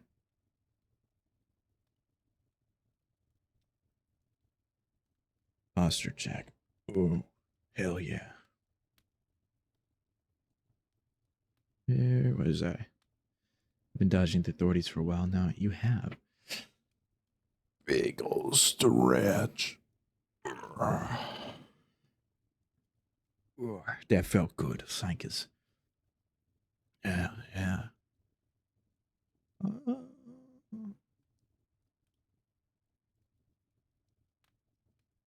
No cars rattle down the cracked suburban asphalt. There is only the thudding of his heart in his bandaged arm and the sound of the clouds approaching. Michael is at his bedside, absent-mindedly picking under his fingernails with his pocket knife. He sees the ember glow of a lit cigarette hanging from his mouth. I told you. Michael growls under his breath. The past 2 days hit Jack like a truck. I told you to keep her safe. I told you. The room falls into silence, and Jack grips the sheets tighter. He grimaces for a moment, and looks at the ceiling. Michael knew where she was. He must have known. But Jack has failed profoundly in many ways in the past 6 months, so instead, Jack looks back at him and says, "Don't smoke in the house."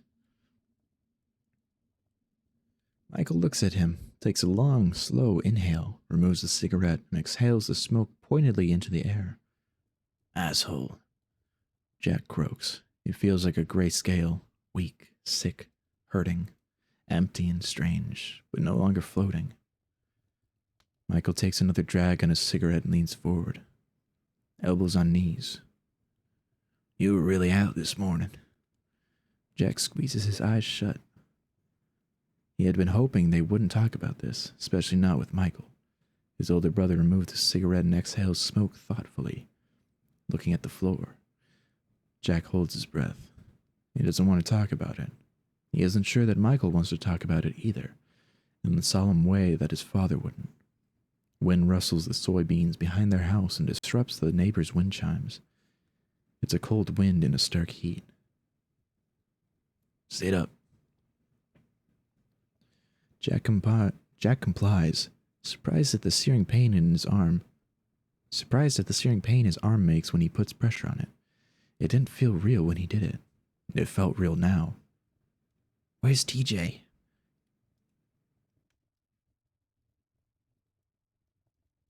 Michael took him far, far. The world spun. TJ hurt like nothing he had ever felt before. Can't we go home? Can't we go home? He pleaded, but Michael did not turn around, and after the first hour, TJ knew for certain that it was not a hospital they were going to. He slept. When he woke up, they were still driving. Fresh blood seeped through his sweater. Please, God, Michael, go home. Just go home. His brother did not speak to him the entire car ride. Not when TJ cried. Not when he screamed. Not when he begged him to stop. Not when TJ knew in the back of his mind what was happening. No. Not when it dawned on him that maybe his brother would never protect him in the way he thought he would. Not when TJ passed out from a syringe pressed in his arm and subsequently awoke. He woke in a place with bars on the windows, and his brother was gone. But this, too, is a story lost to Jack, no matter how TJ may wish it wasn't.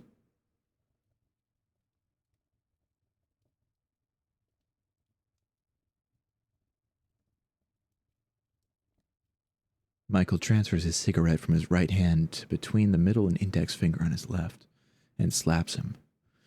Jack reels back out of surprise, then immediately throws off the blankets and bolts up to meet his brother eye to eye, world swimming gently as he does so.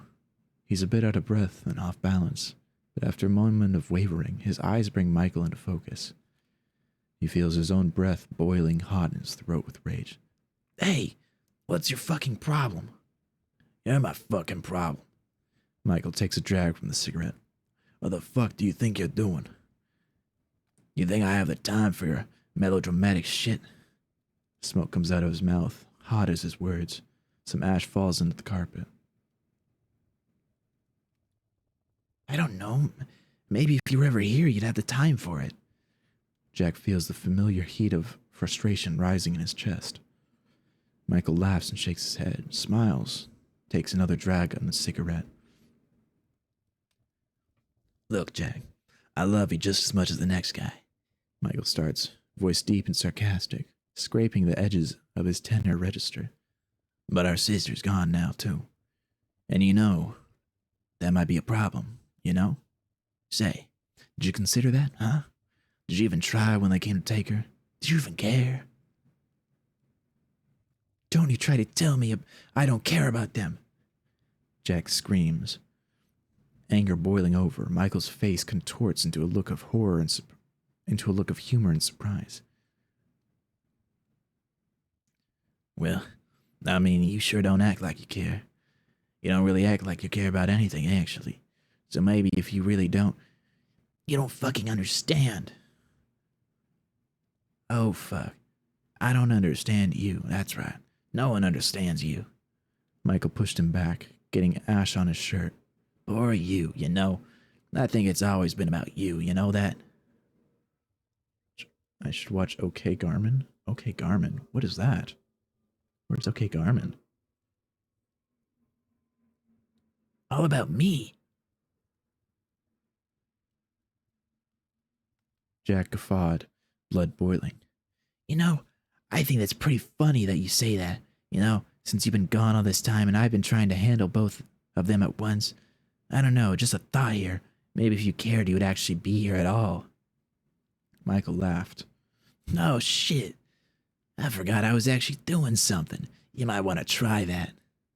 You know what? That's fine. Fuck you. Jack grabbed his backpack and threw open the dresser. Fuck you. You want to play that shit? Fine. What do you think you're doing? What does it look like I'm doing? Jack threw some clothes on and extras in the pack and pulled in a pair of discarded worn sneakers. Thunder boomed in the distance. Michael laughed again. You're fucking stupid. You're fucking stupid, impulsive little brat. You know that? Jack grabbed the bag and swiftly walked to the kitchen, throwing open cabinet doors, granola bars, water bottle. Oh shit, he's running away. Michael snarled, leaning on the counter, exhaling cigarette smoke into open air. Better call the fucking police, folks. He's a walking menace. Look at that. He'll fuck you up just as soon as he stops fucking himself up. Cabinet slams shut. Jack's breathing comes in hot, ragged breaths, and Michael continues in a slow, angry drawl. That's right, folks. Man of the hour. Look at this melodramatic little shit. Spineless fuck, that's what he is. Before he can stop himself, Jack whips around and throws a punch directly at his older brother's face. Michael catches his clumsy throw by the wrist and twists sharply, sending him slamming onto the ground. Oh, fuck, folks. He's fighting. We got ourselves a fighter. Damn. Jack closes his eyes sharply and lets his back take the impact of hitting the kitchen floor. Michael is on his feet now, cigarette discarded, hand still around Jack's wrist. Jack grabs his arm with the other hand and pulls sharply. Michael crashes to the ground just as the tornado sirens start, taking off in a shrill, sweeping tones that roll over the prairie like a flood. Jack spots something he hadn't before. On the table a few feet away, above his head, a heavy-looking grocery bag. The smaller of the oldest Bright brothers wiggles free from his brother's grip just as Michael has time to reorient himself and grab his ankle. Jack awkwardly hits his arm with his other boot, thankfully for the first time in his life that they're steel-toed, and makes a go for the blunt object, not really knowing what to do with it. Just go onto TikTok and search up OK Garmin? I'll have to do that. But the bag is heavy in his hand, heavy and clunky. It's a metal box inside, labeled with 1,000 numbers and codes and "In Transit" stamped on the front. But before he can slide the lock and yank it open, he hears the click of a gun and turns to see his older brother standing, no longer smiling and laughing with rage. Still, calm, both hands on one revolver. His older brother backs him up until Jack's back is pressed against the wall of the kitchen. Jack realizes with stunning clarity that he has crossed a line, and decides with the same stunning clarity to cross it further. Driven with rage and the thin electric wire shooting pain into his thoughts and driving his body to self-destruction. Put it down, Michael growls. His fingers are steady on the gun. It's pointed, direct, confident. There's a moment of silence as sirens sweep back up into a pitching howl. What's this? Jack swings the lockbox up. Something metallic clatters inside. What are you gonna do? Shoot me? You seem pretty obsessed with me living a few minutes ago. Jack, Michael is solemn and clear. You don't understand. What did you do with TJ? Jack demands. Clearly, he has some leverage here. Damn it, Jack, he's fine.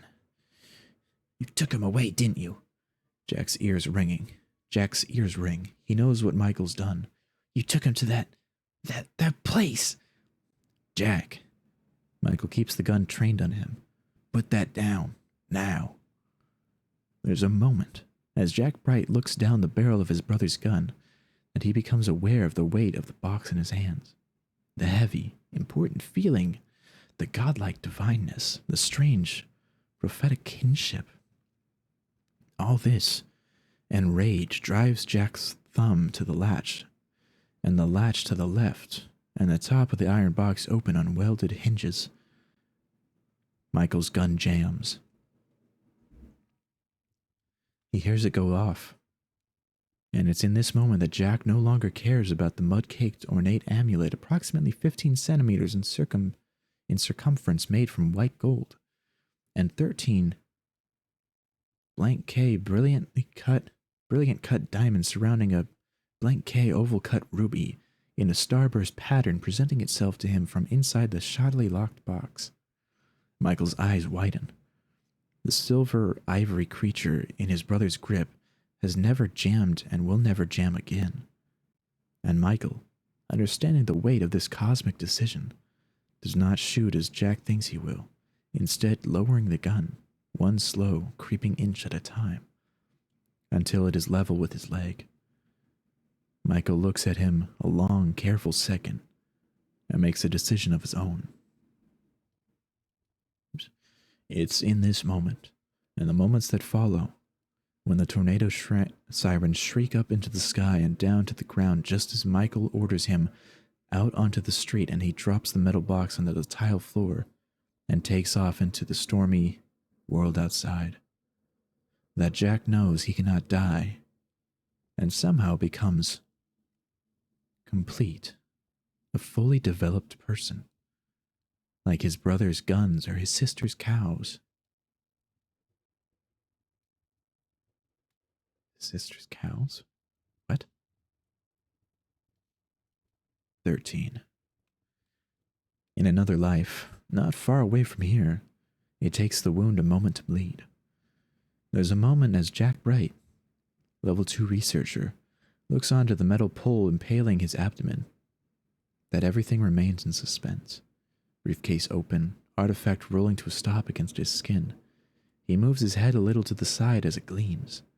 His body settles. A fluorescent light shines. It takes the wound a moment to bleed. There's a moment as blood wells from his snapped body and soaks through his stiff, buttoned-up shirt, that Jack begs not to live in a forceful, horrid way he hasn't before. Not with all the days of summer slipping through his fingers and smearing together in an ugly heap. No. Jack Bright has never been more sure in his life that he is not wanted than he is in this moment in October of 1973. Not with the days unable to move from bed. Not with the rain coming down on the concrete.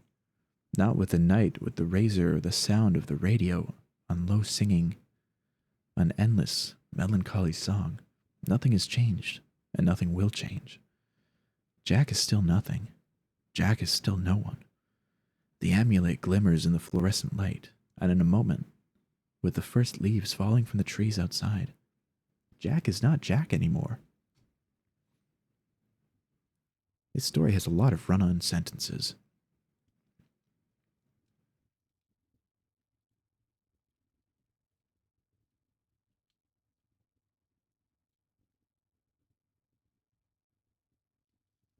"14. The present. Secure instant message log between Dr. Charles Gears, Northeastern Region Research Director, and Dr. Jack Bright, Multi-Site Director. Beginning date 12/24/16. Gears, are you up? Addressing a minor disturbance in the lab. Please stand by. Damn it. My plane leaves in 15 minutes. We'll talk when I get to Omaha. Fuck, okay, well, I made it, but can't catch my connecting. Everything's grounded. Snowstorm. Nothing like the Site 19 snowstorms, but enough to keep everyone down. Are you there? Yes. Holding tank malfunction. Unfortunate damage. What do you mean by unfortunate damage? You're wearing me here. Major damage. I'll repair it today. Anything out? Yes, momentarily. Unfortunate severity. Gears, what do you mean by unfortunate severity? Moderately severe. Shit. Well, I was hoping to be back next week if I can catch another flight out. Tomorrow I might be able to make it. I would not be optimistic. It's a snowstorm here as well. Typical Siberian snowstorm. But the cold is also unusually severe. If you were able to fly to London and then into Moscow as planned, you wouldn't be able to fly to the site until it warms slightly. We've been having mechanical failures. Nothing with the chambers, but the outer doors are suffering some problems. The latest supply shipment was a close call. Damn, I was only gone for 2 months and the place is falling apart. Stop typing, it was a joke. Still, I was hoping to get back. You aren't required for another 2 weeks. I was expecting you to spend more time at 88, personally. Is this something you need to attend to? Well, yeah. Look, on a personal note, I'm, winding down into an episode again. You know how it is. I'd rather be in a psych ward if I know I have to be out of commission for a little bit. I see. Yeah, sorry. That was weirdly personal. Shit hit the fan at Site 27, and I'm fucking exhausted. Like, holy shit, you wouldn't believe. Like, fuck. No problem. I see no problem with you seeking comfortable aid if you are feeling unwell. Jack, where are you? Omaha? Nebraska, yeah. Only like an ocean away. I could try flying up through Canada and take the Alaskan route, but if you guys are snowed in, then the Barrow port won't be much better. A reasonable assumption. Hopefully it won't be that bad. I'll just need a few days. A few days rest and I can let it blow over. It's not as bad as it used to be, but sometimes I miss my meds. Again, reasonable. Nebraska. Charlie, I fucking swear to God, don't do it. Don't you have family there? Fuck, you did it. Shit, yeah, I do. I was avoiding that option, but my brother still lives here. He owns our old house and a ranch. Hometown is like an hour away. Could you stay there until you can fly?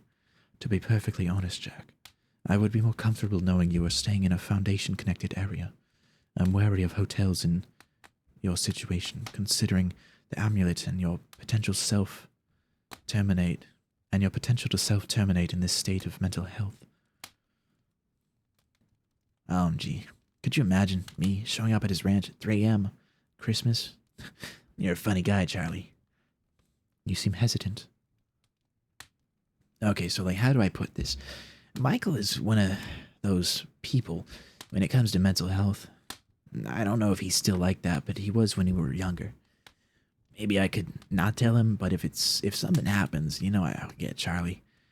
And plus, quite honestly, I haven't been home since I left when I was 18, I think. It was kind of funny actually looking back. How I left. I mean, if we were adults then I think we could have handled it better, but we were both young and kind of in rough patches. TLDR. There was a lot of frustration and depression and testosterone and also some other stuff that happened, but family's family, I guess. You aren't presenting any evidence not to. How far away is it? Like an hour out from here, I think. I'll take a taxi. Shit. This should be fun. I only ever see him at family stuff, really. Hey, shit, that reminds me. How's TJ? All right. I haven't heard anything to indicate to me otherwise. But there haven't been any tests this winter, so I wouldn't know. That would be more Agatha's realm. Yeah, I know, but she's asleep, like all the other normal people in sight. So I can't annoy her. Look, I'm gonna lose connection when I leave the airport here in a few minutes. Thanks for helping. Yes. You don't need to repair that holding tank today if you don't want to. As long as the thing is moved to the one that's okay. Moved to one that's okay, it's not gonna break. The second one. It's Christmas, what the hell, take it easy. I appreciate the sentiment, but I am not one for festivities. Although I encourage you to not strain yourself today either, especially considering your health. Yeah, thanks. Keep me updated on the mechanical problems and, everything else. As always. Yeah, as always. Merry Christmas, Charlie. Ditto, Jack. Come home soon. 15.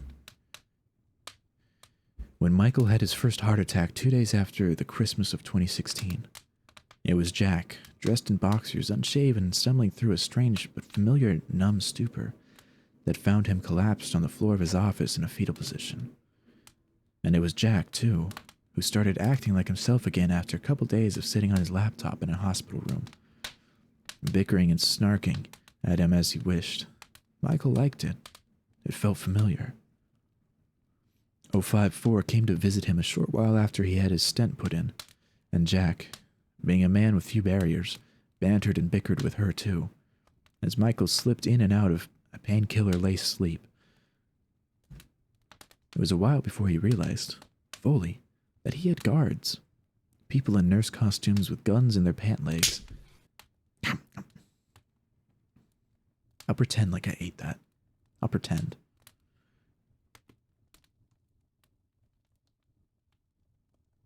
People standing outside in black. Someone important is here. Michael didn't feel important, but then again he never did. The elusiveness of his overseer position and the protection it required was never something he quite got used to. Jack explained his snowbound situation to them in casual conversation over coffee-stained classified paperwork and his laptop with the secure connection, and Michael himself fell asleep again. He doesn't remember ever sleeping this much in his life, and it bothers him greatly. Jack types and occasionally sends over a pointed comment about him being old and having to eat bran muffins, and Michael sleeps and slurs back a couple swear words to let him know that he's not fucking nursing home age yet. Fuck off. Hold on, I need to turn on my light. There we go, that's a little better. That's a little better.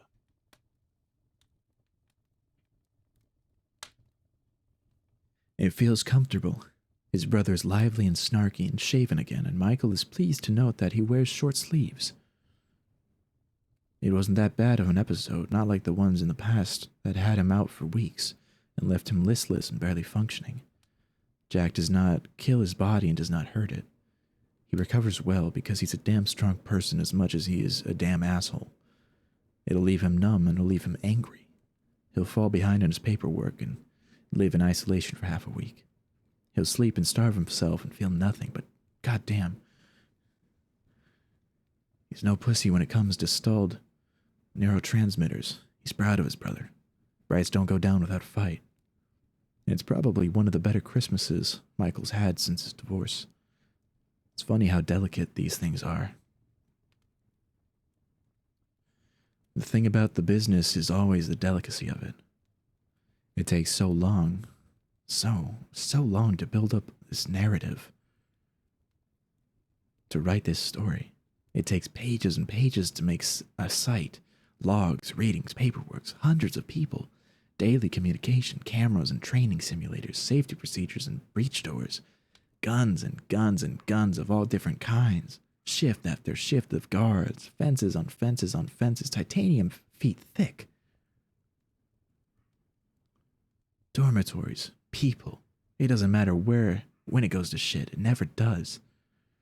On New Year's of 2016, Jack and Michael do not watch the ball drop. They do not partake in celebrations. Jack is pale and trying to process. 10 of his little devices showing 10 different readings from one site in Siberia are screaming off the hook. They do not speak to each other. There is no need to speak. They have just transitioned from family business to industry business. It happens so fast, there's nothing to do.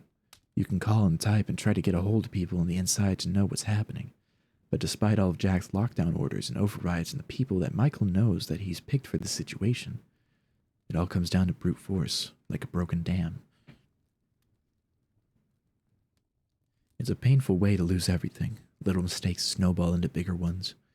When you're on the outside, and a breach of that caliber happens, there really isn't much to do but watch the casualty count rise and the electricity go out.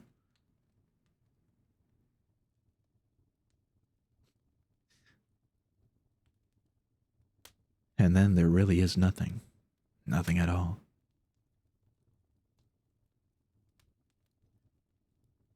At 3 a.m. on January 1st, 2017, Jack sits down and stares at the floor between his feet. He does not cry, but he trembles. Michael knows his brother is the director of 3 sites, but 19 is the largest. The one that he put his blood, sweat, and tears into. The one he spent most time at.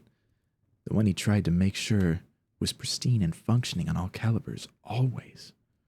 During the winter season, when the population of the site is reduced to a skeleton crew of 1,400 people instead of the usual 4,000 plus those passing through, there's about 1 item in containment per person.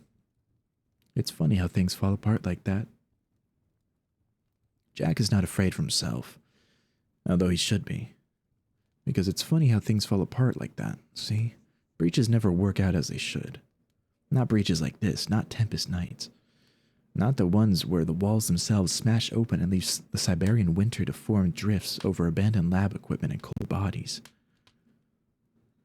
Not the ones where lone light posts throw long shadows over people whispering and hacking off clammy limbs for bait. Not the ones where people spend months isolated 23 floors down because the rescue teams just can't clear the rubble that fast. Never like the safety videos, never like procedure. All the words and time and effort, all the carefully planned and submitted containment logs, carefully crafted chambers. It doesn't matter when the levee breaks. Maybe it never mattered at all. So 6 months and several disciplinary hearings later, Michael Bright watches the containment teams at Site 17 use long, metal tongs to grasp his brother's life in their hands. It slides off easily over his surrogate's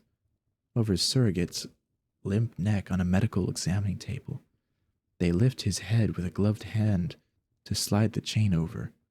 They place it in a foam case labeled with 4 different locks and 3 different identification tags, standard procedure, and put it on a plane to a small, safe-class site in Thailand, where the case itself slides perfectly into a dark little locker with its number stamped on it. It locks behind him.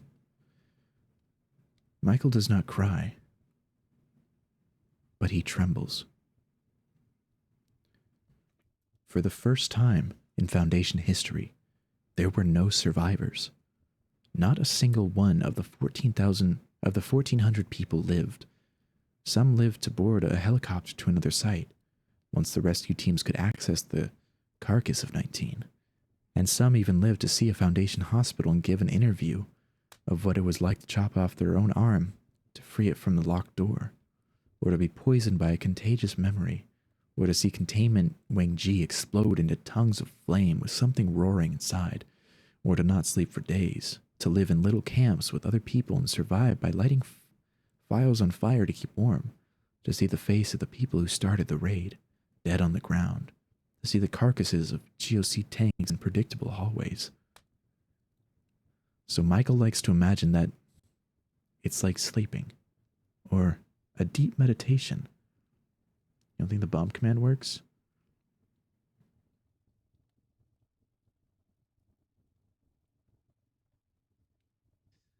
Yeah, Saturn's going crazy with the bombs. Going absolutely insane. That was what it was like to be dead in the way that Jack was. He likes to imagine that his brother is inert, as his logs put it, because he was the only survivor, because he wasn't on site at all, and that's why the blame fell on him. Was it fair? No. Was it for the best? Maybe. His brother did not function well after the fourth month of the 19 fiasco. He did not do well in a humanoid containment cell, and Michael knew this was because he was a child with olive skin and curly black hair that belonged back in Nebraska under clear skies and open cornfields. They tried to paint him as incompetent, and maybe he was, by the end, tired and frustrated as he was. And that was why Michael had voted A when the formal containment of the Site 19 director vote came up.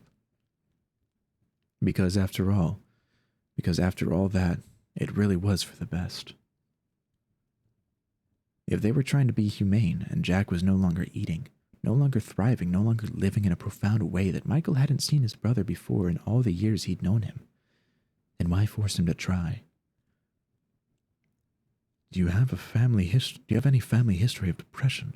The doctor in the ER asked Jack Bright as his older brother lay sprawled on a gurney.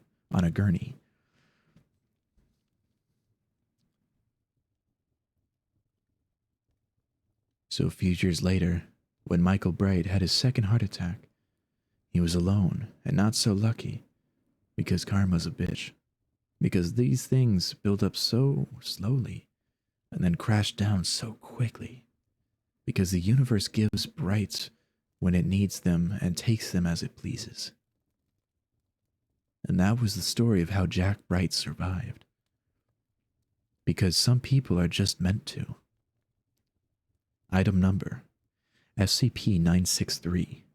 Object class, safe. Special containment procedures, SCP-963-1 is to be contained in a safe class containment locker. Flesh to artifact contact is not permitted. Further testing is not permitted. Description: SCP-963-1 is an ornate amulet approximately 15 centimeters in circumference, made from white gold, with 13 blank K brilliant cut diamonds surrounding a blank K oval cut ruby in a starburst pattern. It was discovered in the personal effects of blank blank, who had been found dead by apparent suicide, surrounded by a number of supernaturally related books. Our agent in the area that found that 963-1 was incapable of being damaged and brought it in according to protocol XLR-8R-blank. Dr. Jack Bright is a possessive entity bound to SCP-963-1. Dr. Bright was bound to the amulet following its death in a Keter breach. See files B963-4. The consciousness of the late Dr. Bright is projected onto any living arthropod that comes into direct skin contact with SCP-963-1. It is known that memories native to it transfer from host to host. For more information regarding Dr. Bright, see archived medical file for complete psychiatric admittance history and medication lists. And that was Major Tom.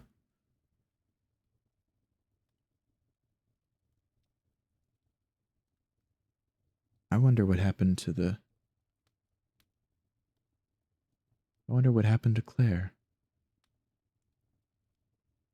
Okay, Garmin now, please. Okay, Garmin.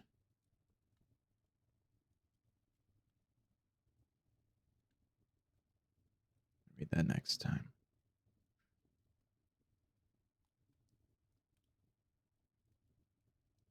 Wow. Okay, Garmin. Okay, Garmin. What do you mean, okay, Garmin? Let me switch the music real quick.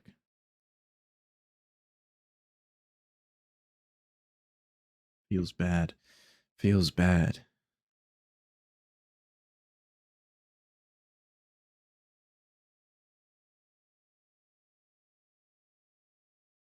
Oh, bad news, Jams. The authorities are on their way. You best prepare. You best. I don't know. I'm gonna see my reaction. Okay, hold up. Let me get it set up.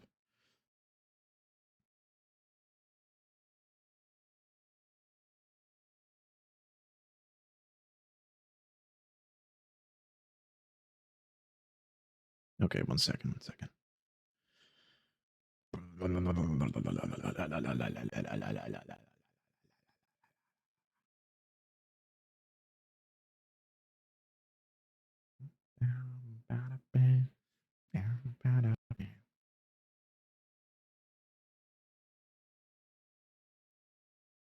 All right.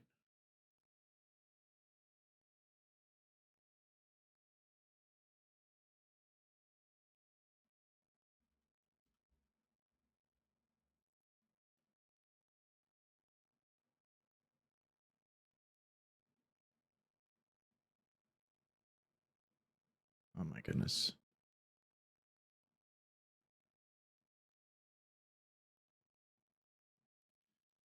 Uh,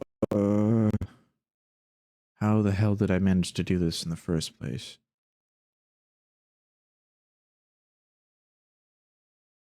How?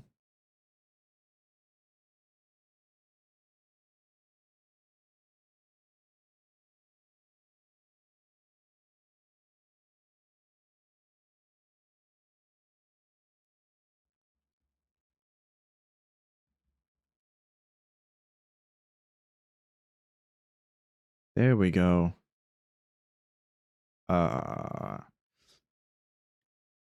Stay strong, Jelly Jam. Stay strong.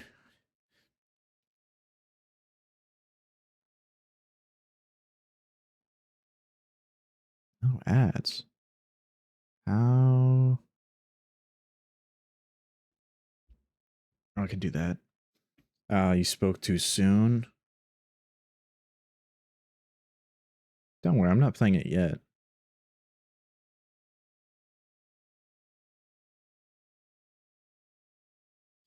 I ain't playing it yet. I ain't playing it yet.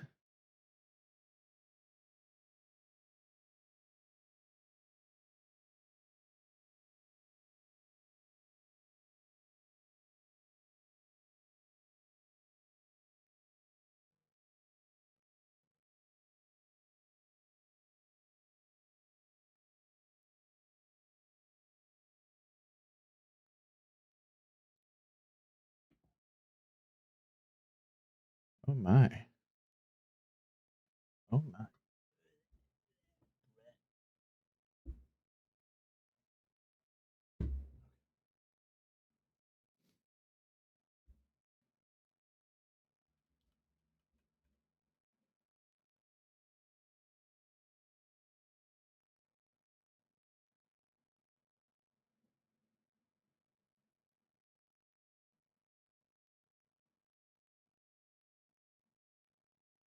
Okay. We'll wait. We'll wait until the authorities are gone. How about that?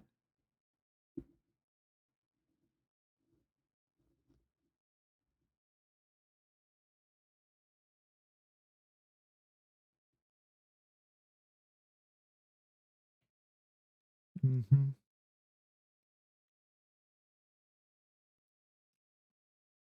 Mm-hmm.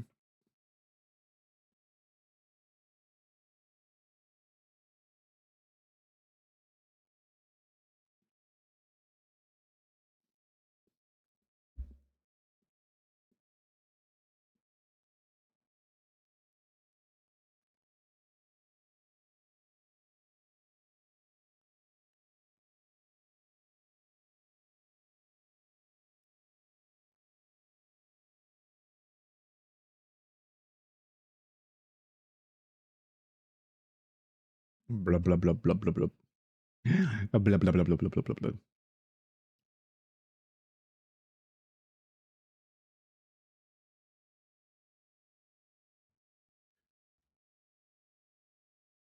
You're back. Oh my goodness. Oh my gracious. Well, good news. If you had to sit through any interrogations, I thank you. I appreciate you. Come back. Okay, Garmin now. Okay, Garmin. All right. Pause the music for a sec. And let me. Properties. You have to tell me which one it is.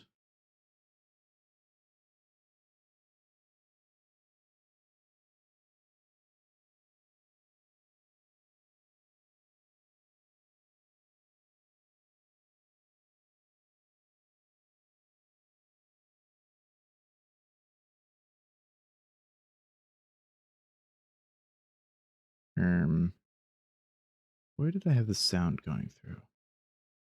I'll just do it this one.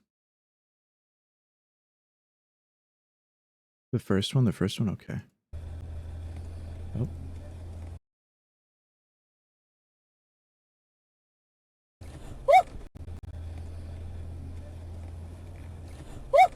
Okay, Garmin. Video speichern. Hold on. Hold on. No, stop. Stop. Stop. Stop. Stop it. I need to be able to hear this too. Hold on. That is game out 2.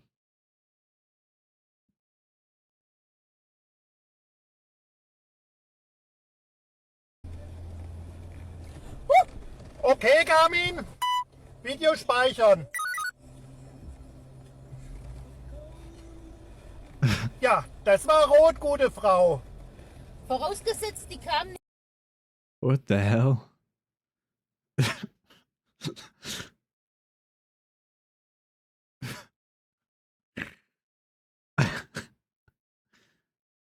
Okay, Garmin. Hell yeah. Hell yeah. But that was freaking awesome. Okay, Garmin. Okay, Garmin.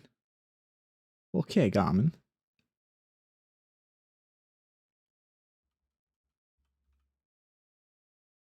Okay, Garmin. Okay, Garmin.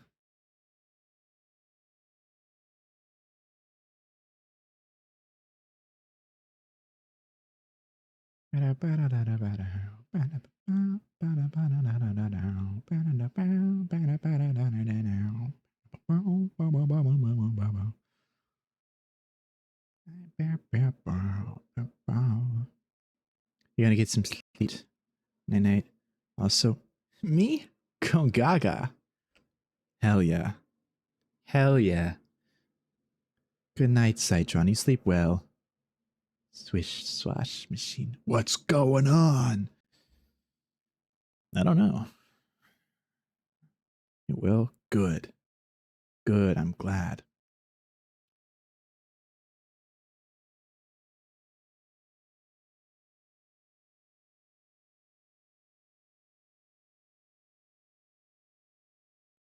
Bonesy. Theseus. The washing machine. The washing machine.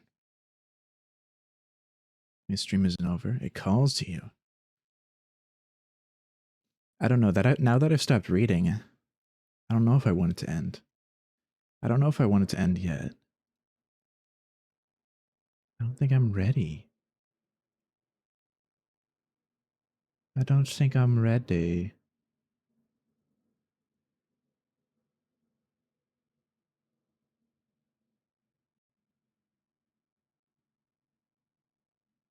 I don't think I am ready.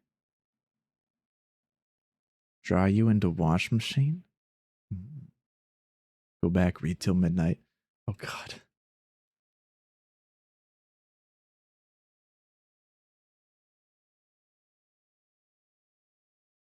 Has Grimmy done any long reading streams like that?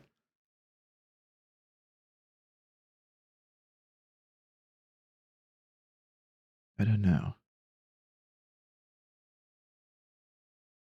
You craved a soapy spins. Maybe I shall at some point.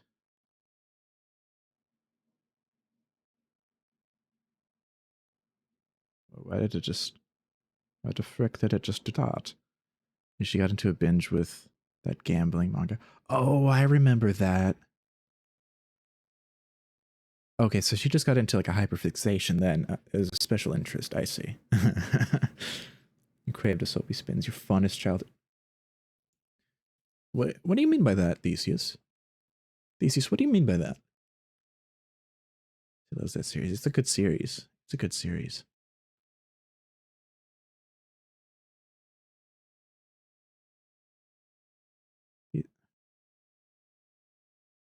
What, Theseus, what do you mean by that?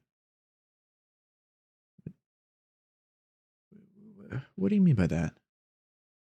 Friend?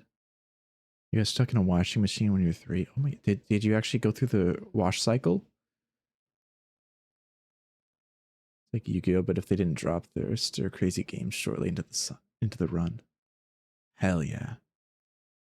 Slightly.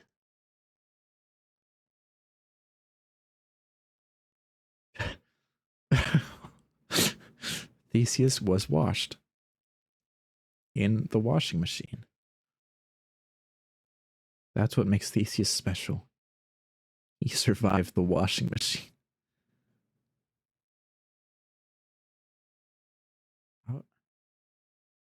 How did that how did that happen? Why is Rugburn messed up? Why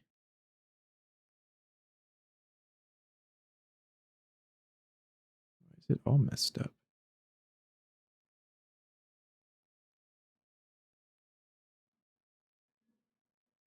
Why was it all messed up? What?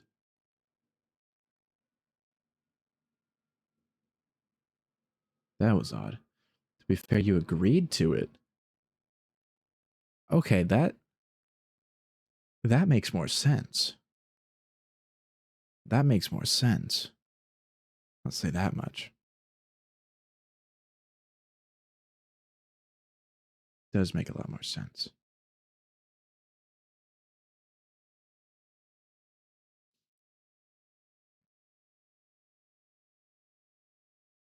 You were a child, you can't agree to anything. Your cousin told you it was for the lore? Well, shit, that would get me to agree to something. Hell yeah, mother. Hell yeah, brother. Is for lore, you say?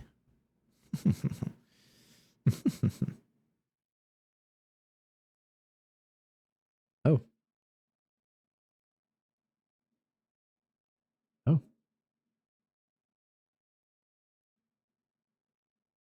I see.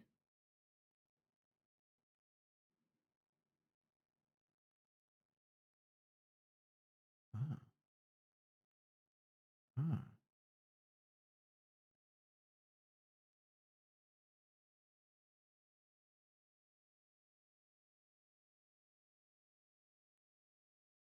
Ah.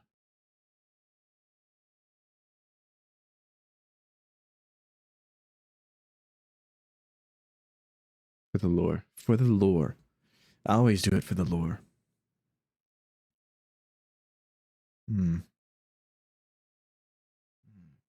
I need to turn down that light. Hold on. That's better now. That's better. Hmm.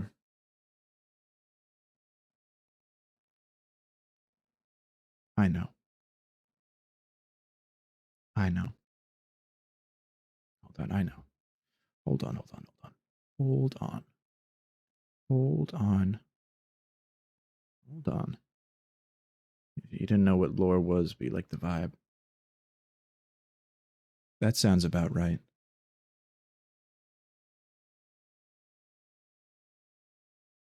That sounds about right.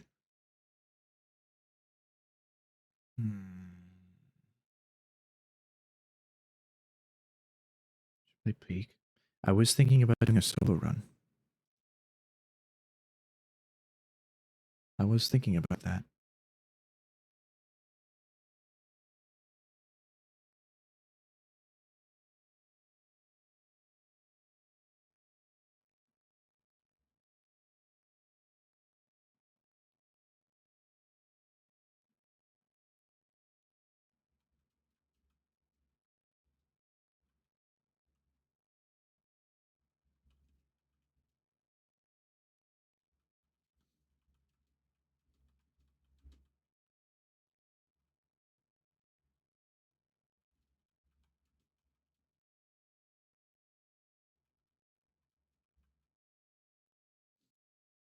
Boom, boom.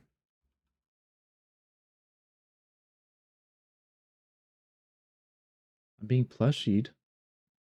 What do you mean?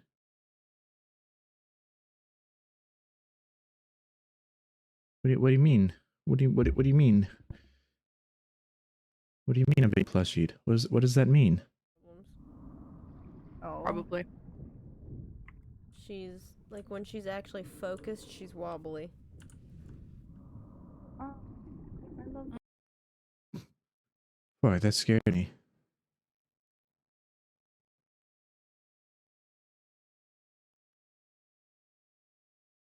No, not that.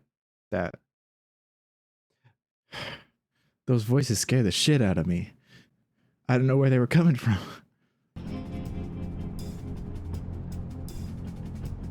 Let me.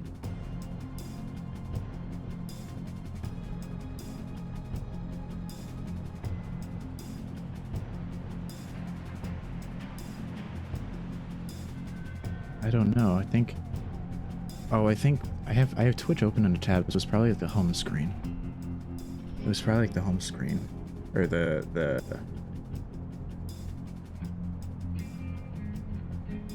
Thingy, yeah.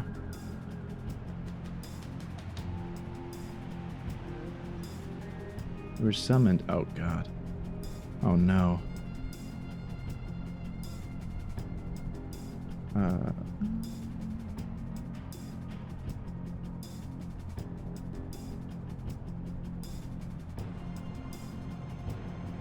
There we go. I captured it. Yeah, no, I just had it still, because I did it quick. I just did it for one of my games. Existent, you have bean dip.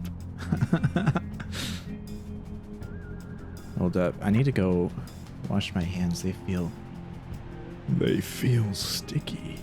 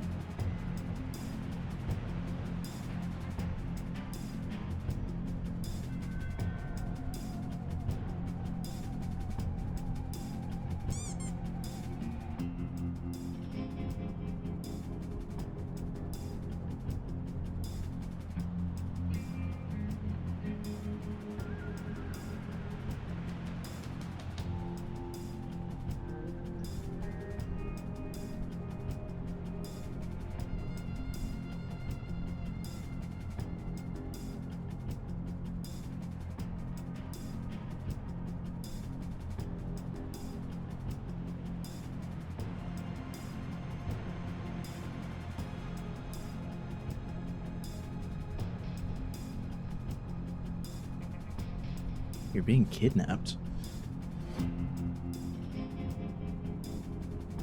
You gotta go eat foods. Alright.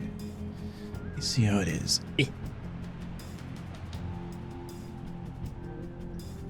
I see how it is. You go eat your food, Theseus. You have a good time, alright? I'll be here. Hell yeah, I am. I'm gonna try solo. I've never done solo before.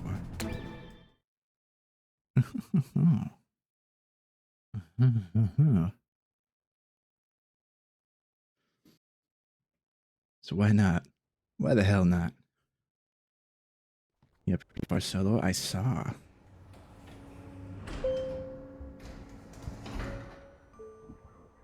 I'm gonna try to get some of the achievements too, and then died in Mesa again. That's fair. You guys like the drip?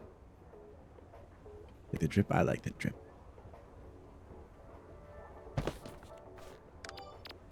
Accolades, hold up. I want to. That would be cool. That would be cool. I don't know what that is. That'd be cool. Probably do that. Might be able to do that one. Try that one. I will try that one. I'll try that one. Coconut half, a honeycomb, a yellow winterberry, and an egg. I could try to do that one. Alright. Let's truly lock in for this. No dying allowed. I mean... Yeah, that's kind of like... It's like rule number 6 or something. I don't know.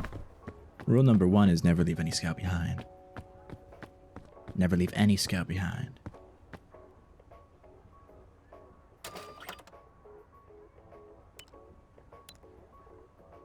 Tadpole Scout. What's that? What's Tadpole Scout? What does that mean? That's rule 0? Oh. I guess that makes more sense than it being rule 1. Rule number... Okay. Thanks for the correction, chat. Thanks for the correction. I needed that.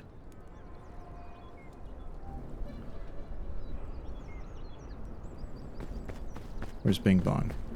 Bing Bong, come here. You go in here.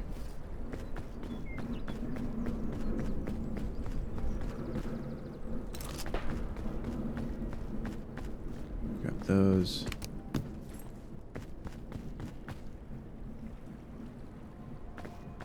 No, can't do that.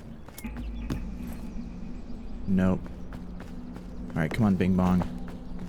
We're going. Let's go get a coconut first. Bugle. I don't have time for the boogle.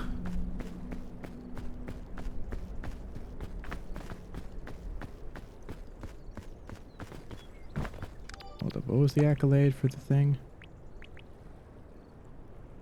Oh, a honeycomb was the second one.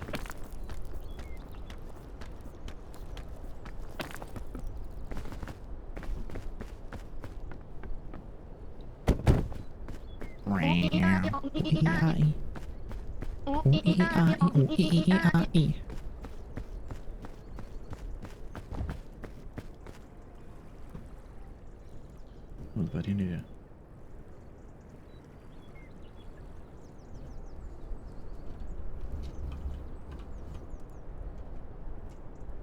There, that's what I wanted to do. Cook. Cook. Cook. Cook. Alright, off we go. Sad bugle noises.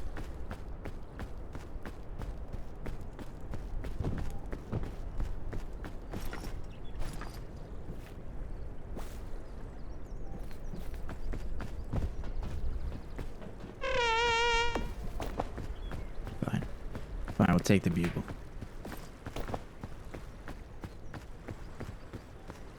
But if I have to drop weight, it's gonna be one of the things. It's gonna be one of the things.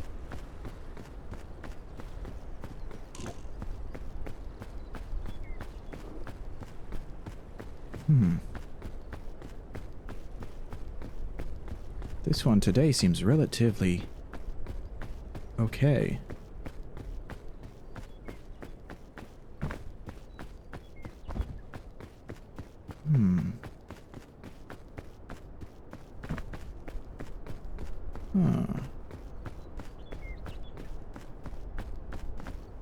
Interesting. Doot doot.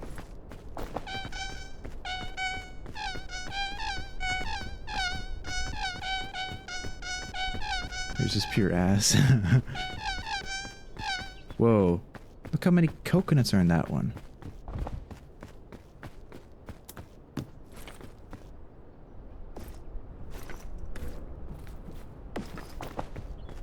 I'll take that. I'll take that. Because that's important.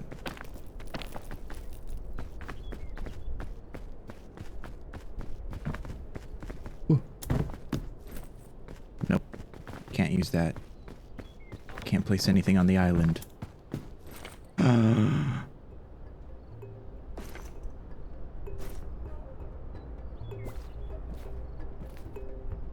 Balloon. balloon. I would like to try to fly. Nope, can't take those. I guess we go this way. Let's go this way, chat.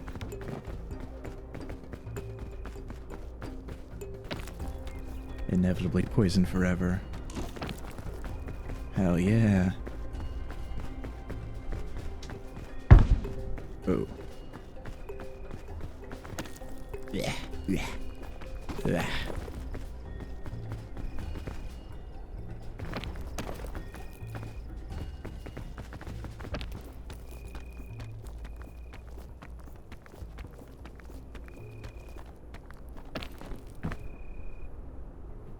Goes across there.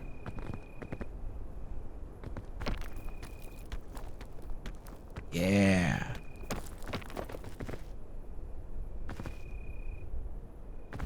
Yeah. Turn, welcome back. Fog rises. Damn, that was quick.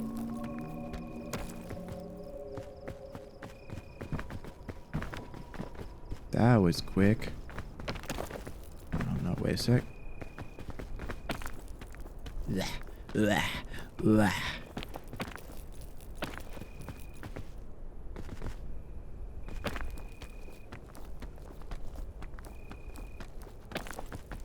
There we go.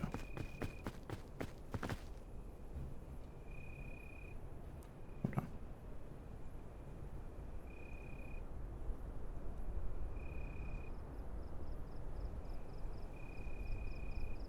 on.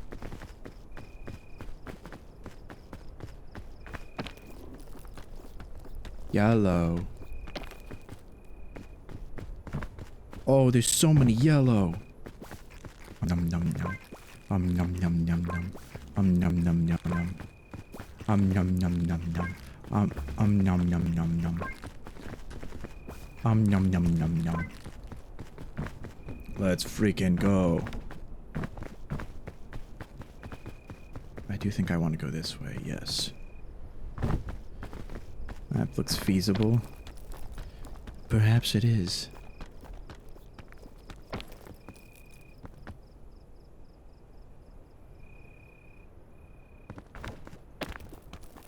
Climby, climby, climby.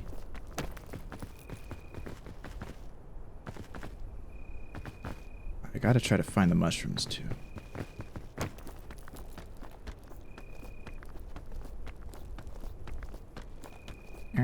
Hello. Hello, trees. Uh-oh.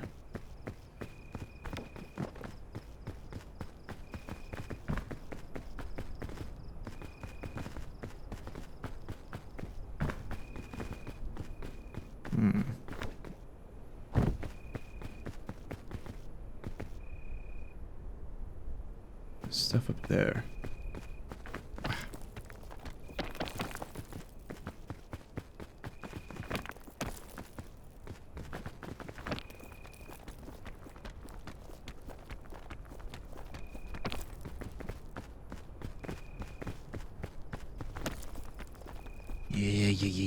Yeah. Oh, that's farther than I thought. Oh, it's a good thing I ate those apples. Otherwise, I would have been screwed right there. So I gotta eat lots of foods. I could go up that way. Could go up. The left side looks a little more feasible. Wow.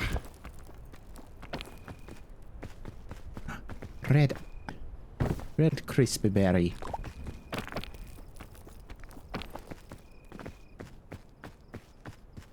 If I go to the left. Up to the left.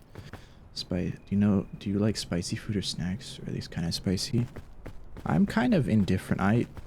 I'm neutral to spice. At least personal feelings. I'm also not really affected.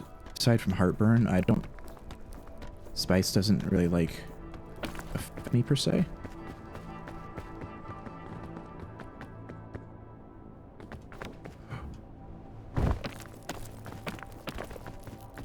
Apple. So as long as I have something for heartburn, I'm fine with spice.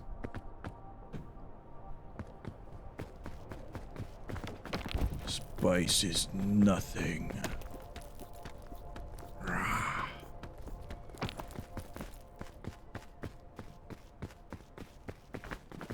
How many of you guys like spice? And do not like spice?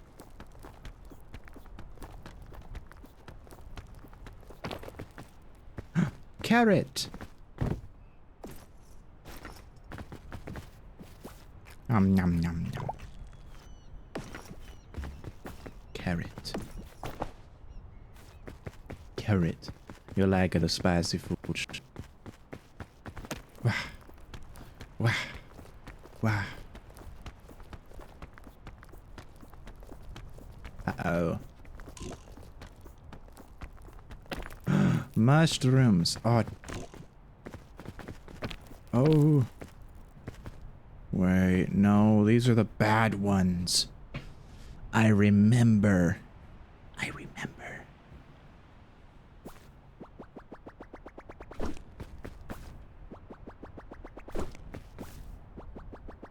Bad. Bad. Like kimchi stew the most? Ah, I see, I see.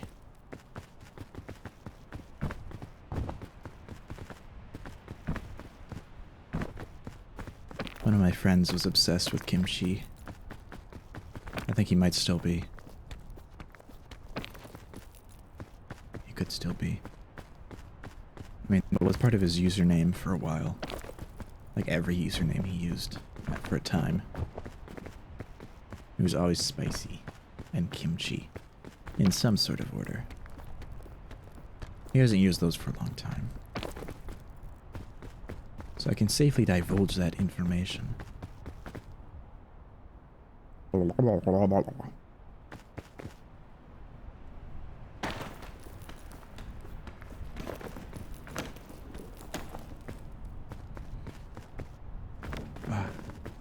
Wow. I'm not excited for the mace, so the mace is gonna be scary. Balloons! Ah. Oh my goodness, balloons.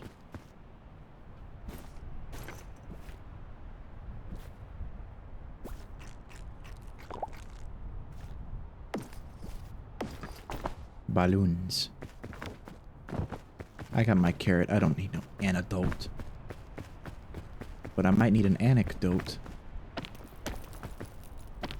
Let's take out the chips. Oh, Ritz toasted chips. Sweet habanero. Is they're amazing? Ah, I see.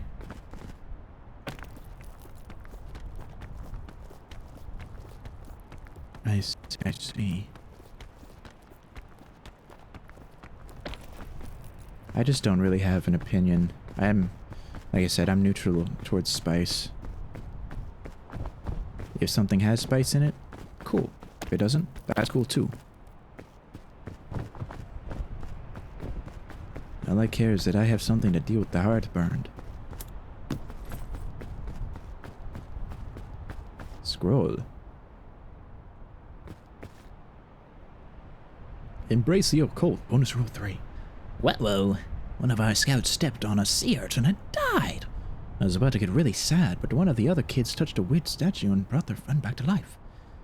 Seems like this island bends the rules of mortality itself. How wacky. Perhaps something else interesting might happen if you use a statue when everyone is still alive. Thanks for the cheese. Spent. Ah. Oh. Well, I can't use this. That sucks. Oh.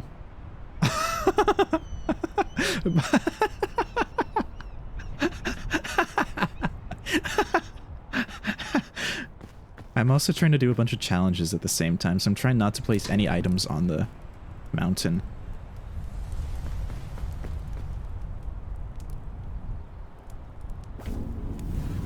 Cook. cook.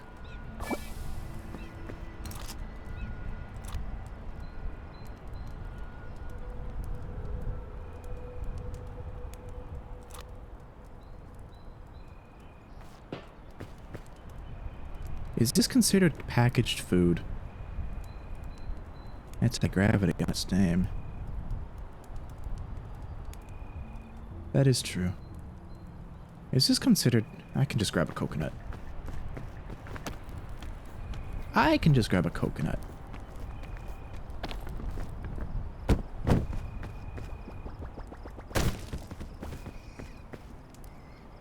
Cook. Cook.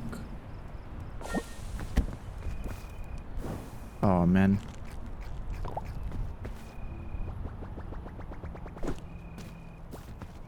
Well. Oh, well. Oh, boy, how am I gonna do this? I think going up the right side might be the way. Yeah, going up the right side. Perhaps taking a vine. Yeah, okay. Ow. Oh well. Oh well.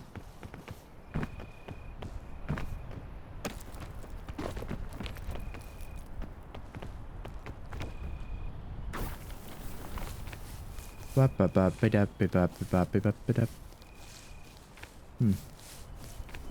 didn't think this out. Ow.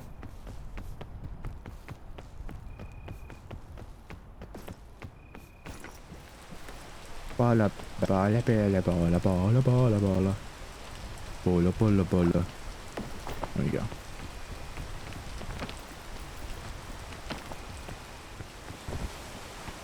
Bum bum. Careful.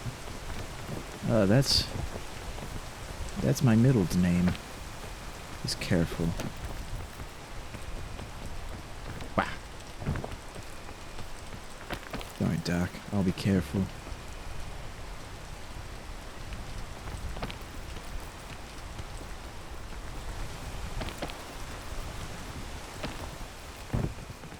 There, I'm on.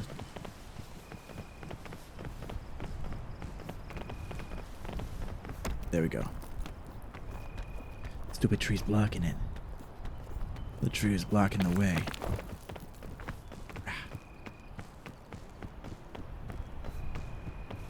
Yeah, but it does look like I can go up on the right side.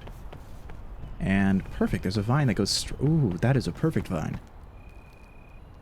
I don't see any mushrooms though. This might not be the run for mushrooms. Let's check. I don't know if I can use the antidote. I don't know what's considered packaged foods. I mean, maybe that's okay since it's not a food. It's just like a health item. Oh, I need a honeycomb. That's right.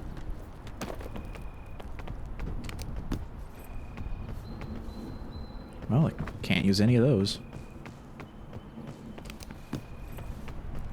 Can't use any of those. That was nice.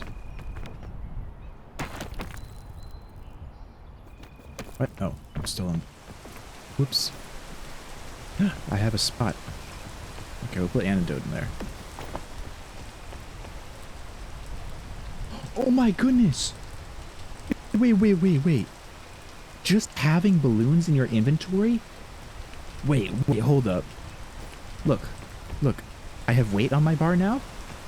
But since my thing has balloons, I have no weight. Does that work? Because he said, don't worry, dog. I'll be careful that you're going to die. Instant die. Don't jump off a cliff. And chaotic day.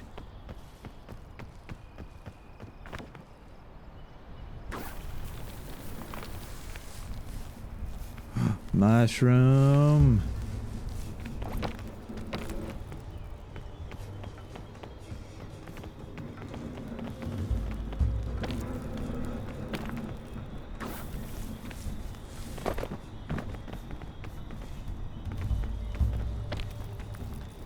Mushroom. Mushroom. These ones are good. Yippee! Yippee! There was someone else in chat. I see. Oh, nards. Oh, nards. Oh, nards. Shucks, man.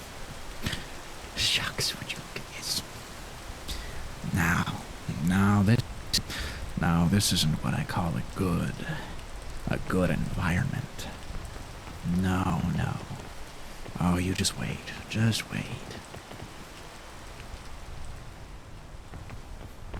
There we go. Oh, this is better. Yes.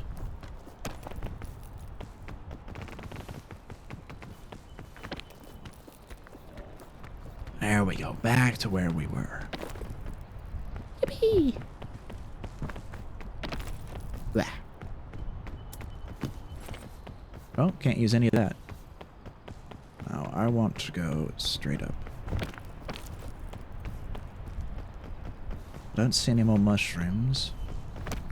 Blah. Blah. I need a beehive. I mean, I don't necessarily want to go looking for a beehive, but it would help a lot in my quest. Blah. Yep. Blah. Blah. I'm stressed because he was dying from listening to us. It's okay.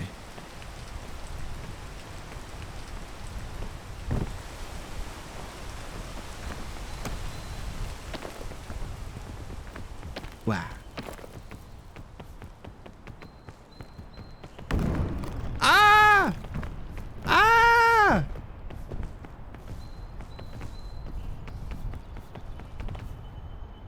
Sneaky little bastard.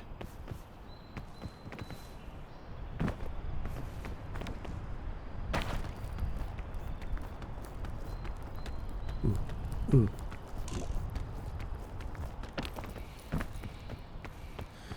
Poison will go away with time. It looks like this way can be used. Wow.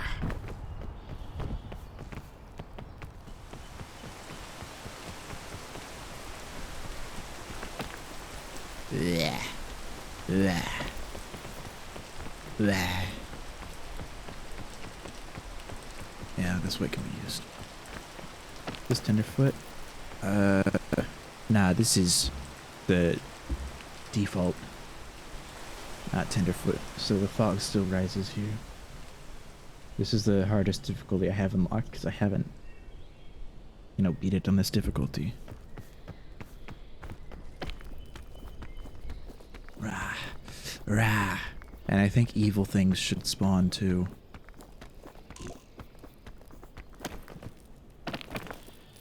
Uh-oh.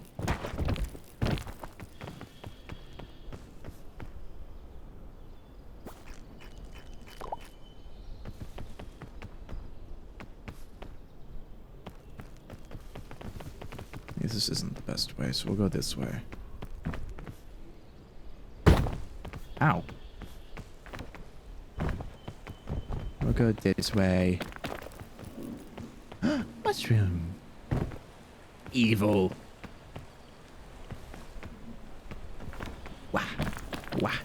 Wah. You have no stamina, you can grab the wall for a second time and slowly fall. Yeah. I like that you can do that.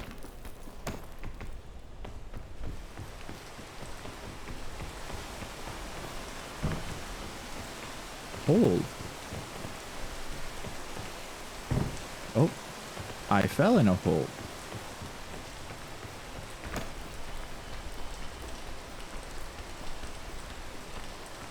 Come on, little guy. Yeah. Alright, let's keep going. Oh, there's vines that go up. This is beautiful. What's this toss? Oh, that's just sun.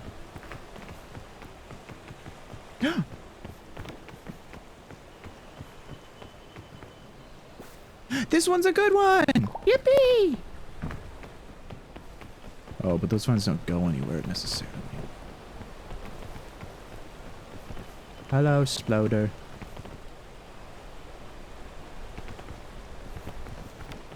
Wah. Wah.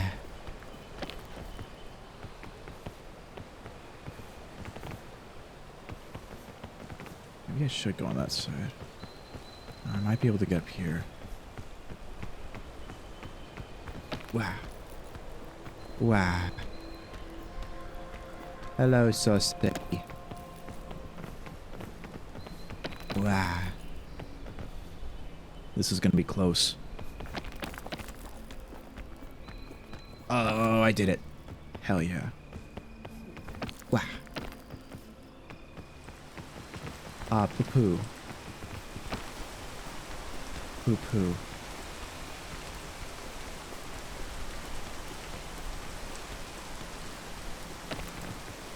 Yes. Oh, there's a thing there. Yeah. Mushrooms.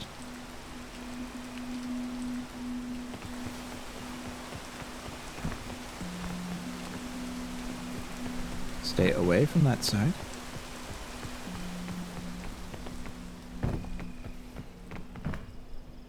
These ones are good.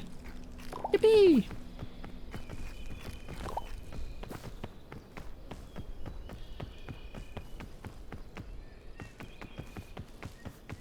Yeah, I think this is probably the better way to go.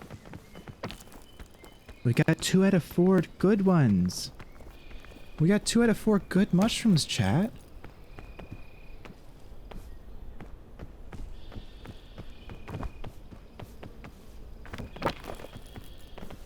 Wow. You've made a grave mistake. Your dumbass would have eaten all the mushrooms. Hey, there's nothing wrong with that, so would have I. Theseus, what have you done?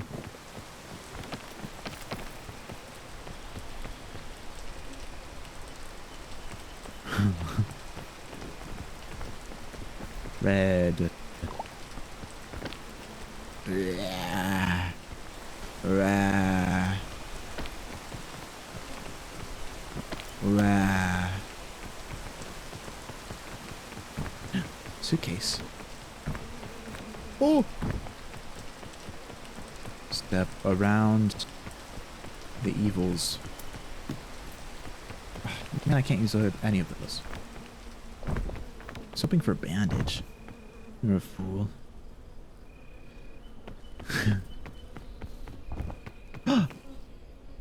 Oh. Let me up.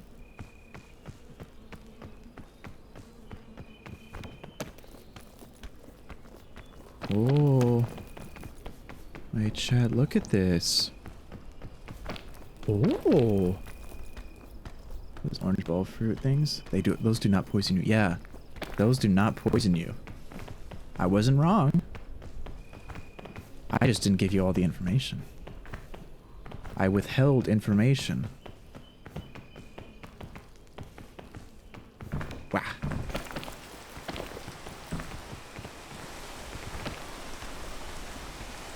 I can make it.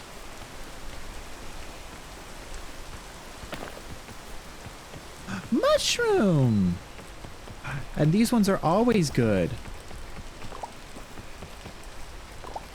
Now we just need the little guy. The little one. Who once planned to stream? What's the mistake with that? Wait, I'm confused. Wow. I am confusion.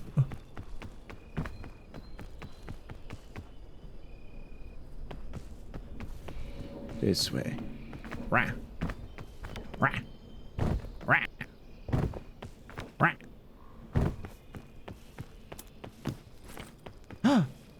Bandage. Bandage. Whoa. Whoa, look, there's 2 boxes over there. Bandage. Give me my bandage.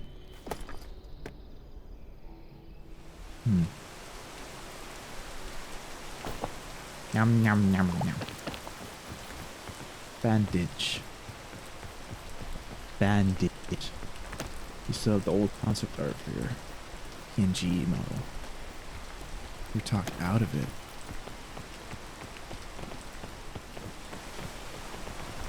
I don't know, this sounds something you might enjoy.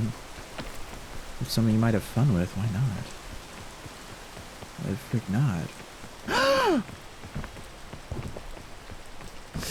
Damn you! Evil, stupid ass button shroom. Rah.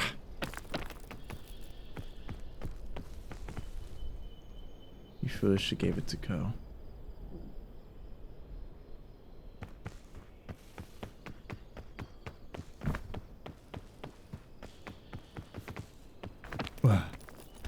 This is the big climb, Chad. You weren't thinking?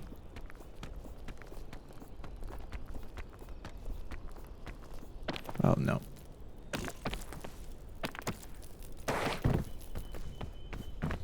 Gotta go around, gotta go around. Gotta go around. Like the good little lad I am. Like the good little one I am. Oh yeah, going around might work. That was a really quick rain. Okay, we're gonna have to go around.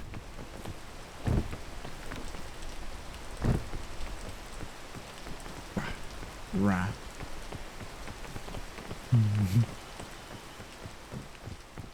Have you been saved, perchance? Wah.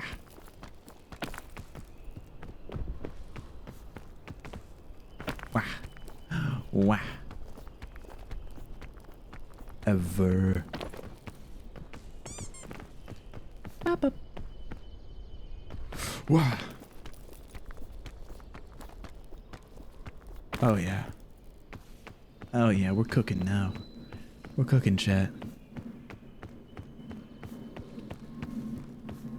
Yo, I wonder if there's a super balloon. It's like 5 billion balloons in one.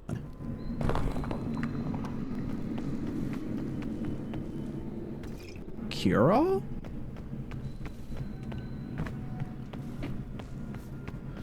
Made for me. What do you mean? What does that mean? No. No. Is this actually cure-all or is this evil?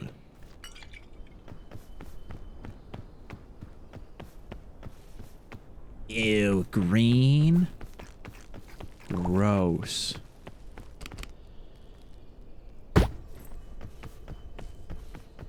God damn it. Well, I'll eat this.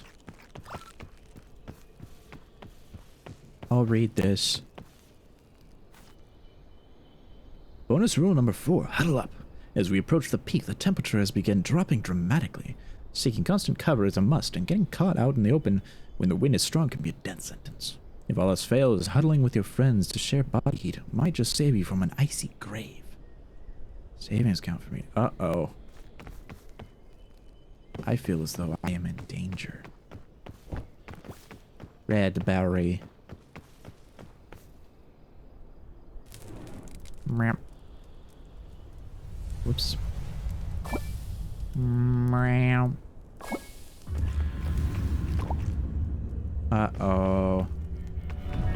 Uh-oh.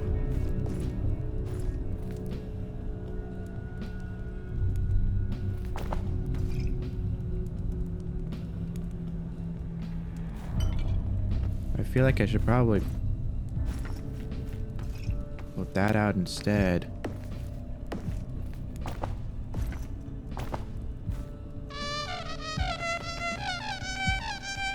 That would be terrifying, Theseus.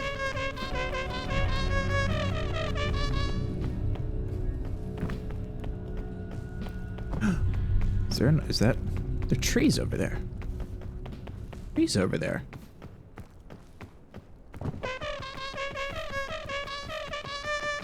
There's trees over here.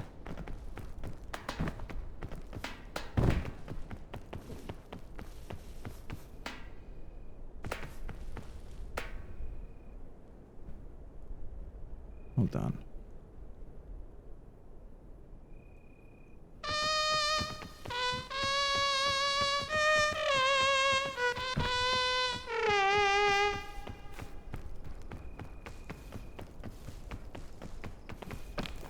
Meow. I want to go to those trees. Those trees are... Oh, the sun's setting too? Setting? Hold up. The trees over here, chat. Look at that. Do I still have you? Oh, yeah. See? You're right there. Whoa. Is this an oasis? Hey, that's awesome. Are these where the capybaras are, perhaps? Oh, I never... It has a hat!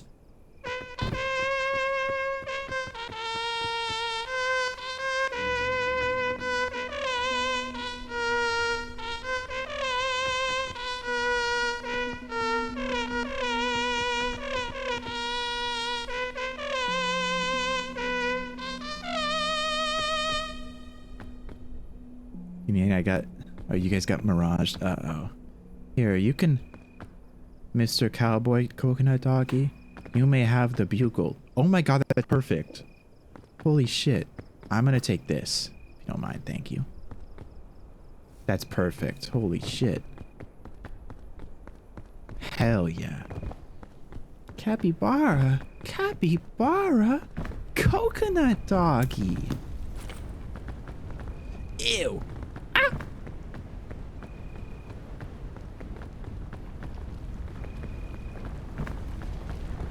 That looks like it's supposed to be one, but it was not filled with water. I need to get across fast. Oh, Lord! Ow. Well, shit, I'm screwed now. I can't get that out. Bastard. It's too bad I already have that achievement.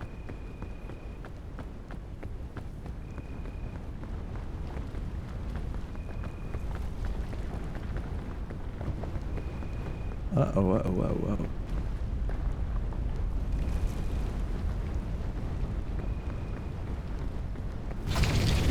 Ah! Ah!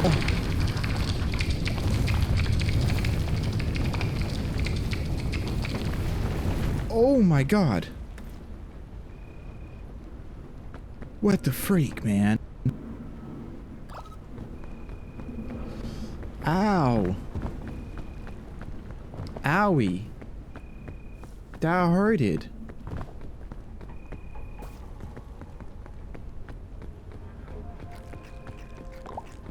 Ow. That one heals you. What do you get? I got Antland.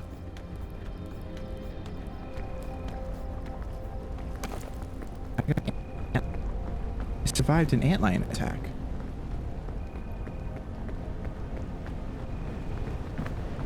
Oh!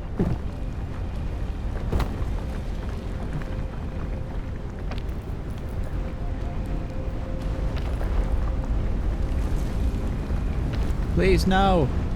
No! Go away.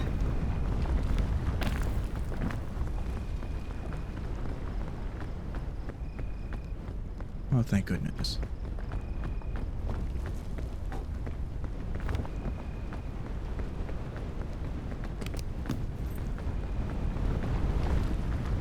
Oh! Oh!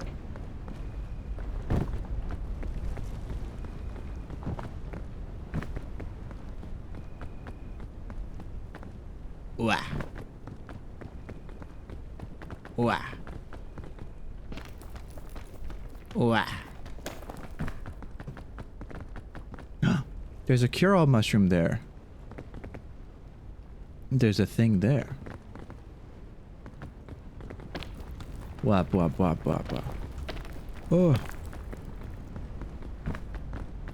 No, that's still pretty high up.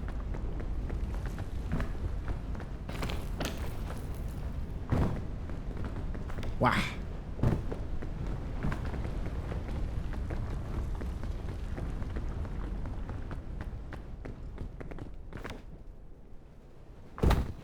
Hell yeah. Damn it. Damn it. Oh, there's a thing over there. Wow. Wow. Wow. Wow. Wow. Balloons!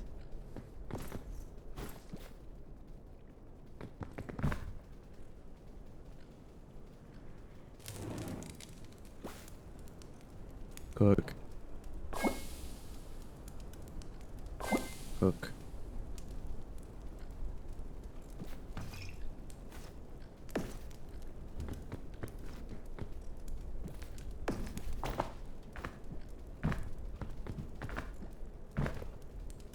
I have so many balloons, chat.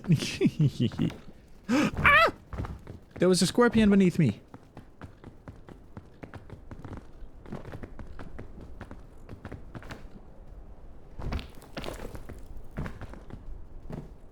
There was a scorpion. The scorpion. Cook the scorpion. How does one...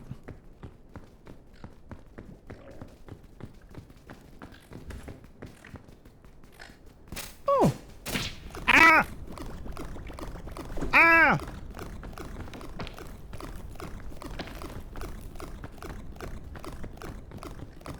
No! Oh no. Oh my god. Oh my god.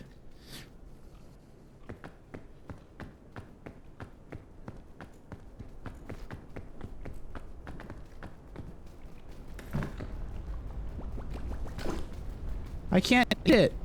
It won't let me.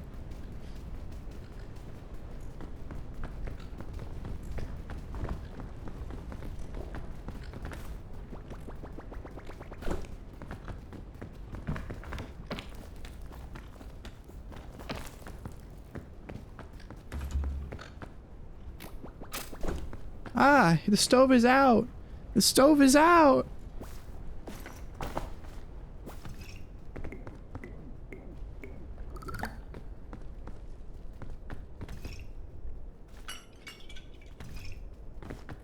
The stove is out. I can't. I have to leave it.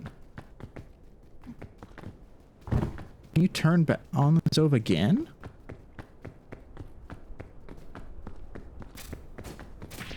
It doesn't let me. It's following me. Jed, it's following me. I can't turn the stove back on. I cooked my winterberry on it. I cooked it this.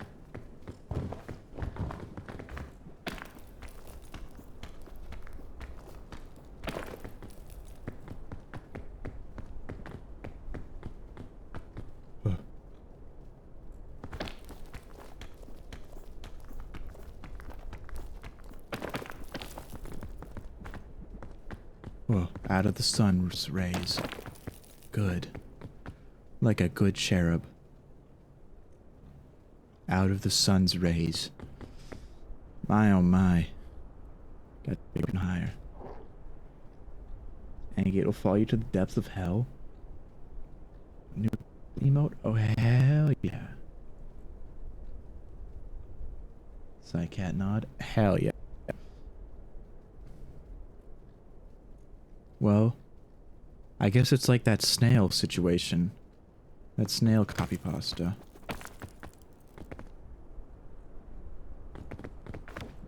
Where the snail will follow you. Very slowly, but if it touches you, you die.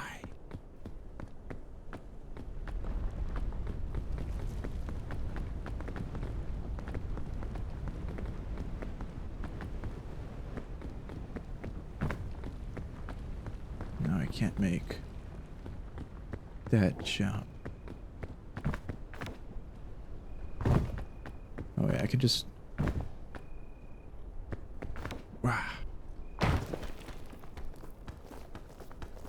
like this? Oh, I can.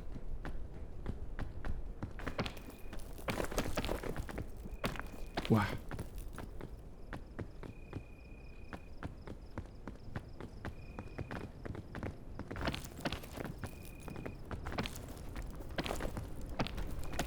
Up. Up, up, up, up, up, up. Up, up, up, up, up. Oh, let go.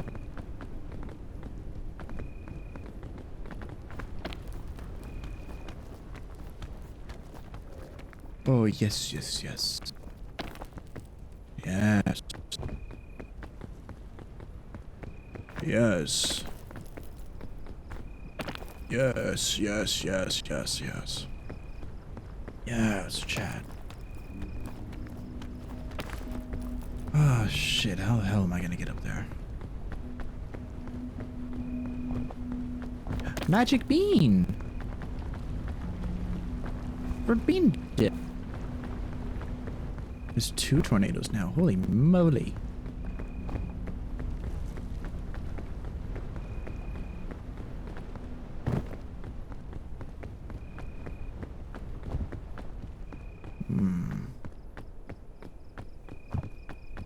I'm in quite a predicament.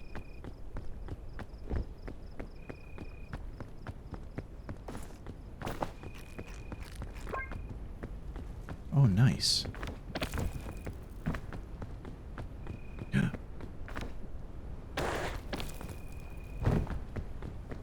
Ooh. Nice.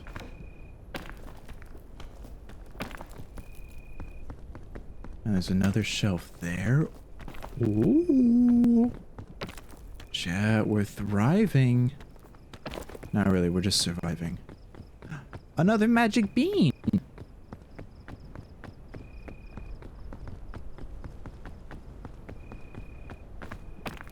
I need to find a place to stay covered and cool.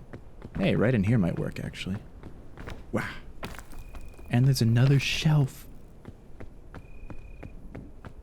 I still need that one mushroom, though. I just need bell mushroom. Button shroom. Dynamite. Wow. Health pack for me? Nope. Okay. Well, I sure did try. Probably. I would not be surprised if it was. Another shelf. Dynamite. Oh, there's a scorpion. Yeah, there was at least 2 of them.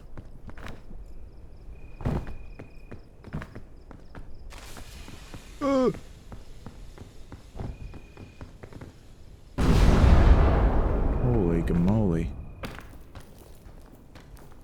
That was something else, chat.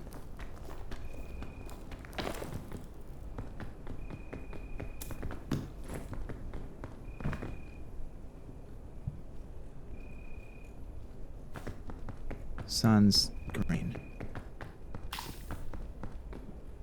Oh, you can get yourself with it. Ah!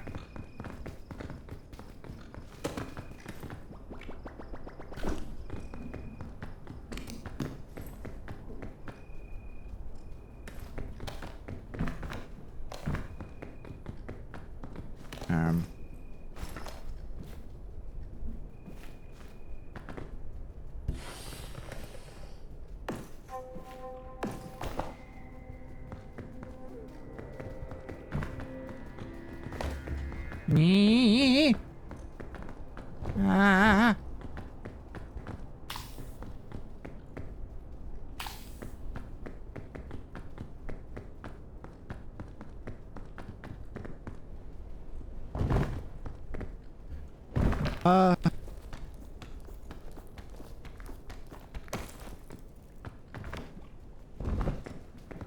Ah! They know where I am. They're everywhere!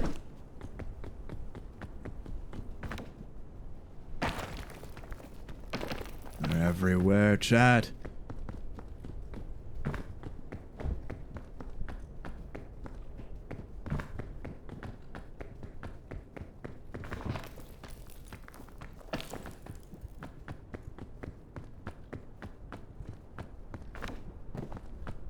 Give me. Damn you. Yee.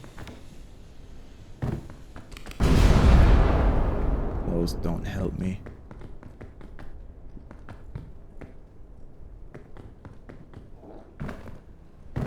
Oh shoot, is that the fog? No wait, that's the far right side. So that's what they meant by arachnid. That's what they meant by arachnids. Scorpions.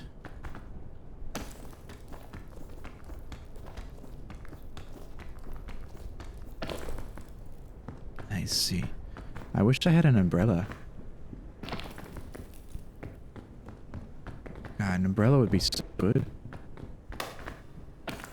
Maybe I could fly with it. Maybe I could fly with an umbrella. I also need food. That's a big cactus. Wow. Wow. Yeah. Not the way.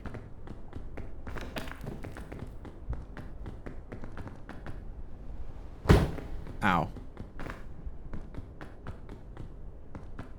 Um.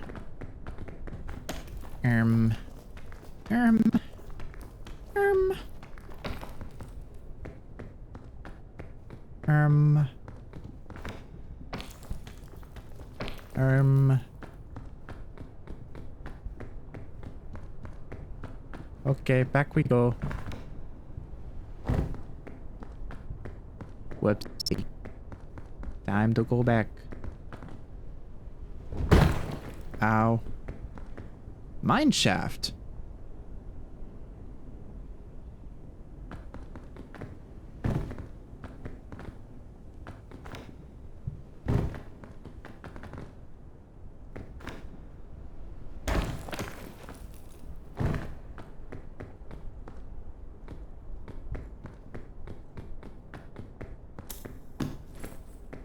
Damn it.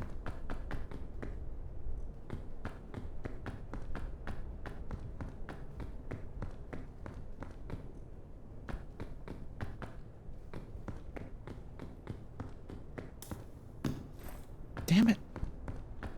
Nothing. It offered me nothing. Wait, I see light. I see light. I see light. Yeah.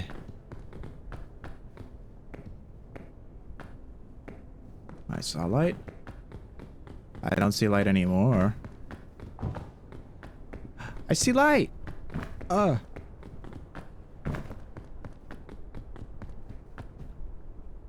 it looks like I can go up here. See, damn it to useless stuff. It's because I can't use them. I can't use any packaged foods.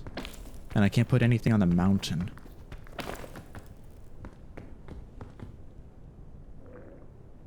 Steam through your tablet? Whoa.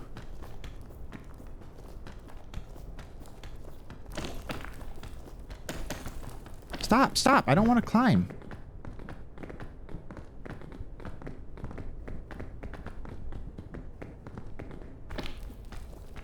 Rah. Rah. And some cactus fruit would be nice right about now. Hella tasty. Delectable. Mouth watering even.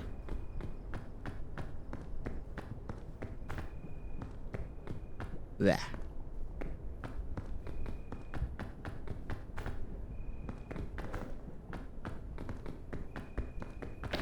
Okay, cool. I can go this way. Wah. Wah. Wah. Mlem, mlem, mlem, mlem, mlem. Cactus fruit!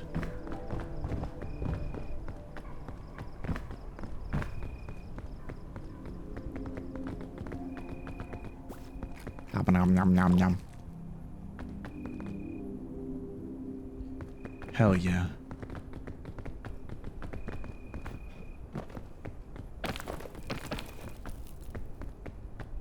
Yeah.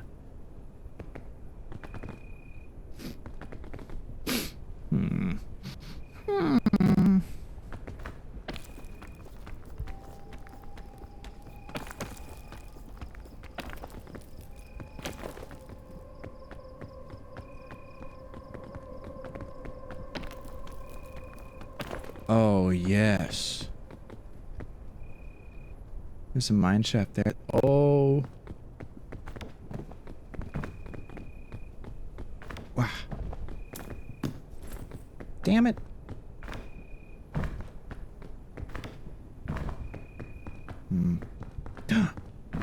Oh, there's a fruit. Yum, yum, yum, yum, yum.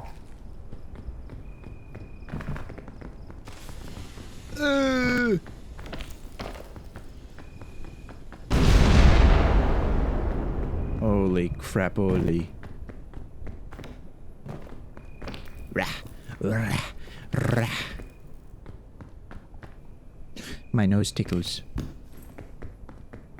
Frick.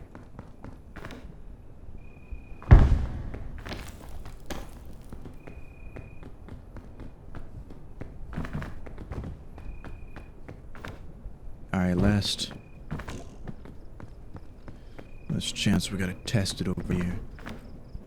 Hopefully there's no freaking TNT dynamite on here. I know I ain't gonna be lucky though. Oh, I can already see dynamite in there. Oh!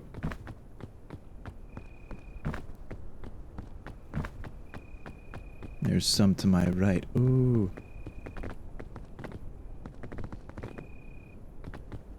Might be able to get up in there. Freak. Freak. Landmines. Worse. Dynamite.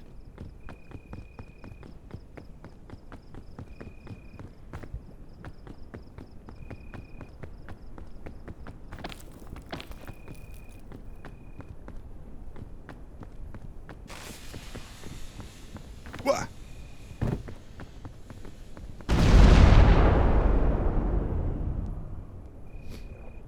Now that is freaking scary, mate. Bloody terrifying.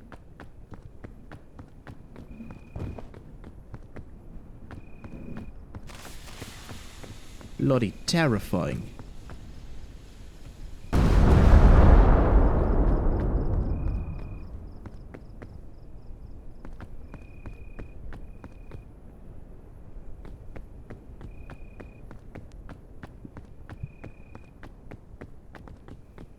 Wow, there's literally nothing in here.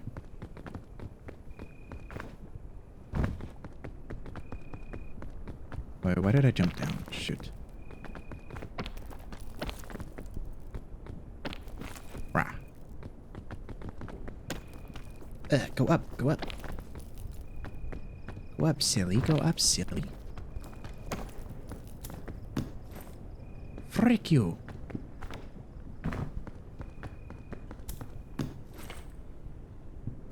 Hey, I'll take this.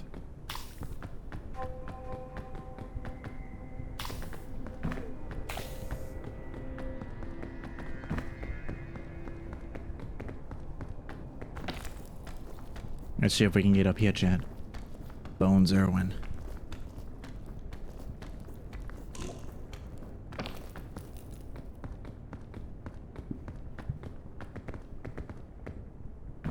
No back is food up here. Freak.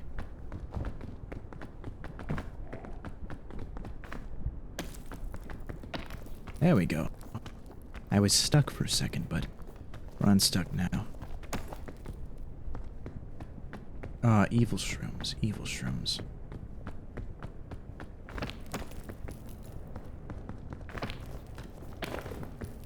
Oh, cool.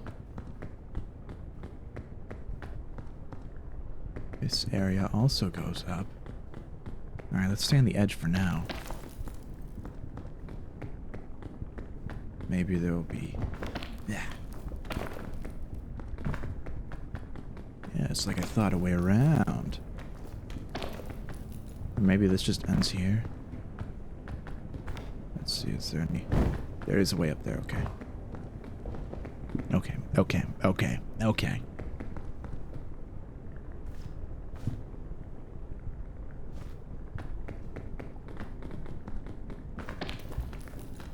Let's see if I can make it up first.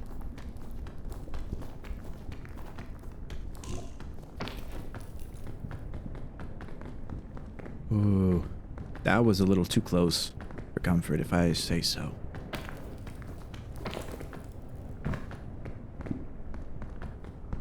Oh, thank goodness it goes out to the top.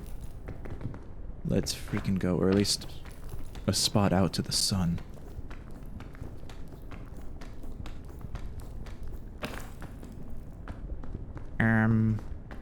Any cactus fruit? You got any fruit for me? Any food for me? Good mushrooms? Some button shrooms? Some good healthy button shrooms for me? Perhaps.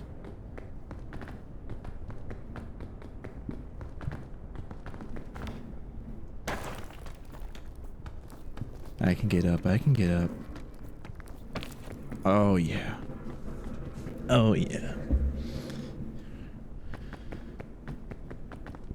I have to wait here for a bit though. The freaking sun. The freaking sun.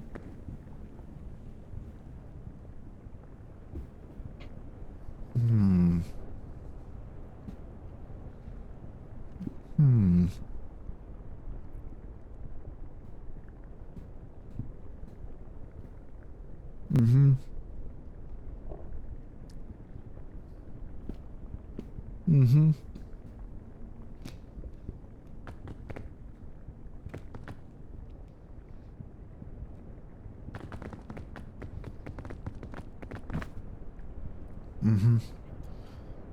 We just gotta wait. We gotta wait out the sun. Just gotta wait a little bit.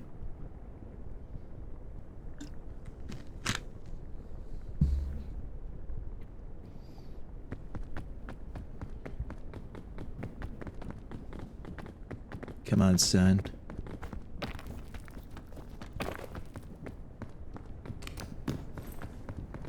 Damn it. Damnin it. Damnin it.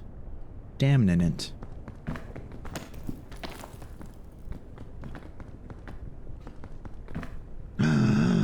The sunlight! I don't have any food in here. No, I just have a med kit. I still got my bean. Wait, shoot. I don't think I can use the magic bean. Can I use the magic bean? Can I use these? Oh no. Wait, I might not be able to use them. Oh crap. Oh no. Uh-oh. That's not good.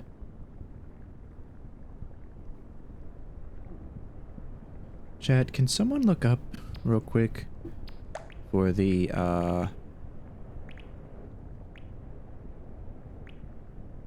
escape the island without placing anything on the mountain.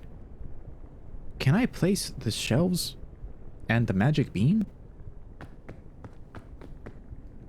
Cause... I'm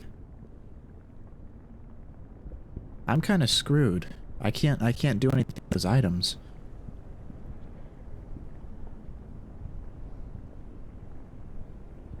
Shelves and magic beans. Yeah, mushroom shelf, magic bean, and shelf fungus.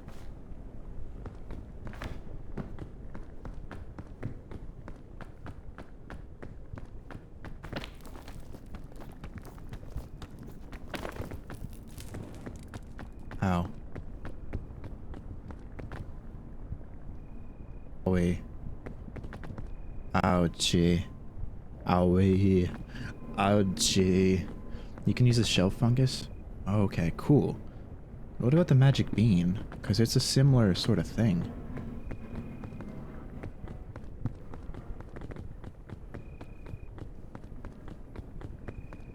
And also, I wonder what counts as, like, what counts as packaged food? Does the marshmallows count? Because if they don't count, then I'm gonna eat the hell out of that marshmallow. Top. Ow. Frick you!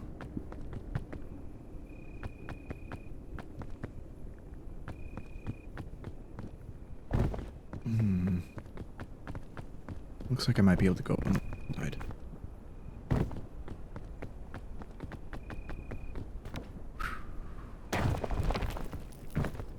Oh.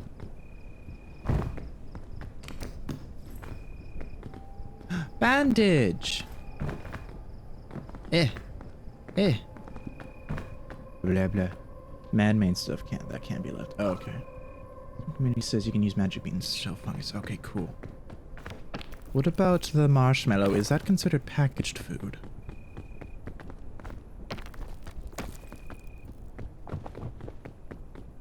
Because so far I've been staying with them.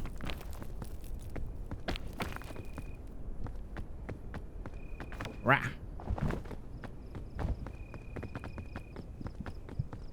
I'm bummed that I haven't seen any mushrooms up here. Says it's not. Just look that up. Okay, so marshmallow safe to eat then. Yippee! I see the smoke, Chad.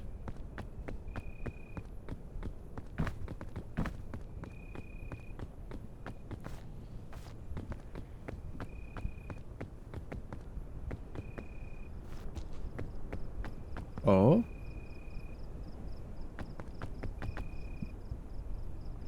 Yeah, he never left the mesa.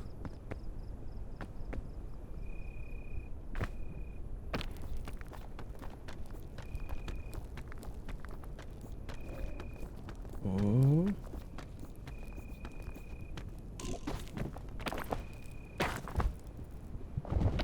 Whoa, whoa.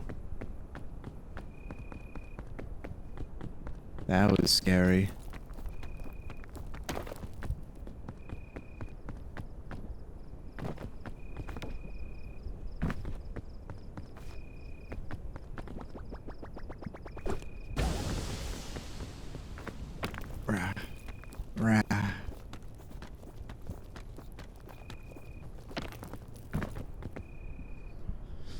Probably the one of the most confusing. The Stanley marshmallows are in packaged food, but they do not count. Okay, wicked. Thanks, Doc.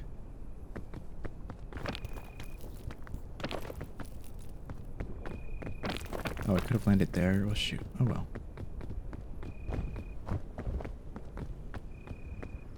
Wow.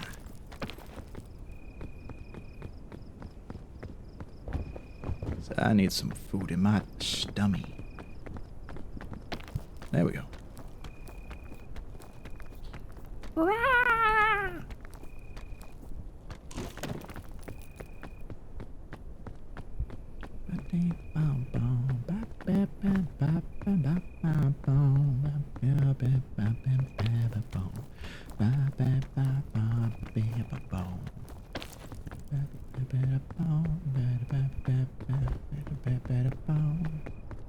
Oh, hell yeah.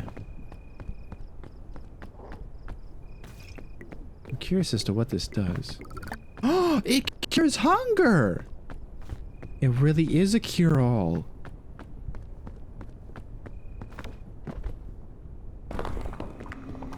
Fairy lantern. Yippee!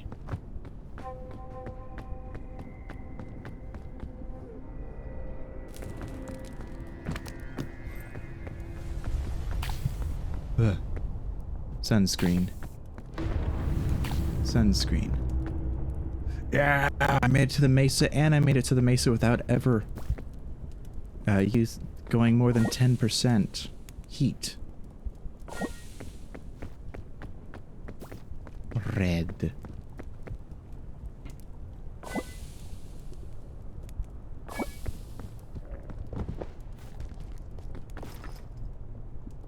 Oh, that's right, I have a med kit.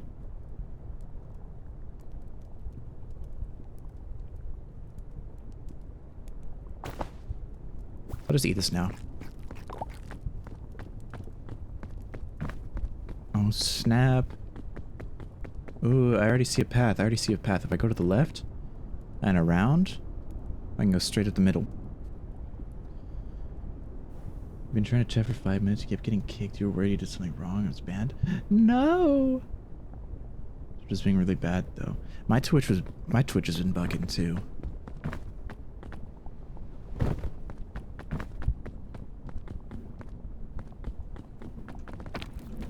Blah, blah, blah, blah, blah, blah, blah.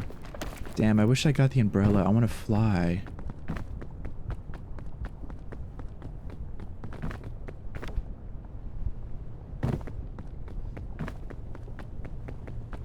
I want to fly. Oh, holy moly. Holy moly.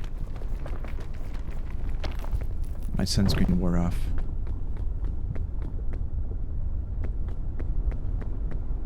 Why does this place look even more deadly?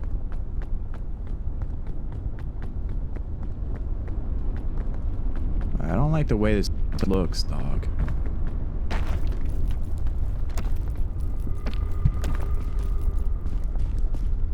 You gonna tell you?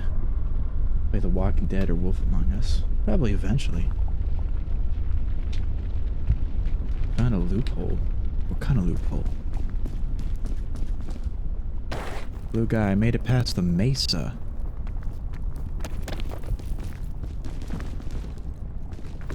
Rah!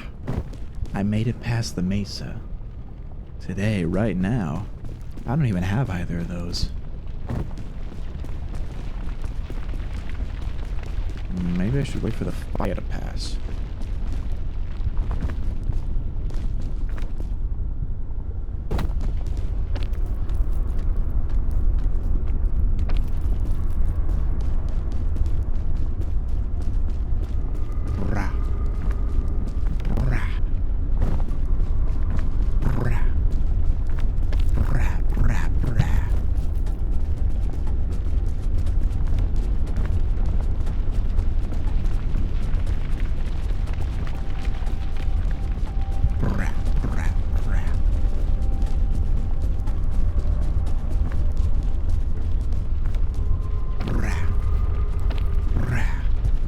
Egg! Egg. Phobe. Egg. Egg. I do remember, lava is very bad.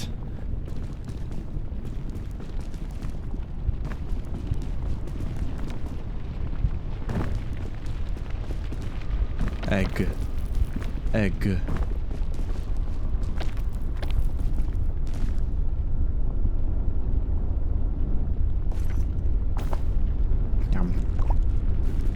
Egg. Egg.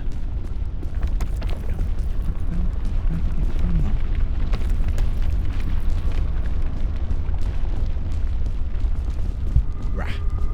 Rah. Rah. Rah. Even you. Really bad because it's like on a tablet.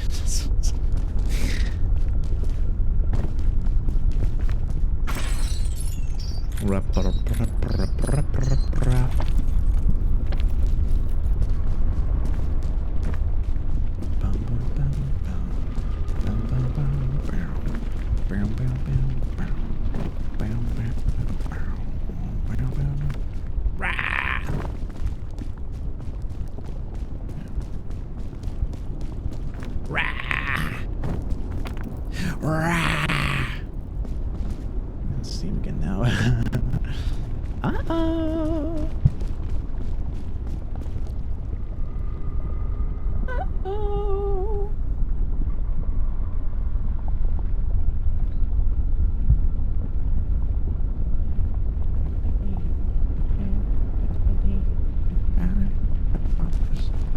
Wow.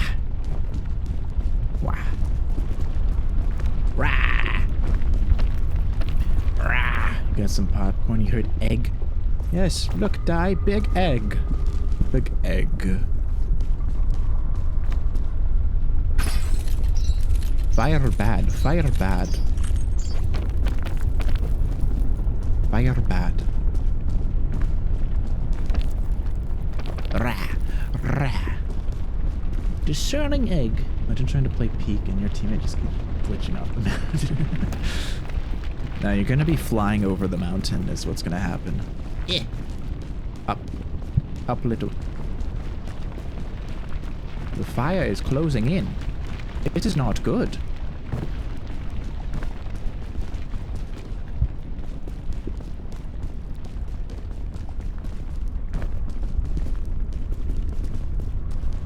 Blup. Hell yeah. Hell yeah. Rep. Rep. Rep. Go, go, go.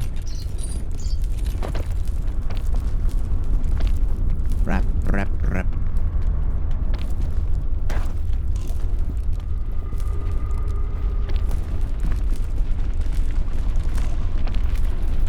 Frip.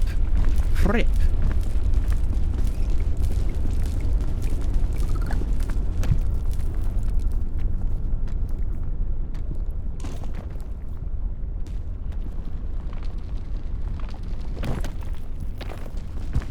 Ah.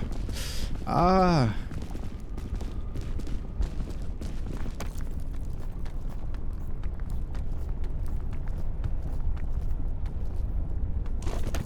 Wah. Wah. Wah. Wah. Wah. Wah. Wah. Yeah, that was gross. What?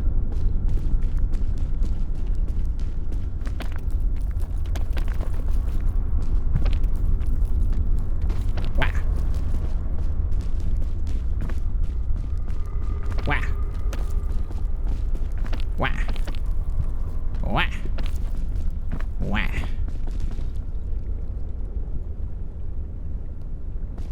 Wah. Wah. Yeah. Where's the campfire? Why is there no fire? Can't use those. Can't use that. I can use that. Where's the campfire? Can't use that. Balloon! Yippee!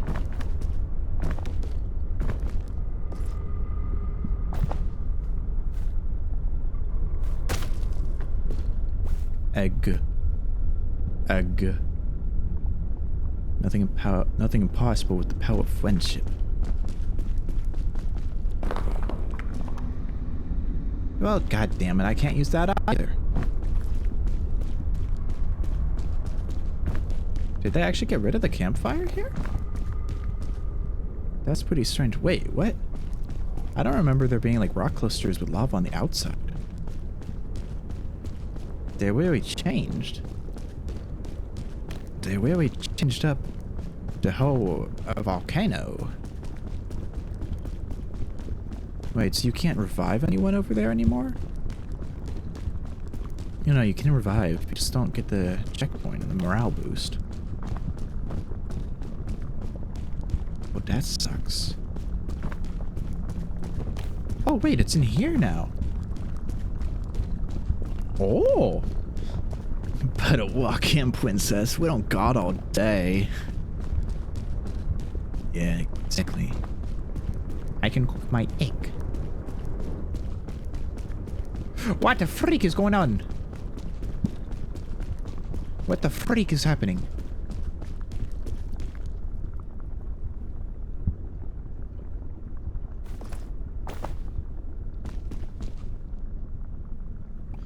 Keep dying on this level. Uh-oh. Nom nom nom nom nom.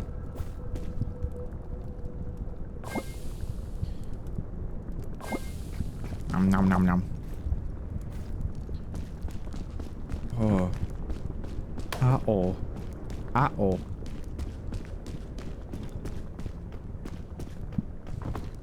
Oh my, this... Whoa.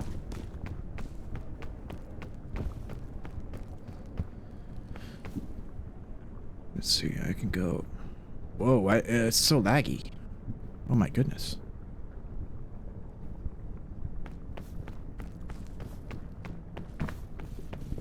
Whoa, it looks way different.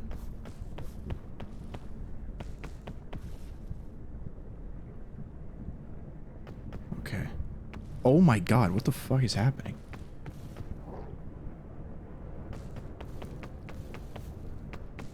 Wow, this is like...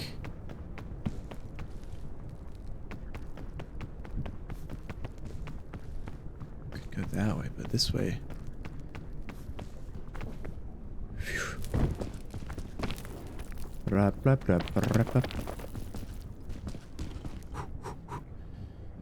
I can cook medkits? Oh, real, I forgot.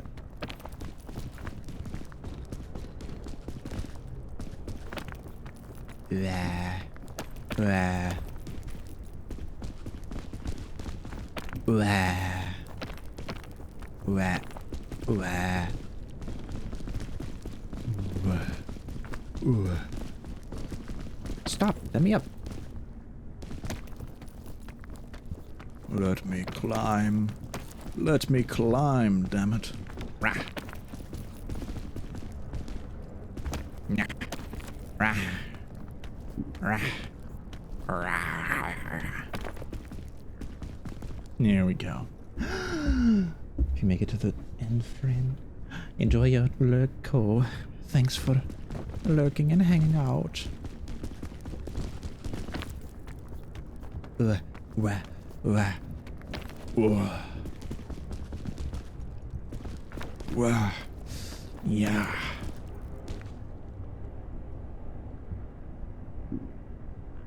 Yeah, Co's in the walls now. Best watch out. Looks like a snake. Looks like... I could go up this way. I think I might do this way. It might be the better way. In the long term. Rap, rap, rap.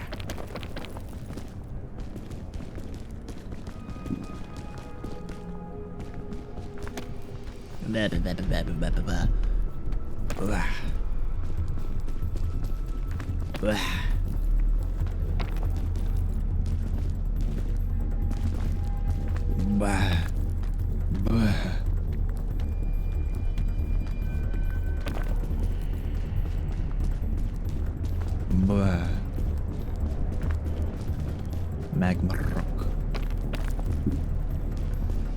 There are no boxes up here. Ooh.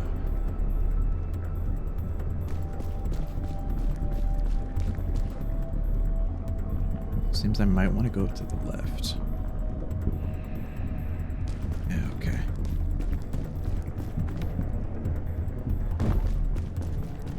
Up to the left, up to the left.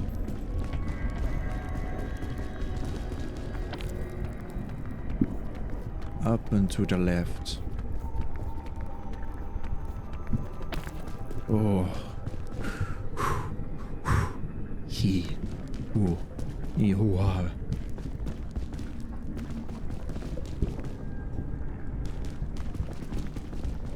Will I even be able to make it up there?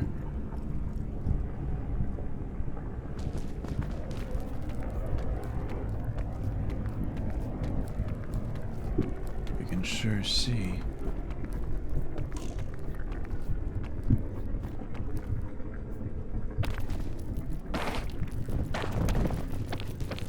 Oh.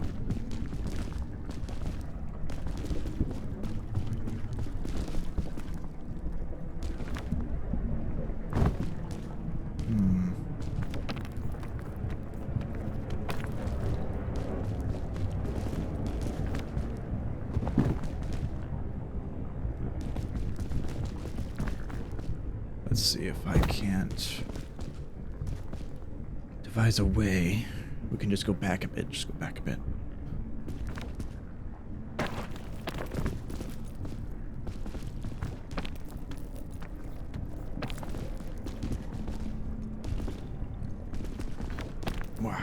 Boah. Boah.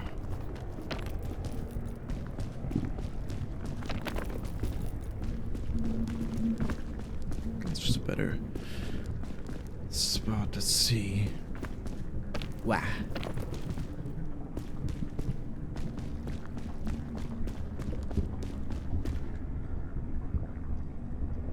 So it looks like trying to go right up here might be the best option I have. I might be able to just jump up right here. I can try that.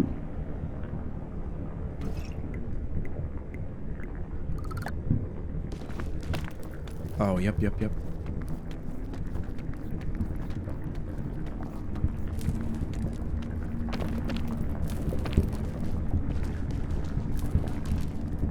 This is fine. This is fine. This is fine. This is fine. Oh. Oh, this is fine. This is fine. This is fine. This is fine.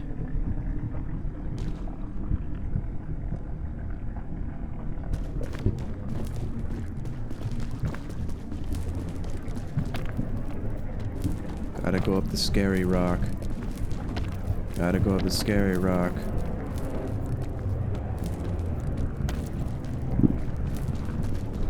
Gotta go up the scary rock.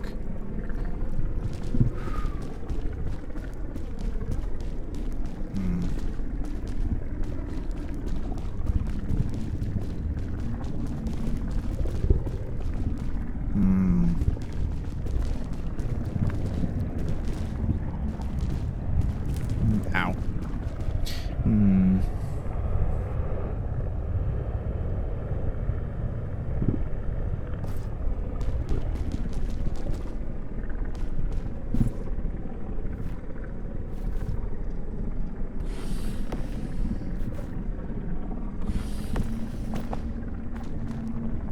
I'm going up! I'm flying! Chad, I'm flying! Holy shit! Oh my god, I'm flying!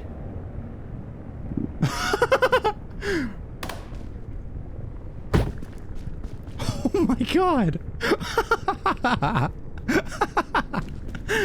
That was awesome! What? That was so cool!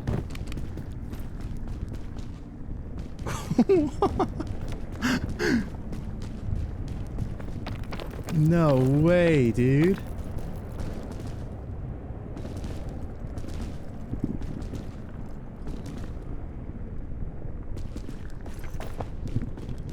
What the hell? Yeah, I know.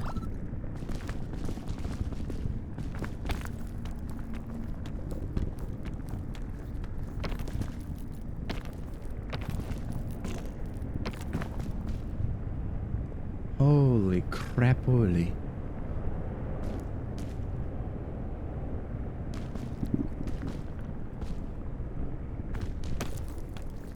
Can I get up to here?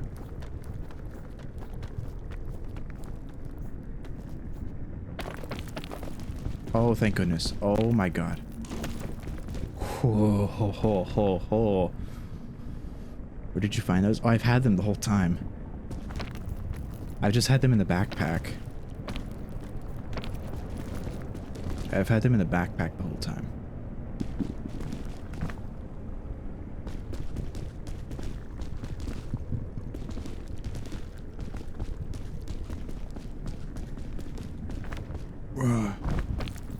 Oh, thank goodness I made that.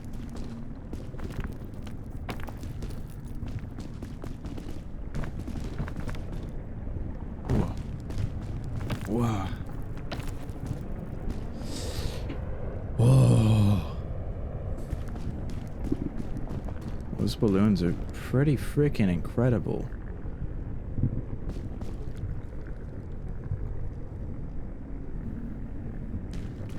I go up this way?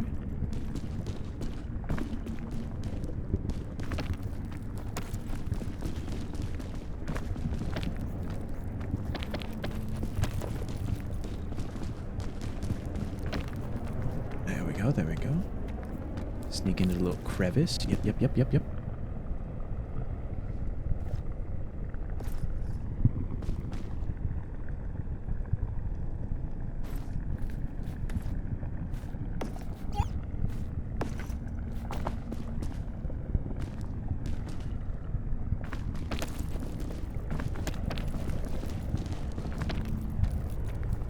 Come on, get over. And get up. Yep.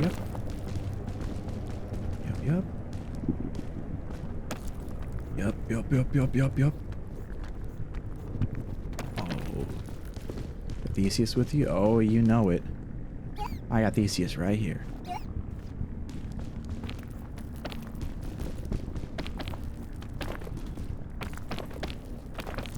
Yeah. Okay, now I need to get a good look. Looks like we can go up from here. Wow.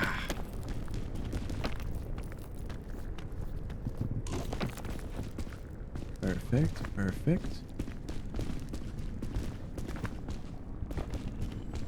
Ah.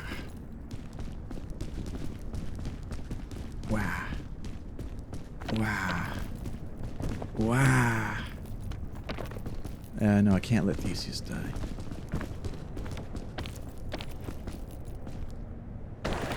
Oh, crap.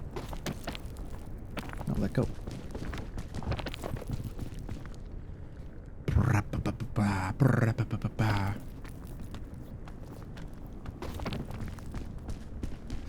Ah! Ah!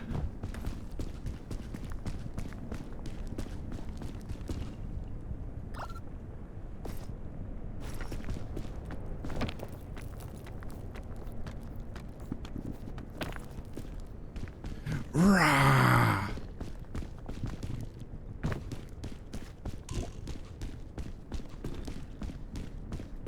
Rah! Rah! Peak, day 10.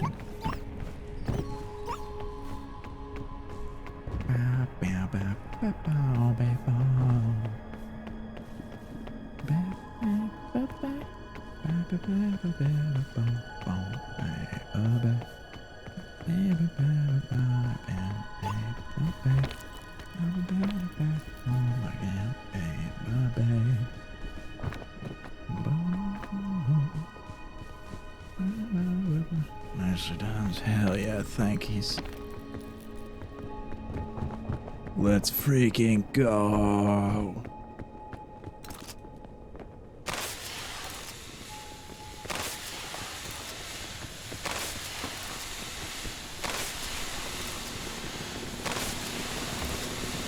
Can I light all them in time? Yeah!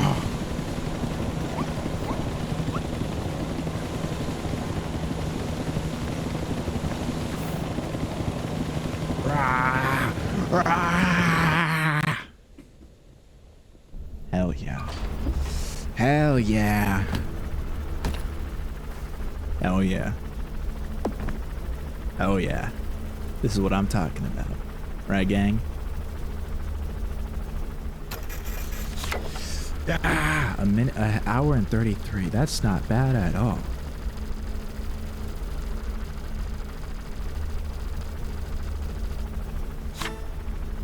Ascent unlocked. Ready for greater challenge? Ascents add modifiers that make summiting the peak more difficult. Set your level at the airport kiosk.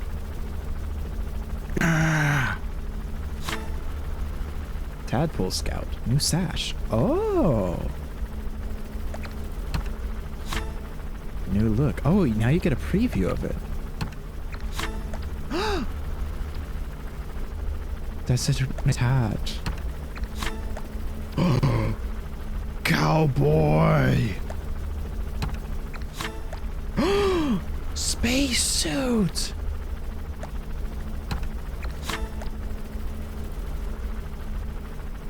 Are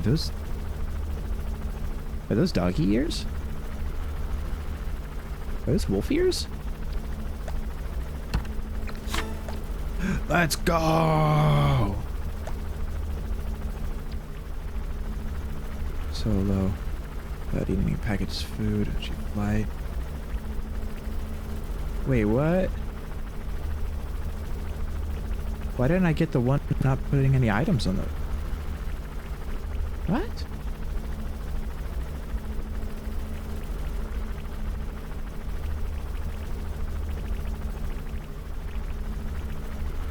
I should have got that one too. The one where it's, you don't put any items on the mountain. I should have gotten that one. I only placed 2 items. And it was a magic bean and a shroom shelf.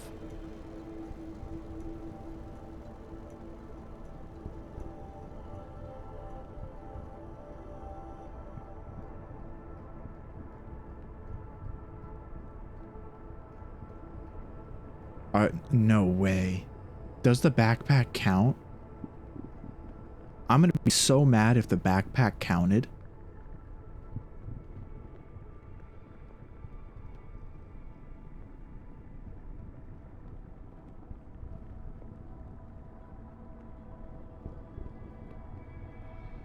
I bet you the backpack counts.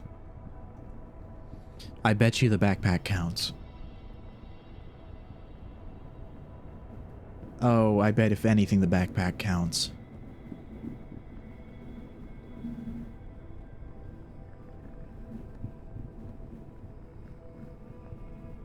Shit.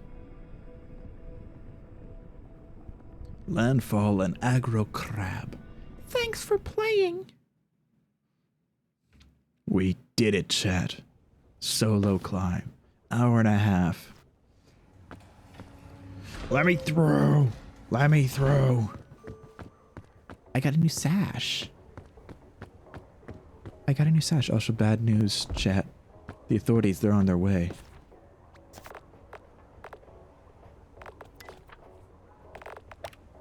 I have scratches.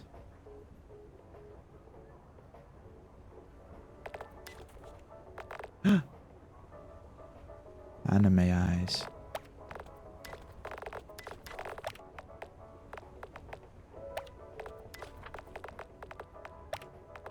None of those. Oh, I'm just missing one. Oh my gosh, look at how cute it is. I like my cowboy. Oh, but the spacesuit's good too. You get a space helmet? Holy shit. There's a cowboy hat. Wolf ears?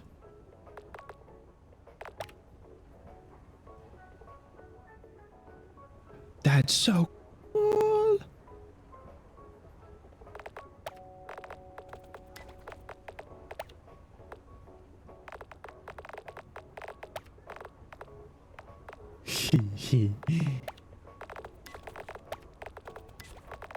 Cowboy. Wait, the sash is gone. Oh no. The sash just doesn't appear there. I'm a cowboy. I'm rootin' totin'.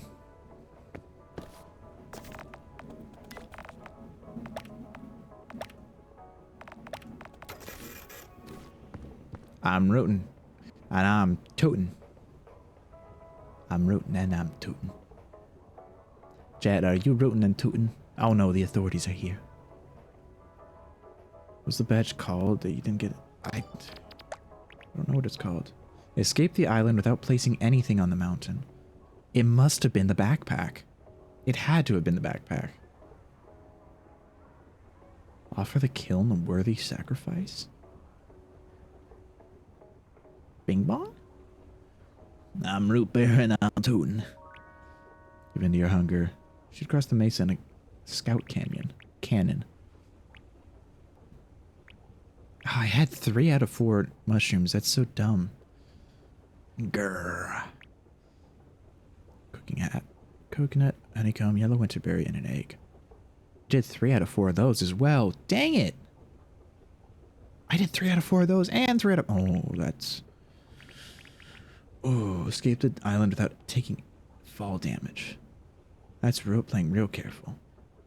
Escape the island without placing anything on it. Read Scoutmaster Maya's journal entries. Place 100 meters of rope in a single expedition. I can do that. Have a one-on-one with the Scoutmaster.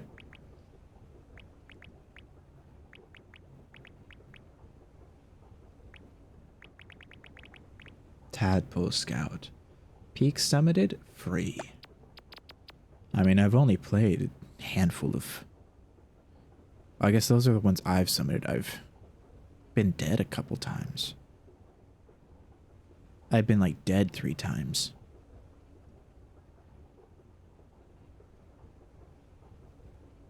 I've been dead 3 times. Chat, 3 frickin' times. 3 frickin' times.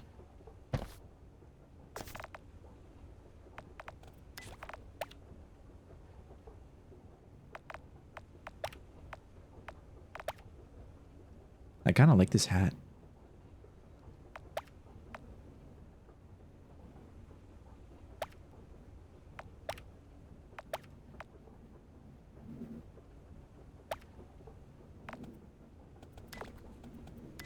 Oh, it was this. Hell yeah. If you had to sit through any any advertisements, I thank you. I appreciate you. Welcome back. Theseus. Hi. Look, Theseus, I can be a cowboy.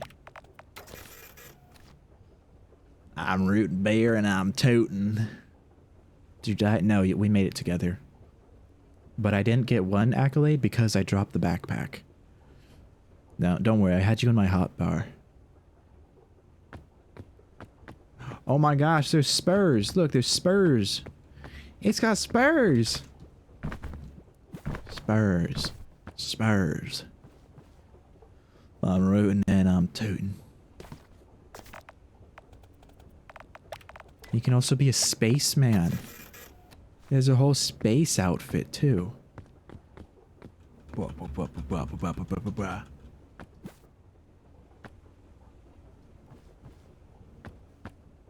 I think I like this space outfit. And look, I also got doggy ears. Doggy ears?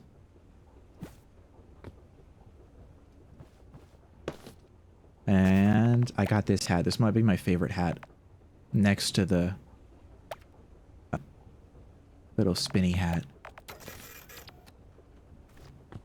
I like this big floppy hat. And it's got... It's a true desert hat. Wah. Wah. Wah. Wah. You know, I'm so proud of myself for getting so many accolades while doing a solo.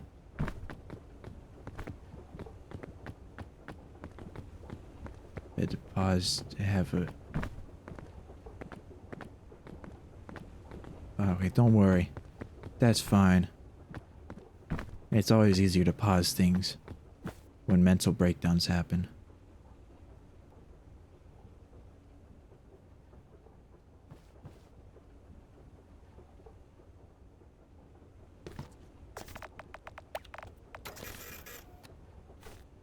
Yeah, ha ha ha ha.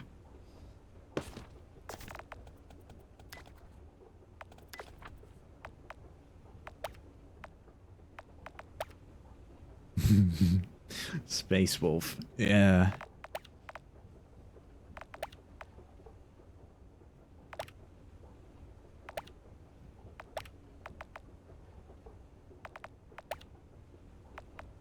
I look kind of evil like this.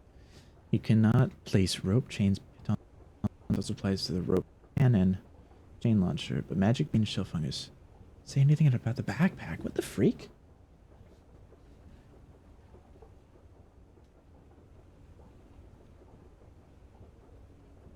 Then I should have got it. I should have got it then. Because the only things I've thrown, I threw some mushrooms.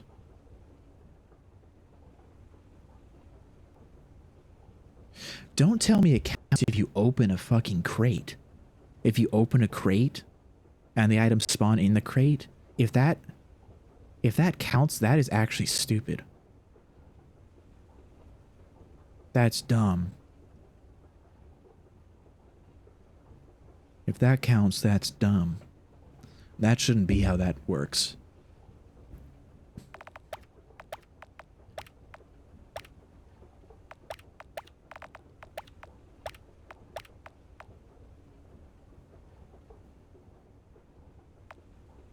Kind of like those.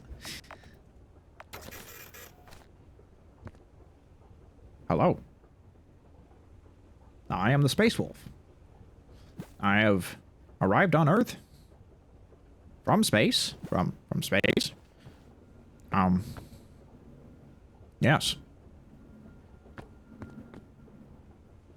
Do I look sincere, chat?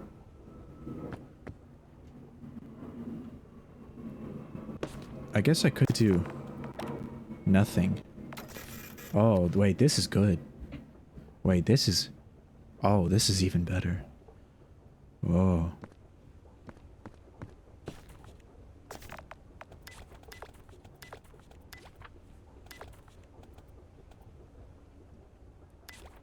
Yes, this is good.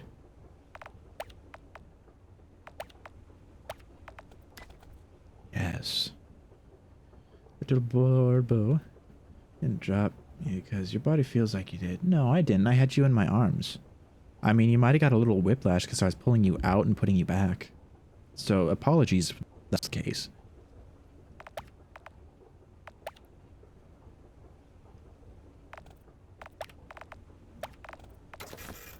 There, now I'm a true space wolf. No, I like these eyes better. They fit me. I look really orange though. I wish it was an actual red and not like orange. I wish I could be a true red.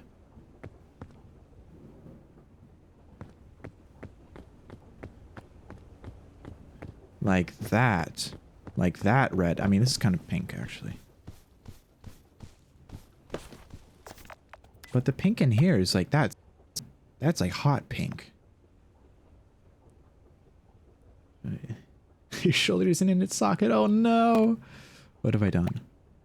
That's orange. That's barely red. I wish it was more red.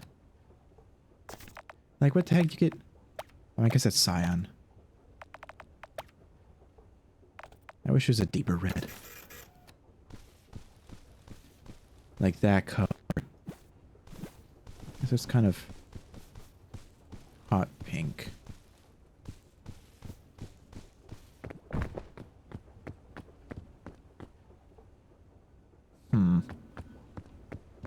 Like actually, oh, like actually your shoulder might be out of its socket. That's not good. That's not good.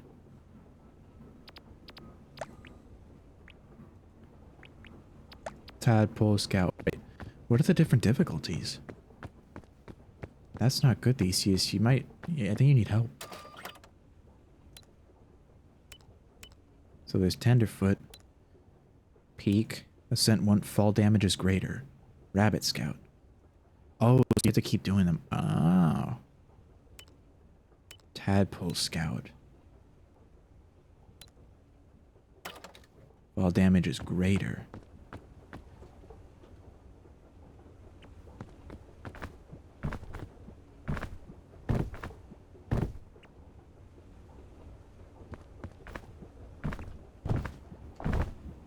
Woo! F is no, you guys. Uh-oh. Wait, your roommate's a medical student, right? Couldn't they help? Couldn't they help? Couldn't they help?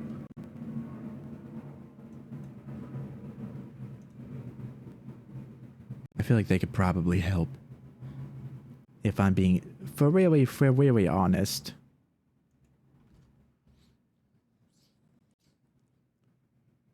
If I'm being for real honest.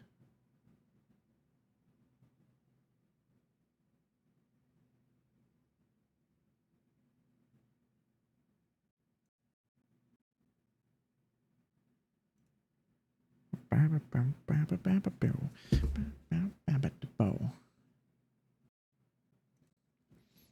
you just put it back. Okay. Well, hey, if that works, if it works, it works. I guess. I suppose.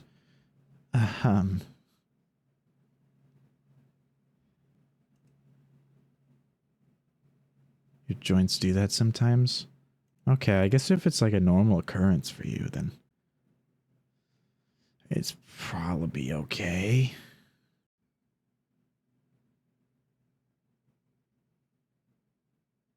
Probably okay. Back into place. Oh, you're good? Okay. Bones. Theseus. Stop. Stop what? What am I doing? Wait, what am I doing? I don't know what I'm doing. What am I doing?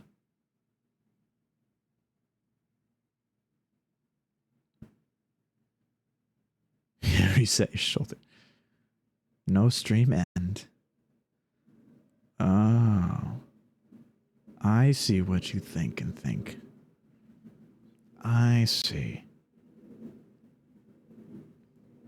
This makes so much sense. This makes so much sense.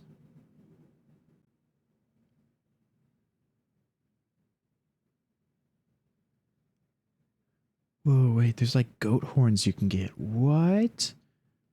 There's like goat horns you can get. Oh, that's sick. Lock in, climb the peak again now. I don't wanna. I don't wanna. I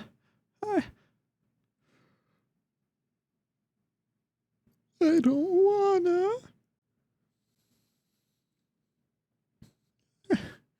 I don't wanna. It's too much. Sometimes you forget people don't normally do that. It's an average Tuesday experience for you. Now! Stinky. Stinky. Stinky. So it's real ready, set, go. Ah! Here it is, right there. Boom. See, you're seeing it. You're seeing it right now. Boom, bam. Bling, blonk, bloop, blop, bloop, blop, bloop, plop.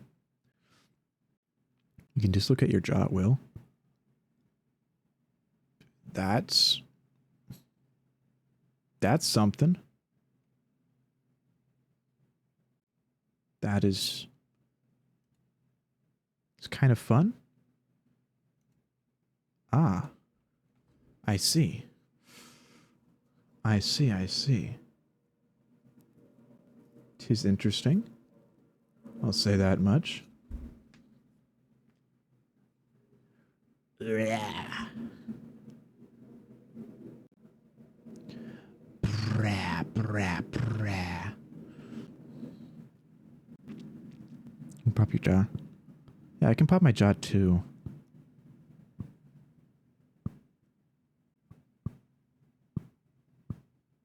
I think the mic is picking it up a little bit.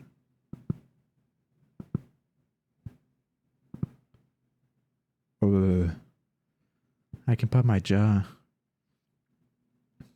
Also, my knees are double jointed. So there's that. I know that freaks people out. That freaks people out a lot.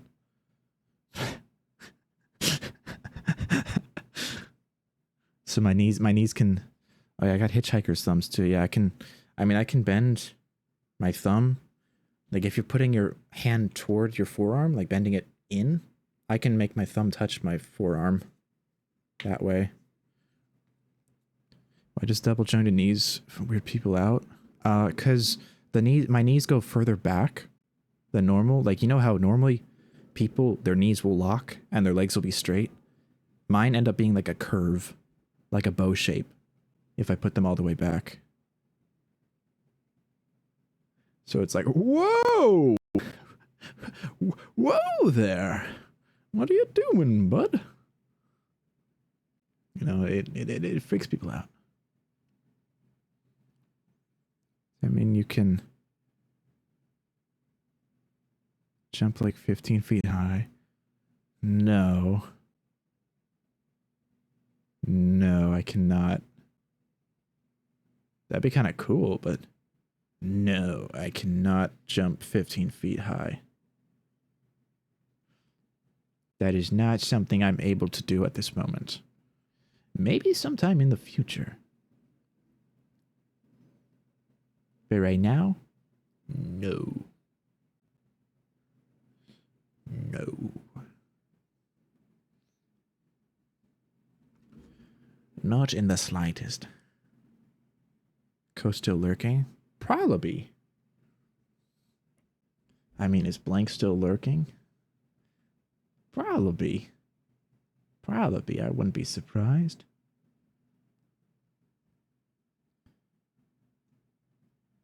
There's 4 knees and can jump. 4 knees?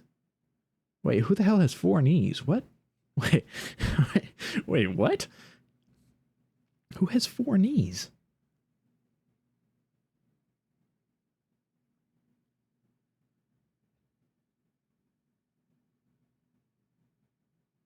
No, I don't have 4 knees. My knees are just double jointed. I got my knees. I don't have 4 of them. I just got the double joints. Double joints, not double knees. I wonder what it would like to be. Okay. Sure, we can just say that I have 4 knees. How about that? Yeah. That works. That works. That works.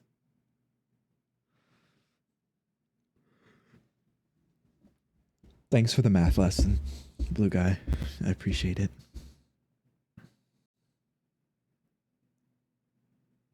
It's insane. It's crazy. That's crazy. Das ist crazy. I forgot how to say crazy in German. This is like that time we had that argument about bean dip. It is like that time. It's just like that time. Bones went. All the bones went to my knees. Yeah. Yeah, I actually have more than 4 knees.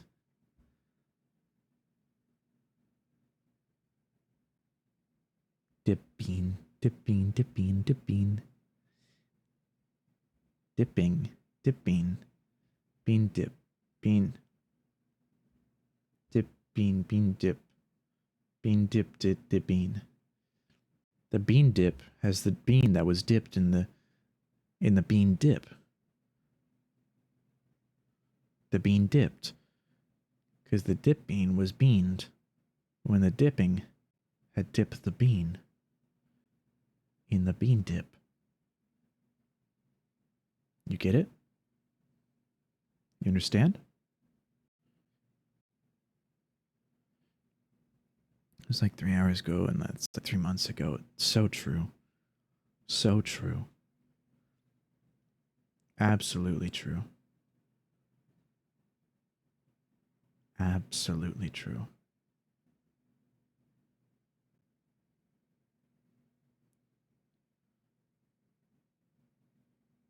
Oh, that's what I was seeing. I wasn't sure what the hell that was. Time is an illusion. Buy gold. Buy gold. Buy silver. Buy gold and silver.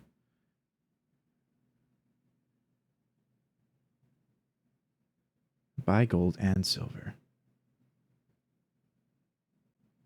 For being generous, that is. 3 hours, and that's like 3 months ago. Yeah, exactly.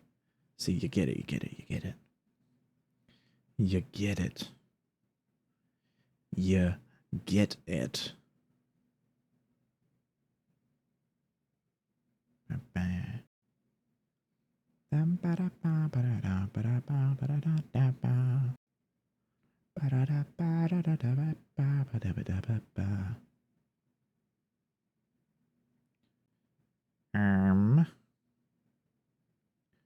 Um. Okay, let's see.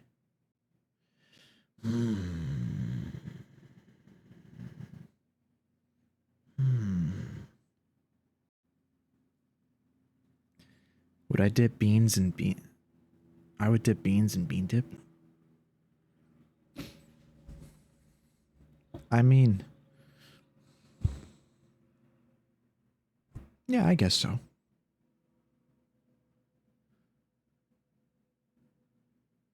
Peas, green beans, coffee bean.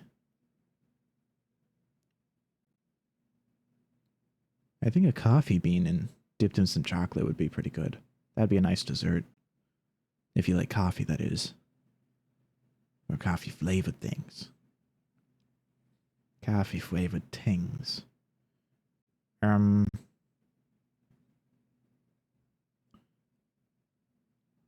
Okay. Let me make a poll size. Off.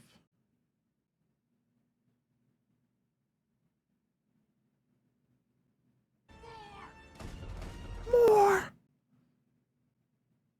More of a hot chocolate person. Ah, I see.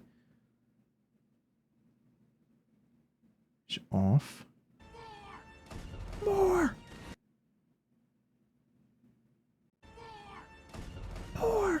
I don't know which more actually puts up. Is it all lowercase more? Try lowercase more. Try that. That might pop up the actual emote. Oh, it's lowercase. More.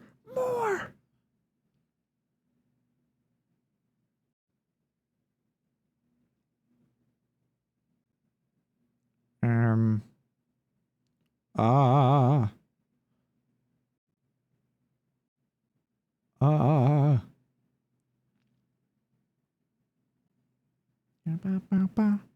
Okay, let's see. Let me start a poll. New poll. Funny metal tubes. Oops, that's not how you spell witch. Which got me to look at.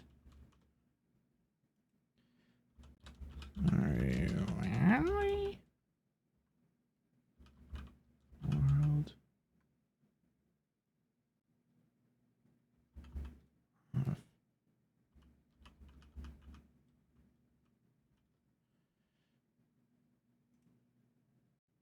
All right. I can see more of what does off look like? I can't see right away.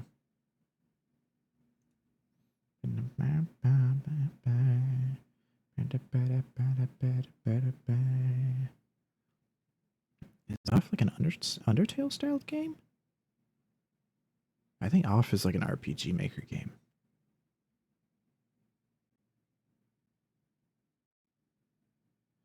You stream today because it's actually super sad because you won't be back till Wednesday. I know. Okay, wait. Off actually looks pretty cool. Oh, it does look like it's an RPG maker type game. Ooh.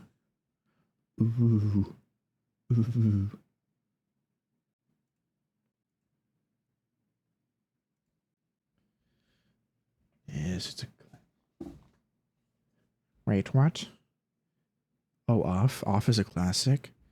Oh.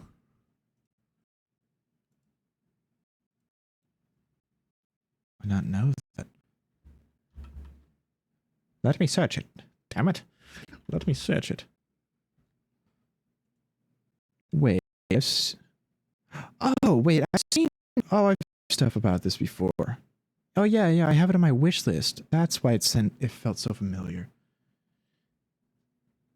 big RPG Maker horror games just released. Okay, okay. I see.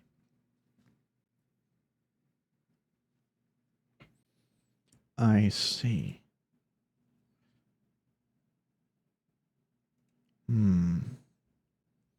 Number 2.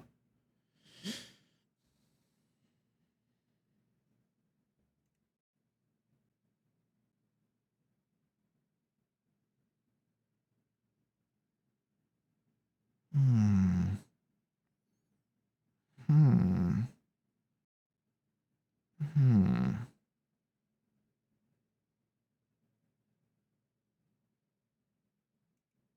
Hmm. Hmm. Ham.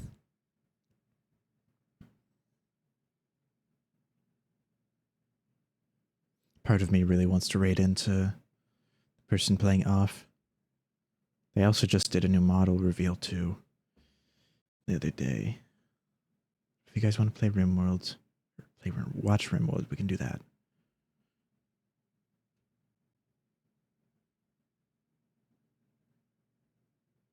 How did you know? How'd you know, Doc? How'd you know? Just kidding. It's probably like the biggest person playing the game right now. If I wouldn't be surprised if she's the only. Oh, there's like 10 people playing it. I see. I guess, mayhaps, I guess.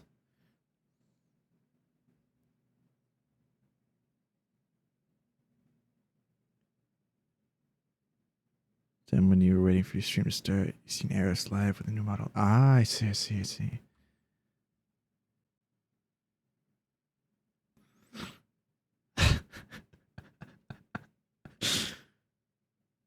Why do I know what you're gonna say?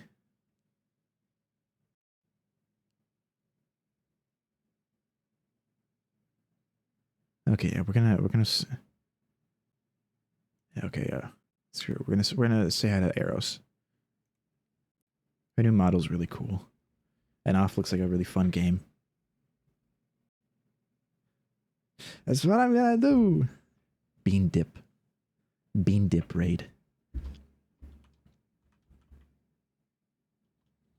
We're gonna do a little bean dip raid.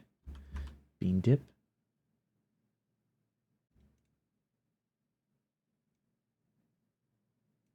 Bean dip. Ah, what in it? What?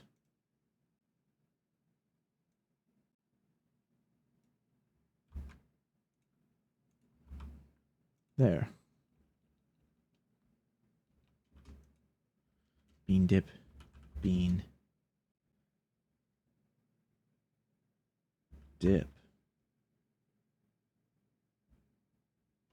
Whoops. Or bean dip. There we go.